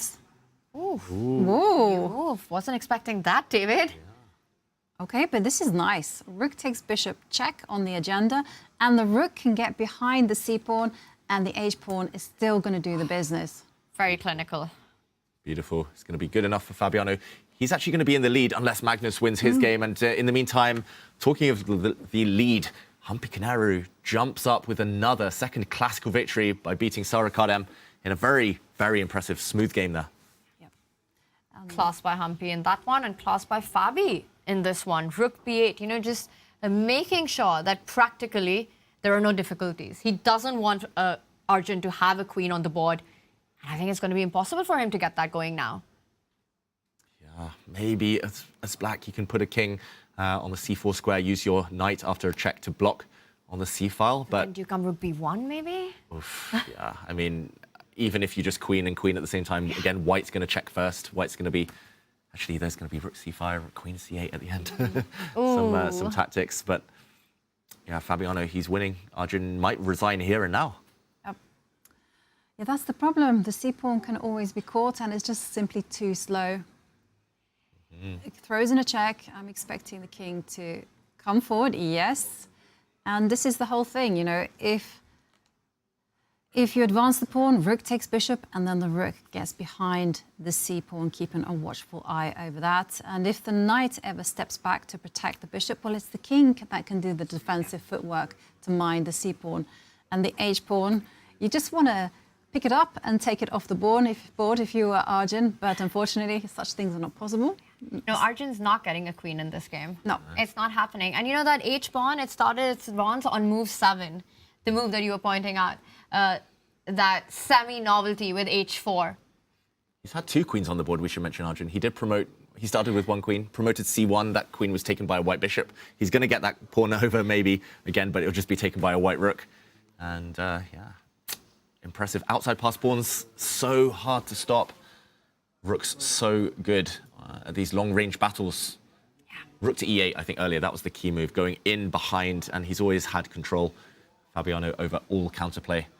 So impressive. Opening prep strikes again in this tournament. Wow. Yeah. And it was really unique bit of opening preparation, I would say, because he was prepared to give up a pawn to get this bishop pair, to kind of ask questions about the safety of the black king. And he really just kept putting the heat on Arjun. It was like somehow he was also playing the mind game as well as the board. I mean, this has really been some of the best chess by Fabi, his game against yesterday. And that is it. Arjun resigns. Fabi gets the 2nd win in a row. Yep. And very nice game there for Fabiano to net himself another 3 points. So that's 2 back-to-back classical victories for Fabiano. For now, he's in the lead. Yes, for now. Well, that means that there is 1 classical game remaining, and there you do see the players analyzing. I like this part of chess, how the players are just exchanging thoughts. They are just analyzing what could have gone on. But there's still 1 classical game remaining, and that is between Magnus Carlsen and Wei Yi. And this is quite a complex rook and knight endgame. But to your point earlier, I've seen that often, especially in the clash of generations, right? For these youngsters, regardless of what happens, regardless of the result on the board, they always want to learn from these guys who've been in the world top 10 for over 2 decades. I mean, who are absolute greats of the game. So for Arjun, it's such a learning opportunity as well, despite the fact that, he sometimes leapfrogged Fabi in the standings. It's always that emotion of exchanging ideas. So really nice to see that.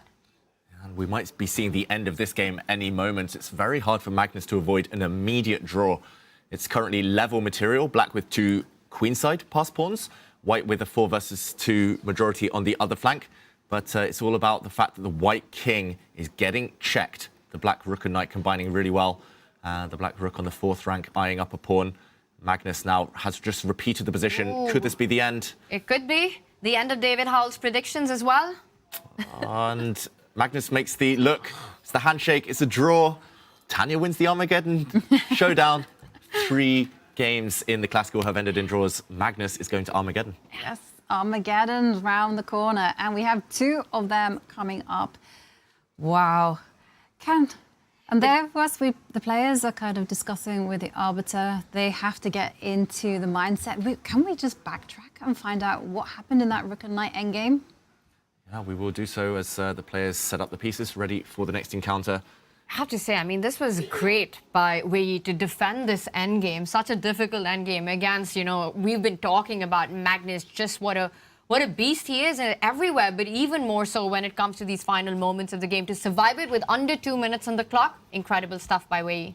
Yeah, let's just go back to the moment we actually last left it, because the last 10, 15 moves of this game were quite dramatic. Magnus pushed a pawn forward to g4. We actually saw him make this move. It was a bit of a mistake. Apparently, bringing the knight back and over to c5, taking this pawn would have given a significant advantage for Magnus.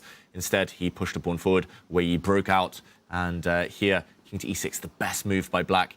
We saw some trades, a rook check, blocked. We saw a dance between the rooks. Magnus went passive with his rook, the only way he felt to keep the game alive. But now the black knight finally, after spending the eternity of this game on the edge of the board, finally got active, came towards the center, and we saw pawns disappear. This knight solidified here. Magnus got his rook active, but knight to e4 was the key idea, the only way to hold the game here. And after the pawn dropped, Magnus brought his rook up, and simply nothing to do. The king has to stay defending this pawn. King slid across, and knight check if the king goes back. Now the black rook comes in, grabs this pawn, so Magnus had to bail out here by repeating moves. A dance between knight and king, repetition, draw. Yeah. Sorry, Yovi, go on. No, I was going to say that, wow, that was quite the action. You know, the way that they navigated those complexities in such incredible endgame was absolutely amazing. But we have Armageddon just around the corner. So we're going to go on a break. And when we come back, it's going to be full throttle action. You don't want to miss this.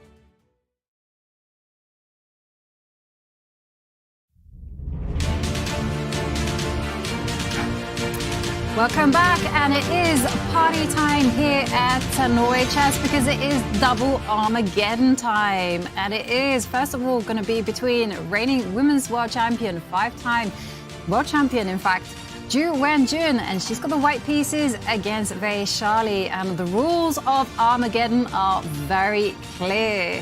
So let's remind ourselves of the format, and then by the time that one Armageddon is finished, we're going to have a second Armageddon because, of course, Magnus Carlsen and Vachier are in the house.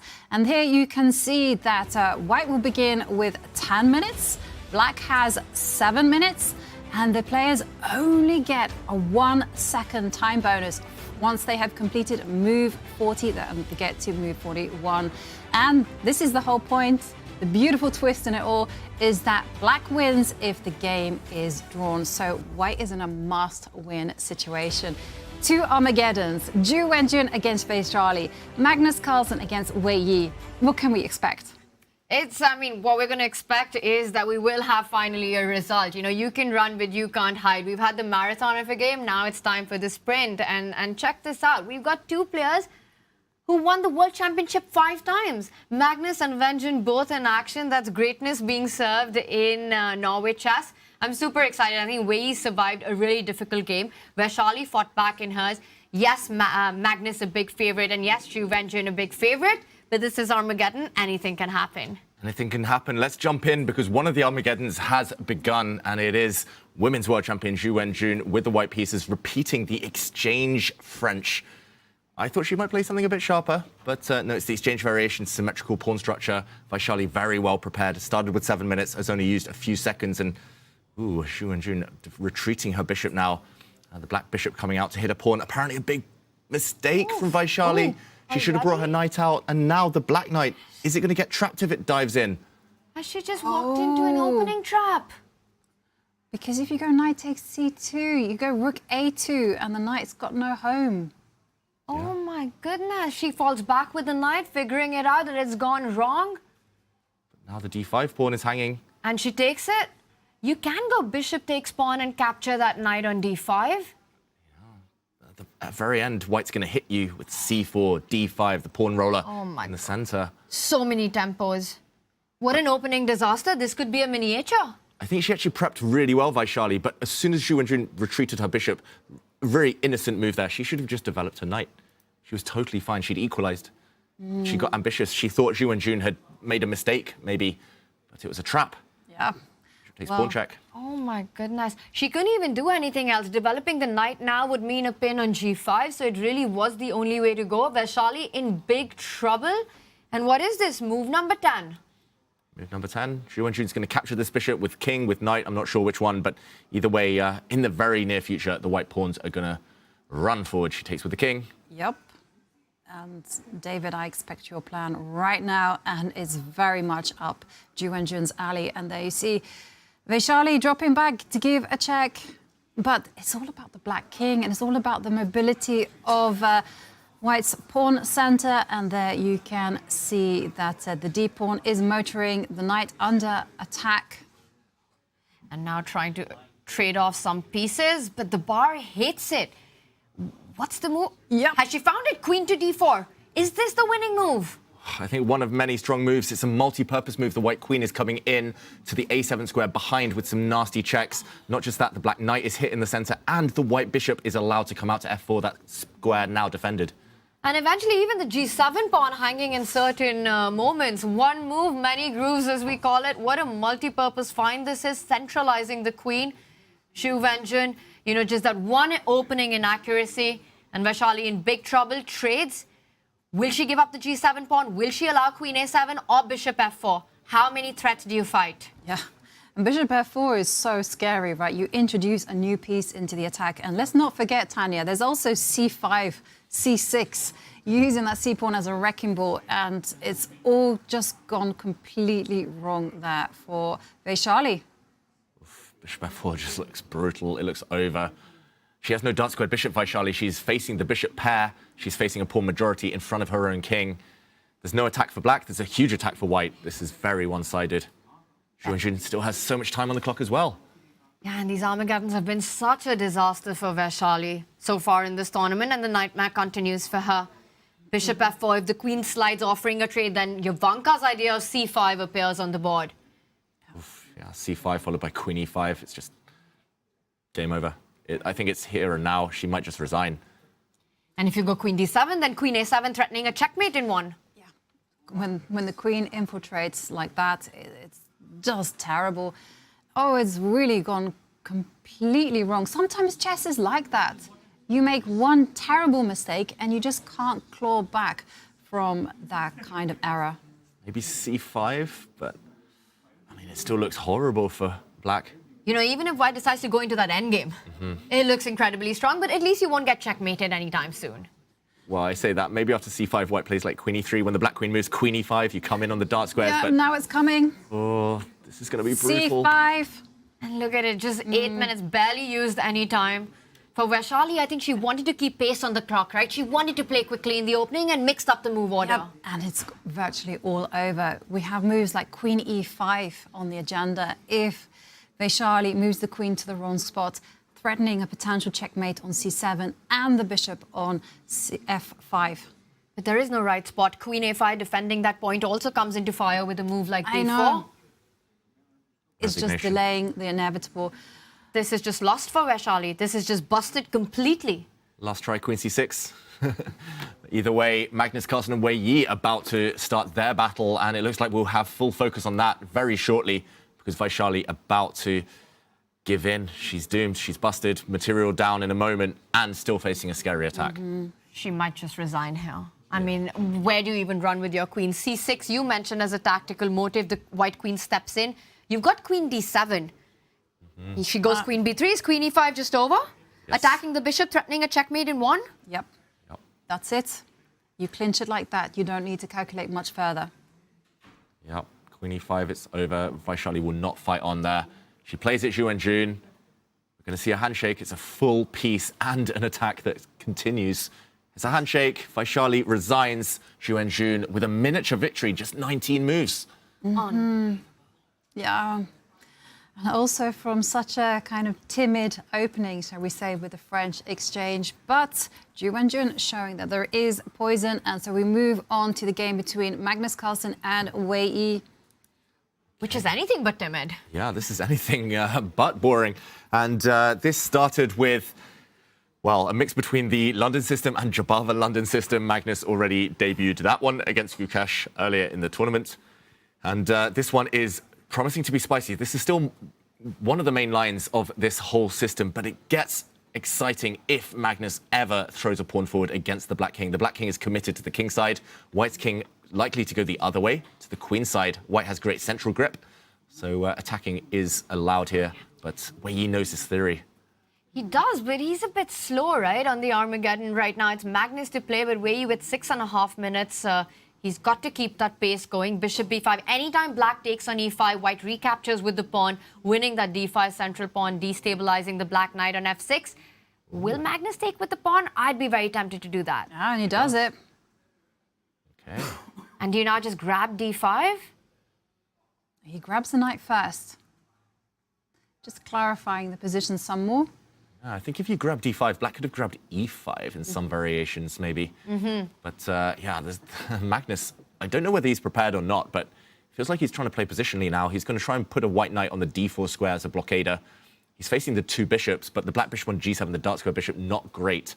First Magnus castles. Wow, this is huge risk by Magnus Carlsen. But I think he just doesn't want to trade queens. He wants to get that g4 idea in. Magnus wants to perhaps just try to at least create the attack in the middle game, get Wei Yi down on the clock before any trades happen. This looks horrible for white, I've got to say. Rook to c8? I don't know, it feels like you're getting mated in some variations. Magnus looks like he's kind of widening his eyes, Wei Yi looks super calm, calculating. Rook c8, b5, b4, rook takes c2. I mean, who's stopping these moves? Yeah, rook takes c3, rook c8, and just bring the other rook over. And Wei Yi does bring his rook across. First rook on c8 to land. Wei Yi with ideas of exchange sacrifice, of ideas of advancing the b-pawn. Queen takes pawn is a move you're talking about. It's on the board.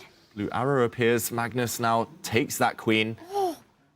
Best move? Wow. Give up the exchange? Best move, rook takes knight. Oh, Wei Yi's about to play it. He's going to do it. He does it. You cannot take that rook. If you take that rook, the black queen comes out to a4, and you're going to face checkmate, or you lose your bishop on the f4 square that's loose. Magnus is in such big trouble now. Grimace, double exclamation mark move. And if you take the queen first, then Black's rook takes c2, check. Exactly, and you've got this great discover check. So here it comes. The king slides over. And now you can... What's the right square? Well, you can just lift up your rook to attack the bishop. Okay, he takes the pawn. Queen takes bishop has to be played as Magnus Carlsen about to lose his second Armageddon game in a row. Unthinkable. He's the king of Armageddon, Magnus Carlsen. He'd won a huge proportion of his Armageddons. Maybe we can get the exact number before this tournament. But he's a pawn down. He is in huge trouble, Magnus, but it is an endgame. And he's got activity, right? That rook on the 7th rank. For now, Black's bishop still stuck on g7, doesn't have an open diagonal so far. Magnus, he's fighting. Yes, the boss says Wei is better. Wei trying to double up on the 2nd rank. Ooh, careful. Given a question mark, though. The computer here not liking it. I guess the b2 pawn will be defended once your rook lands on b7. He takes the other pawn first. Will he go b6 to stop the idea of rook takes pawn, defending the b2 pawn, and only then come in with his own rook? Well, there's also the thing that the bishop can also slide back to c1 to defend the b2 pawn. And if Magnus is able to lock this bishop on g7 out of the game with a well-timed f4, then it's still Magnus with some chances for the win. Remember, he is in a must-win situation. Yeah, I think Wei Yi may be rushing that last move somewhat, but yeah, still over 3.5 minute deficit. The clock. Magnus, that's where he's so practical. He's so good at utilizing the clock in his favor normally, other than that Armageddon yesterday against Hikaru. I feel this is already turning around now. You know, with the ability to defend that b2 pawn, with Black's bishop still stuck on g7, Magnus suddenly perhaps even fighting for more than a draw. Well, he has to, right? Because it's a must-win for White. Magnus is playing like the moves with such low energy, like the hand gestures. It's like almost reluctant, so casual, but his last few moves have been great. The shock of meeting rook takes knight there, rook takes c3, and still recovering to get this position is already a step in the right direction for Magnus. But the rook attacks the bishop, which retreats now. As Jovanka pointed out, great move there by Magnus. The way he needs to rush up, right? He makes one move, then again thinks for another 10 seconds. This is Armageddon. If you take 30 seconds to a minute on a move, you better be blitzing out the next 3 moves. Blitz territory, 3 minutes now, still ages before he gets the increment, still 20 moves until he gets the 1 second increment. And we've seen it in over-the-board chess, 1 second increment is barely enough to even get a move in. Yeah, unless they're obvious checks or easy moves near the clock, it's still a race against time. Yeah, you never gain time on the clock. You're basically playing on just that 1 second. And Magnus cool, calm, collected despite that early shocker of a move. While Wei, he just keeps losing. On the clock, b5 played. Can Magnus just continue getting hungry? If you grab a7, you really don't want to activate that black bishop, right? You don't want to allow bishop takes pawn. I love Jovanka's move from earlier. Pawn to F4, f4, lock it away. Strong. And also releases the white rook to move from the corner now that the h4 pawn will not be hanging to the black rook on the 4th rank. Magnus pausing, though. I wonder what Wei Yi has in store there. And one of the things about Magnus's position is if he manages to get some kind of a fortress going on, is that he can just keep on making moves. Yes. And just simply force Wei Yi to burn that time on the clock. He has to pace up. Where he has to start not only blitzing, I would say bulleting out his moves. I mean, he's 2.5 minutes. Magnus gets the second rook into the game and into the attack. Yeah, why did Magnus not play f4? A mystery. That looks so natural, so strong, and no obvious moves for Wei Yi. But now it's going to be a king chase. Magnus taking a pawn. Oh, the bar drops, though. Wei Yi's creating big play. Rook g1 coming in next, and notice how the rook on the g file is not only attacking the bishop on c1 but defending his own bishop on g7. The h-pawn is so quick. Yeah. We saw an h-pawn promotion in the Caruana game. Maybe this will decide this game as well. Magnus leaning back as if he's missed something. And the problem is you can't go e6 because of rook takes b2. Oh my goodness! Magnus doesn't have the e-passer at play here. Okay, and the black king can also escape these pins by going king to g6 at the right time. And if you're able to activate the bishop, well, you're in big trouble, right? Like, it's Magnus. How he didn't play f4, that is bizarre. Like f4, you lock it away and it still becomes maneuvering. Wei Yi has no time. Here, it's concrete. Like, Wei Yi's moves are forced. It's like you've just forced your opponent to play good moves. Magnus just, I know him quite well. Like, body language, he just looks low on energy. Oh my goodness! Takes Is there a knockout move? Why can you not double up? Rook c8 looks like the only response to that. And then you can bishop h6. Oh, he doesn't. Ooh. He plays king to g6. Okay, this is nice. Move. Bishop h6 on the agenda. The rook is trapped. This rook is trapped. It only has the f4 square when it's going to walk into something on the long diagonal. Rook g1, take on c1, bishop h6 at the end. Magnus is about to lose this game. This is completely over. And Magnus slows down, but it's too late. Yeah. Oh my goodness. And that's it, rook f4. Now the idea of going for tactics, and you saw it on his face. He can't believe what he's done. Yeah. And Wei Yi just clinical there, lining up both rooks. The target is the bishop on c1. And all he has to do is simply capture that bishop. Okay, Magnus throwing in some checks, but in the end, it's not quite good enough. Bishop is going to fall off. And Magnus now is in, remember, he's in a must-win situation. He's a full bishop down. The black bishop is alive, can grab a pawn in the center, where he does that, forking the two rooks. One can give a check, but whole bishop down against a world-class player like Wei Yi. 2 minutes on the clock is more than enough here for black. Checkmate threatened in the next move. White king has to run. Oh, Wei Yi closes the cage again. Magnus Carlsen resigns. Second Armageddon loss in a row for the world number one. What a win for the Chinese Grandmaster as he gets his first at Norway Chess, and it's against none other than Magnus Carlsen, and heartbreak for Magnus twice in a row. Yeah, wow, what a game though. It set our pulses racing. Wei Yi, Magnus Carlsen, and Wei Yi walks away with 1.5 points, and Magnus can't quite believe it. Like, it was such a quick turnaround. A few bad snap judgments there at the end, and everything just collapsed. Yeah, I don't know, it didn't feel like Magnus somehow, there wasn't even the emotion when he blundered. Normally when he blunders like that, you see some reaction, you see the drive, the determination, but no, he's giving a word now to Sverre, a reporter here in Norway, and I wonder what he's saying, because that was a shock. He had an 83% win percentage last year in Armageddon. Here he has 0%, Magnus Carlsen.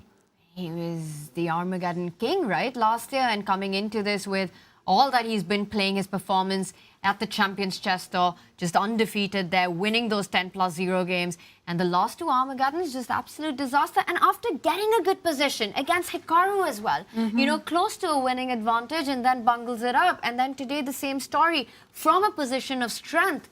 Just a few inaccuracies and it's all over. Yep, and I think this is one of the consequences of Armageddon, especially when you're playing with the white pieces. You often feel like you have to determine things, you have to force the matter, and you often forget like the practicalities, right? You know, just lock the position down. You can play out the position for like 50 more moves. You don't need to rush it. Some sense, when you have that requirement that you got to win, you feel like you have to go full force. And sometimes that's not necessary. And it's so difficult to find that balance. And I just wonder, yesterday, you know, he was so practical in saying that, yes, Hikaru was the better player when it came to that pure time scramble. I think today he's got to be very unhappy with this performance in this Armageddon. Yes, he stopped by for an interview, but on the inside, he has to be very angry with the way he handled this match. Yeah, I mean, he had big chances as well in the classical portion. At some point, the computer gave him +1 in the game earlier. If he was a bit more patient, Magnus, he rushed it a bit. And twice, I think he rushed it a bit and lost the advantage. Here, he definitely rushed it with that rook d1 move. He had 5 minutes on his clock when he resigned. He did not need to be hasty when Wei Yi was already struggling. Maybe we can kind of recap that moment, because, you know, you look down and then suddenly the position completely turned around. Can you just show us that particular moment? Yeah, let's jump in. And it was in the endgame. And here, Magnus, after... what was it, only a few seconds of thought here, played the move rook to d1 after about 15, 20 seconds. And instead, okay, I'm going to say the most natural move is Jovanka's suggestion from earlier. Pawn to f4, you lock away this black bishop, you actually cut the coordination on this fourth rank. The computer says that black has to be super accurate here, finding moves like rook to d4 just to stop the white rook from coming across. That is difficult. That would have cost Wei Yi a bunch of time, and no real counterplay, unclear what black should be doing. The computer actually points out an even stronger move, rook takes a7, and going pawn hunting here because there's so many targets on the fifth rank. This is difficult, I'm going to say, but Magnus had options, that's the problem. And one of the options he chose, and I think by far the worst option, unfortunately, was rook to d1, allowing this pawn to drop on the edge of the board. And as we saw, he now needed to bring his rook back even according to the computer. But instead, he grabbed a pawn and realized that this pin was terminal. Let's just show that, that tactic that Wei Yi pounced with as well. Rook takes f5, compounding the earlier mistake. The rook now trapped, pretty much. Right, that was a great... And here, rook to g1 winning, since rook to c8 would be met by the very cool rook takes bishop, simplifying everything. And at the very end, there is this nasty pin and win on the rook. Yeah. And, well, it looks like Sverre caught up with the players. Maybe we can have a listen. Hvordan vil du oppsummere i dag, Magnus? Det var egentlig litt uprofesjonelt Armageddon-partiet, for jeg var bare litt lei. Men altså, han spilte bra, men jeg var ikke til stede i det hele tatt. Så, nei, selvfølgelig litt skuffende, men ja, prøve igjen i morgen. Det de klassiske partiene som betyr nesten alt for deg her? Nei, det ikke nødvendigvis, men jeg kjenner det til nå, så har jeg ikke hatt noe energi, egentlig, til Armageddon-partiene. Så da har det blitt ganske stygt. Takk skal du ha. Ja, takk. Well, the interview might have been in Norwegian, but the emotion was pretty clear. He was disappointed in himself, and he said that in the interview, and he also said he didn't feel like he had enough energy for the Armageddon game. But yeah, how is Magnus going to come from perhaps a disappointing game and motivate himself tomorrow? That's a big question, but I just want to say, way to go for Wei Yi. You know, he comes in today, gives that happy, smiling interview that, yes, he has a bad score against Magnus, but all these players love to play against him and is ready for the fight. Has a tough classical game, survives that, goes into an Armageddon, is playing against Magnus with the black pieces, sacrifices in exchange, builds this attack, goes on to win when you need only a draw. Incredible stuff by Wei Yi today. Yeah, wonderful by Wei Yi. He went his own way. And said yee. Yeah, and no, very impressive. But Magnus, I should mention, he's playing well in the classical. He hasn't put it away against Hikaru yesterday, big advantage. Didn't put it away against Wei Yi. But Magnus is still bossing the classical games. It's just the Armageddon, as he said, energy. Maybe it's just the fact that he hasn't played individual classical for a long time, unless we're counting Grenka. But yeah, something was a bit off there. You could tell body language, it was just low vibe. Just not the same determination, but he's still not far off the lead, so we shouldn't write Magnus off. It's still just a blip. It's only half a point he's dropped yesterday, half a point today, but for a perfectionist like him, it's surprising. I mean, today's just been a shocker of a day, right? Especially in the Norway Chess. I mean, you've got Arjun losing, you know, Hikaru going down, Magnus losing in the Armageddon to Wei Yi. I think few would have predicted this outcome. Yeah, very few. Who would have thought after round one, Fabi losing with white against, losing with black against, wait, he lost with white even against Hikaru, that he would be leading 2 days later on his own. Twists and turns. I know, and also when he said it was such a devastating loss in that first game to Hikaru, and he's just turned it around, 2 classical victories in a row. But earlier on, we did see Ju Wenjun, reigning 5-time Women's World Champion. She had an Armageddon against Vachier-Lagrave. She won in very short and sweet. Nice style. So let's hear from her. How important for the final win do you think these half points in the Armageddons will become?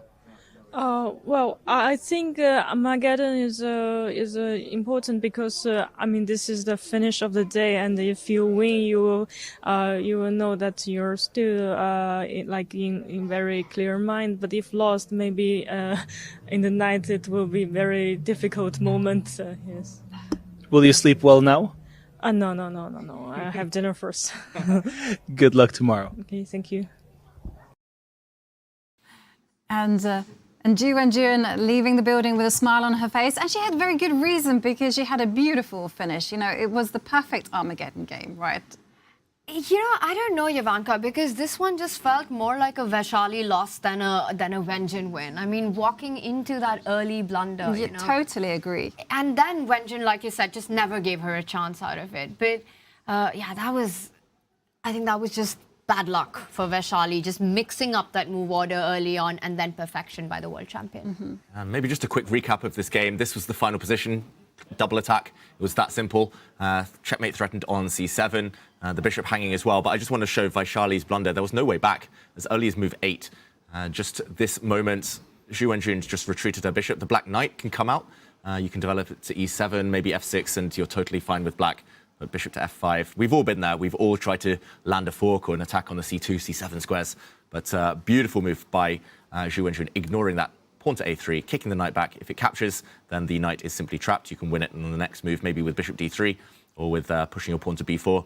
So instead, knight takes pawn in the center. And we saw some exchanges, but the pawn started rolling. And it was this moment, pawn to d5. It was pretty much straightforward from here. White just natural strong moves and Vaishali no defense. You know, sometimes you just got to stick to the basics in the opening, knights before bishops. Yeah. For bishops. Sadly, that is especially the case. You got to get your king to safety. You got to get your pieces developed. Well, after a day full of drama, let's recap the results because it was Fabiano Caruana winning in a beautiful style, I must say, against Arjun Erigaisi. He takes the lead with his 3-point victory. But guys, take a look at this, you know, Gukesh getting onto the scoreboard, beating Hikaru Nakamura, number 2 in the world. Well, it was the comeback he needed. It was the birthday boy. Happy birthday to Gukesh from the studio, and what a win there. And once again, the same storyline, guys, with 3 decisive games, 3 going into an Armageddon. That means one of us, that would be me, in the studio gets that prediction game win. So what's our score? You know, we've seen the players' scores. I wonder who's leading. Can't hear you. Not happy. Move on. Let's move on. Yeah, I can't hear anyone.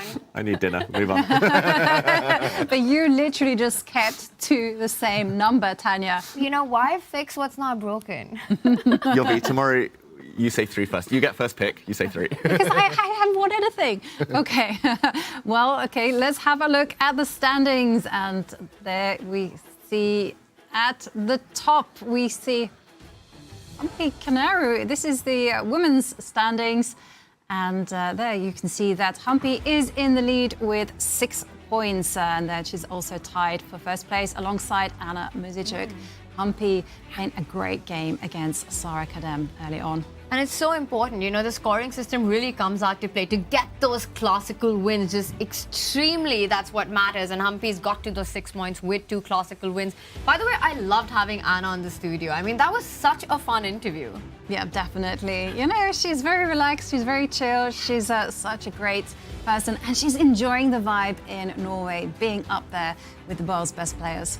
And she was in our confession booth as well, along with Zhu Wenjun. I think we're going to see more women players give us their insights, David. They both won their matches today. Is that a coincidence? I don't know. But no, Anna, I still haven't forgiven her for wearing that lucky sweater, for beating me back in 2009. But no, fantastic to see her in great spirits and joint in the lead.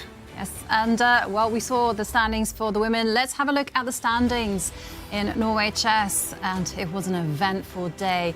And we see that we have a new leader, Fabiano Caruana. He started with a loss, but he is getting motoring with 2 wins. He rises to 6 points, and there we see Magnus Carlsen in second place with 5 points, and Arjun Erigaisi and Hikaru Nakamura 4.5 points. Complete shake around in the standings, right, from where we started. I mean, the 2 leaders, they fall below Arjun and Hikaru. Fabi at the top after a first round defeat. But also the storyline at the very bottom of the leaderboard. You know, Vei and Gukesh finding their rhythm, finding their confidence by taking down the world number 1 and the world number 2. Yeah, I think those 2, the most happy despite being at the bottom of the table. Yeah, so many surprises. Maybe the day of shocks. Absolutely. And it's going to be really interesting to see how all of these surprises, all these shake-ups are going to affect tomorrow's pairings. Because as always, it's Norway Chess, the best players in the world. Let's have a look at who is playing who. And well, already at the top, we have a big one. Magnus Carlsen against Arjun Erigaisi. Which one of these matches takes your fancy? One thing I will say, Gukesh versus Fabi. So many times in the classical matchups, I've seen Gukesh get the better of Fabi. I think after his win today, he's ready to take on Fabiano. He's got a plus score against him. You see there, 2-1. And there have been 2 incredible wins at the Chess Olympiad, which has played such a big role for Team India as well. I think Hikaru hungry for his bounce back after his loss today. And tomorrow, it's going to be a very angry Magnus Carlsen. That is for sure. And one other pairing I'll point out quickly, Zhu Wenjun, the world champion, she actually in her head-to-head against Humpy is down 2-5. That is a very rare sight. You won't see Zhu Wenjun have a negative score, historical score against too many opponents. And Humpy already in the lead, showing good form. That is going to be a fun one to watch. Yeah, absolutely. And I still can't get over this day of action, how just in a few moves, everything turned around. I thought that we were kind of heading to very calm, very steady draws. Nope, I was completely wrong. 3 decisive games, 3 Armageddons. Just amazing. I mean, it's really, as David put it, a day of shockers, right? None of the results were predictable in this one. I think the only thing predictable was my prediction win. Enjoy it while it lasts, Tanya. Enjoy it.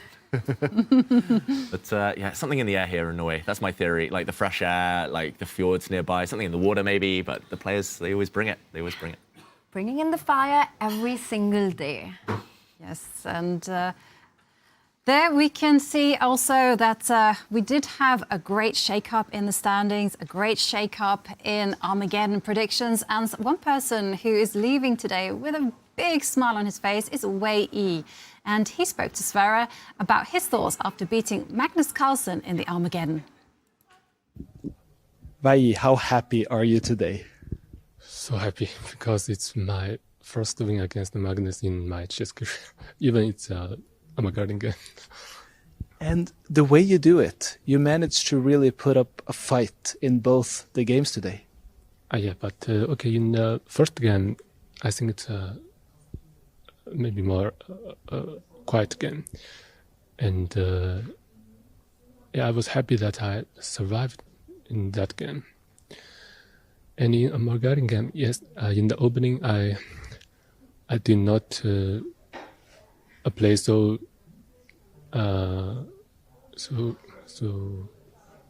quiet. I decided to play some crazy game, like, yes. I think, I'm not sure after Queen D5 it was still, I was doing book, I'm not so sure, but I think after Rook takes C3 it looks okay for black. Then, yeah, I think after B5 in the endgame, it looks uncomfortable for me at first, but then I saw I have some counterplay, so maybe it was okay. When you come off a win against Magnus Carlsen, how much does that help the game tomorrow that you're going to play? I think it of course gives me more confidence, and but still not so sure about tomorrow's game because my opponent is number 2, and yes, even he lost today, but I don't think it will be an easy game for sure. Good luck against Nakamura tomorrow, Wei, and congratulations. Thank you. I just love Wei. I love the happiness that he displays. I love his answers, his calmness. You know, tremendously happy. He beat the world number 1 with the black pieces in Armageddon. I mean, after that interview, how can you not love this guy? You could actually feel the happiness from across the screen, you know. His first win against Magnus and just how much it meant to him, that was pretty clear from that. I have to say, I mean, all these Chinese grandmasters, they're so chill, right? Wenjun coming in and saying, I just want to go eat dinner now. You know, Wei, so honest with how much this means to him. Amazing to watch. You know, wake up, win, sleep, repeat. That's the motto. And Wei, he's due a big breakthrough. Like, it's so nice to see him get an opportunity here. I played him when he was 15. He was already 2,700. And I mean, just to see him now still maintaining this level, first ever win against Magnus Carlsen, he said. That's always so special in every chess player's life, right? That's the dream. Yeah. It absolutely is the dream. Well, it's been a day full of chaos, surprises, shakes up. It's had absolutely everything. It's been a real thriller. I'd like to thank, of course, Tanya, David, the production team. You guys have been absolutely amazing. And of course, on behalf of all of us, we'd like to thank you at home for joining us and just enjoying the vibe. And we will be back tomorrow with more moves, more drama, more chaos, you name it, it will be there. That's because it's Norway Chess and every move tells a story. Goodbye.